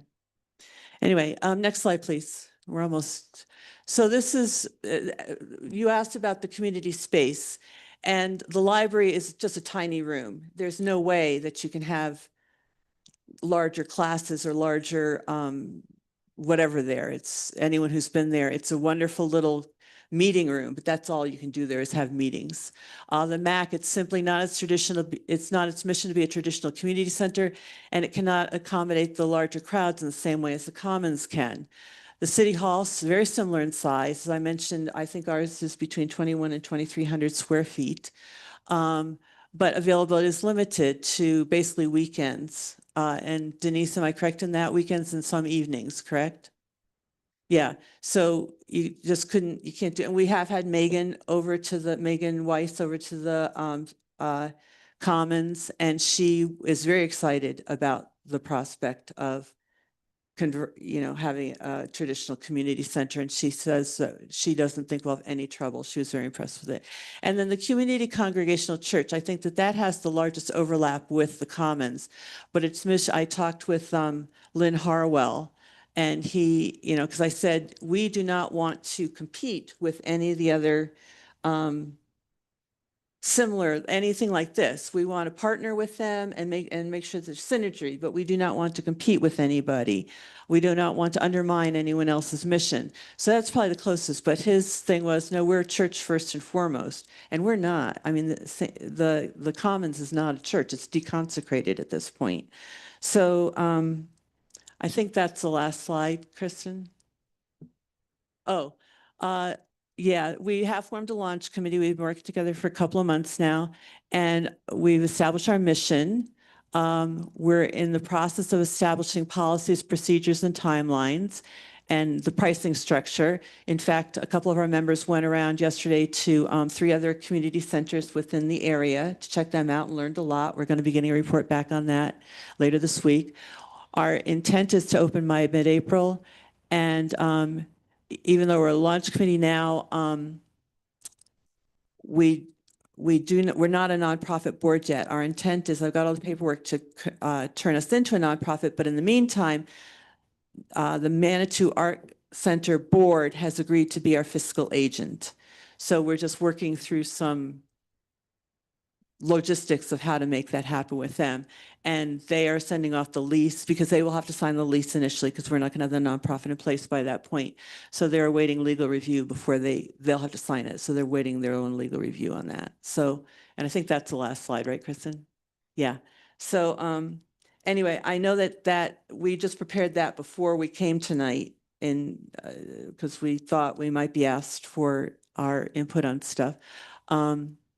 But there are additional questions that you had asked this evening that we will write up answers to and email you back to include the letter and the MOU and lease. Susan? Just, do you have any other questions or any other information you want from us in writing? Will go, I'd like to go around the room. Julie, you had your hand up, so we'll start with you, but I want to hear from every council member here if you have any other questions so that they can just have one-stop shopping to go answer some questions. And there might be some internal questions we need to get answered on our end, but we'll take care of those. Okay, so is there a kitchen there? Yes. There is a kitchen downstairs that is part of the pantry. Our MOU says that we will have access only to the upstairs and by exception, by permission from the pantry to go downstairs and use the kitchen. And vice versa as well. For instance, I talked with Marianne Romadal, who just got hired to be the coordinator there. She wants to have like the pantry to host community potlucks upstairs. And I'm like, that sounds great. Again, we'll be supporting each other's missions in that regard. So like monthly or quarterly community potlucks at the Commons. Well, and my other question is, you mentioned that you don't want to be in competition. Right. And we just spent like about almost $1,000 just to get a new fancy stove and oven in our kitchen back here so that we could have more events here and be able to charge more. And as you know, especially Nancy knows, spent all this money on better lighting and pretty doors and et cetera. So wouldn't that be in competition with us if you're going to use that to charge as an event center? Is it an event room? This is an event room, Yeah. and it's about the same size. The paid events will not have access to the kitchen. They will have to bring in their own catering, their own cleaning and all that kind of stuff. So So that's a little distinction, but still it creates competition. to it the does, city but of again, Manitou. we're coordinating and we did coordinate already with Megan, so she's aware. And if they come here, and we're not going to say, oh, don't go to City Hall, come. Oh, I know you're not going to go out of your way to try to market your effort, although I'm not sure I believe that. I mean, of course you need Oh, to we're going to market your market. We're effort. definitely going to market what we've got. And so Yeah. it's setting up competition to us. We rent out this room to weddings. I had my daughter's bat mitzvah party here. This room gets rented out. And that's one of the reasons we paid so much money to upgrade this room, is so that we could charge a little more and have it be more appealing to more people. So that's just one observation. May I have, respond but to that? I think my only other, let me just look at my questions since I only get one turn. Hold on.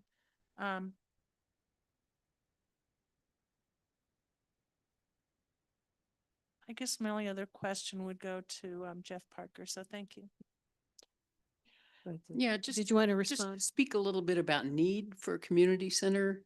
I mean, we have heard, as you well know, Nancy and I worked together on the Hiawatha Gardens project, and we heard over and over and over again, and Memorial Hall existed then. We heard we need a community center. We need a place where we can gather during the day, where we can do things at night. We need intergenerational stuff. And then again, St. Michael's did a series of focus groups and a community listening session this summer. Carrie, you were there. And time and time again, through all the groups, it was, we need a community center. We need a place where we can gather. And we heard the same thing over and over again. Recognizing Memorial Hall is here, but people are still saying, we need a community center. So I think we're trying to I hear answer. you on a that. need I'm that's just been saying, addressed. if this were funded, I would hope that the stipulation is that you would be prohibited from charging. So that way you're not competing with the city coffers.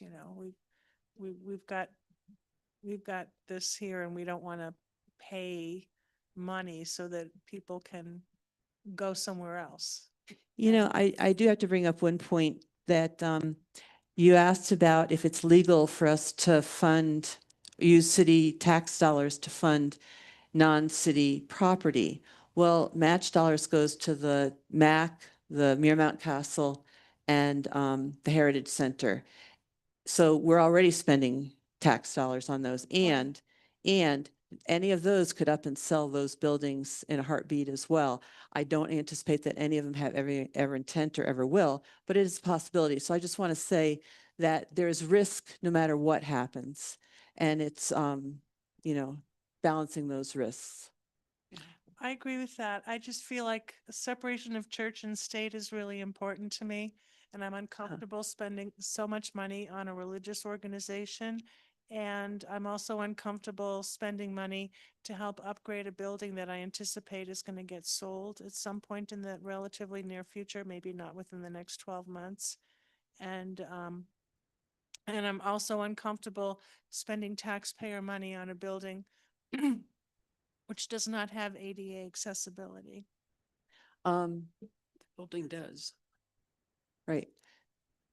And that is one of the reasons why we wanted to rent it so that there would be a separation from the church. We will have total control over everything that happens on that floor. The church will not be able to have anything unless we agree to it. So that was very important to us because we know that Manitou can be sensitive, as am I, to the church-state separation. So we saw that as putting a buffer or a barrier between the Manitou, the Commons, and the church. And there will be no one on the board once we get the nonprofit in place. There will be no one on the board from St. Michael's.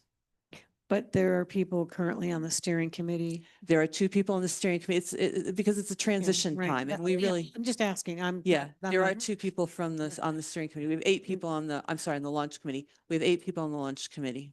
Are these issues spelled out in the MOU or the lease? That you just stated that you've made all these agreements? Are those going to be in your MOU that you're bringing forward? I'm sorry, which agreements? So you said you are working on a draft lease and an MOU, Right. and then you just listed some criteria and agreements that you have. Is that going to be in the MOU It's in the document? MOU. Most of it is in the MOU, yeah. I see. Okay. We're just going to go around the room at this point. Counselor Latimer, do you have any questions? No, I don't really have any questions except the legal question. And Nancy, I think you've defended that pretty well for me. I think this is a unique opportunity. Counselor Storm? I just want to, I'm sorry, I'm a little confused on Julie's perspective about the worrying that this new center is in competition with the city. Because I'm thinking what we're looking at is creating a space that's a new place for our citizens, right? People who live here to enjoy. And if it's nicer than what the city has, I mean, that's okay. I don't really understand we're taking money away from the city. We'll get taxes from events and catering and leases and everything else at that event center. So yeah, I'm struggling with that as a conflict. I hear what you're saying, but I'm not sure I see it the same way. I think you've answered the questions that were asked, and I think I could see the way forward for it. Counselor Nassif? Rising tides lift all ships. And I've heard Counselor Storm on occasion say how much she loves the community. And when I see the energy going behind this startup enterprise, it's just quite remarkable to me. And I did appreciate Counselor Wolf's in the prior session before the break, trying to distinguish between the different centers, the library and so forth. And so the slide that you had, I think it was maybe the 4th slide, this idea, when I think about it from a family foundation, from a philanthropist, the primary motivation is a community center. It's not a secondary. So my instincts is that it may position, and you keep me honest, it may position you for more funding dollars in a way that some of these other entities may. So, thank you. Yeah, and I just wanted to make to clarify my comment that you mentioned, Nancy, and where I was coming from is that knowing that you have, let's just say, that you receive 14,000 from the match dollars, and you have another, how many $1,000s for the rent? What's the total amount if you had the 14,000? Currently, well, if we get currently in our pocket, we've got $6,500. Okay, so you're looking at a little bit more than half if you were to receive the match grant to Right. put toward the rent. And are you anticipating signing the lease and opening your doors? I mean, I know it looks like your doors are kind of already open, which is interesting. Only for yoga. We've Okay. only, well, I'm sorry. I set up the yoga as kind of a soft, just to, get into it. But the church, they had the Celebration for Life. They've had ballroom dancing there.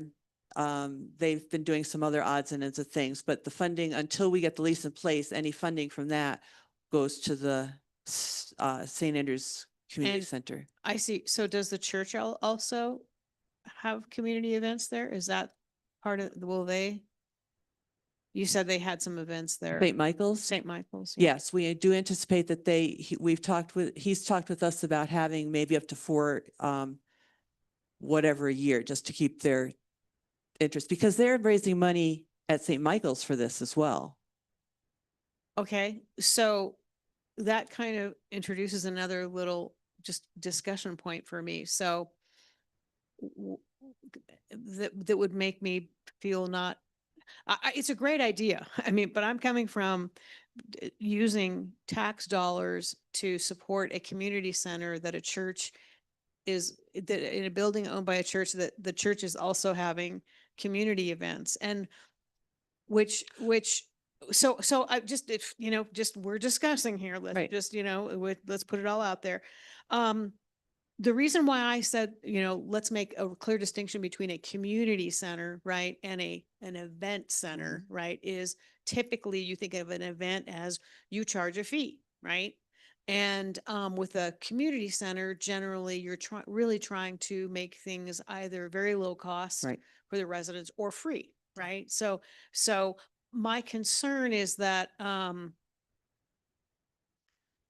if you only have half of the rent, if we give you the $14,000, will you have to rely more on paid events in order to sustain yourself through the first year and beyond, especially if they are going to raise the rent? See what I mean?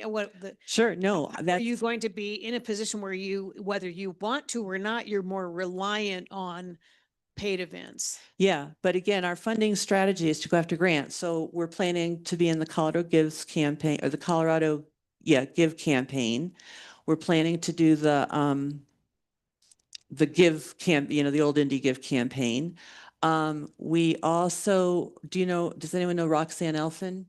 She is a consultant who does grants for nonprofits. She has a lot of interest in making sure that this succeeds. She has volunteered to help us go look for other grants that we can go after. As Nate said, I think as a community center, we'd be more likely to get grants. So our strategy, but yeah, that is a possibility, that if we can't get the funding for the rent, we may have to rely more on events, and no one on the launch committee wants to do, well, mostly, none of the Manitoids want to do that. No, So, we don't. We want to keep the rates as absolutely low as possible and to offer as much free as possible, but we also have to pay the rent. So, and there are other, and the rent gives us access. Yeah, And when we yeah. get access, then we can do programming, but it'll be easier next year, but this year is tough. Are there any other questions or comments from council? Would you like to make a closing statement, or do you feel like you have adequately answered our questions? Yeah, I again think that, and I know, Julie, we disagree on this apparently, but I think that this is the epitome of what match was set up for. It's totally culture, it's totally community, it's building community. It's, you know, we ended up calling it the Commons because it's right at the hub, right in the middle of Manitou. And we're looking at, we've got we've have our vision out for 3 years. And we want it to just be so integral to this community that everyone would be like, oh, we can never give this up. You know, we need to support this. And so far, I cannot tell you the amount of support and interest in the community. And that is of concern to me, that we want to get this open sooner rather than later. And that I've been pushing really hard to get it open by April, because we don't want to lose that momentum of the enthusiasm of the community. I got people calling me saying, we want to be in on the beginning of this. We want to help. What can we do? How can we participate? So there's interest and commitment on the part of this community for this. With the 80, so you'll open prior to the St. Michael's being able to put in the ADA bathroom upstairs. So that's your intent. And is the bathroom going to go in, that little kitchen area upstairs, that little, I don't know if you can call it a kitchen. It's right by the stairway. Yeah. Is that where the bathroom would go? Yeah, that's where they're looking for the bathroom to go. And then given that bathrooms take a while in an old building, a couple months, are you going to structure events around a construction area, putting in a bathroom? We are talking with them about that this week.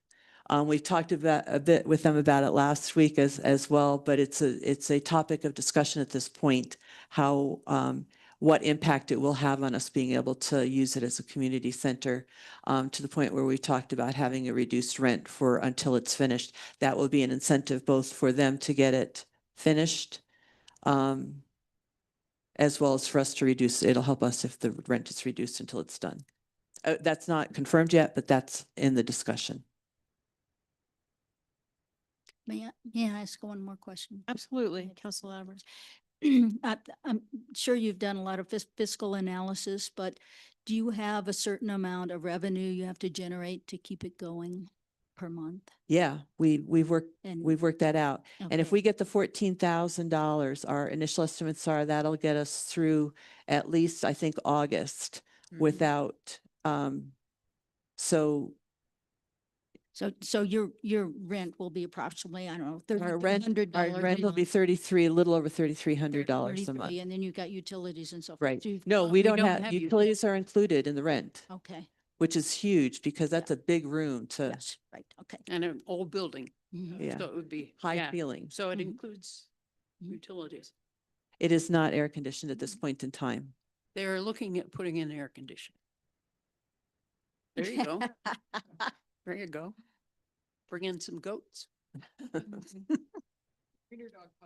Yeah, there you go. Are there any closing remarks from council? Okay, so it is approaching 10 o'clock. Judith, I'm sorry. May I clarify? Absolutely, Susan, you Would may. you still like responses from us in writing to questions? Would you? Thank you for bringing that up. So the next thing that is, do you have any additional questions? If so, how would you like these questions to be addressed to you from council members, if there are any additional questions? You can just send them to me. In fact, I intend to write up answers to all these questions that we discussed tonight and include these extra documents. I cannot tell you how many pages we sent to Ralph. Ralph kept asking us lots and lots of questions as well. I probably sent 20 pages worth of question and answers back to Ralph.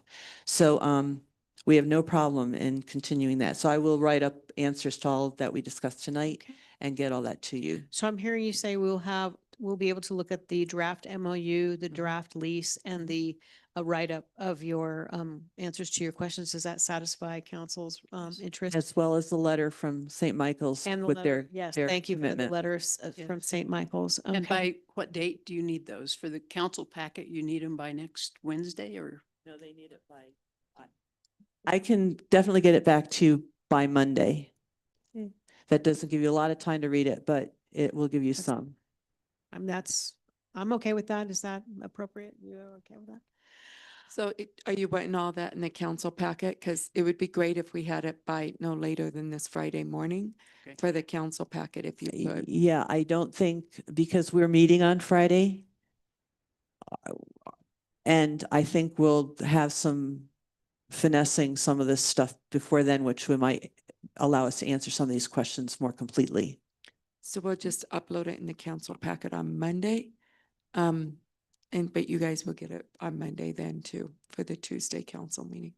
So Denise, you need it Monday. We really need it before that, but if you can't, we'll just do it and then we'll try to upload it in the council packet. It doesn't give us, it gives 24 hours. We prefer to do it on Friday, but. And I can just email it to all the council members as well. Okay, and then apparently there might be some legal questions that will be forwarded to Jeff Parker. Okay.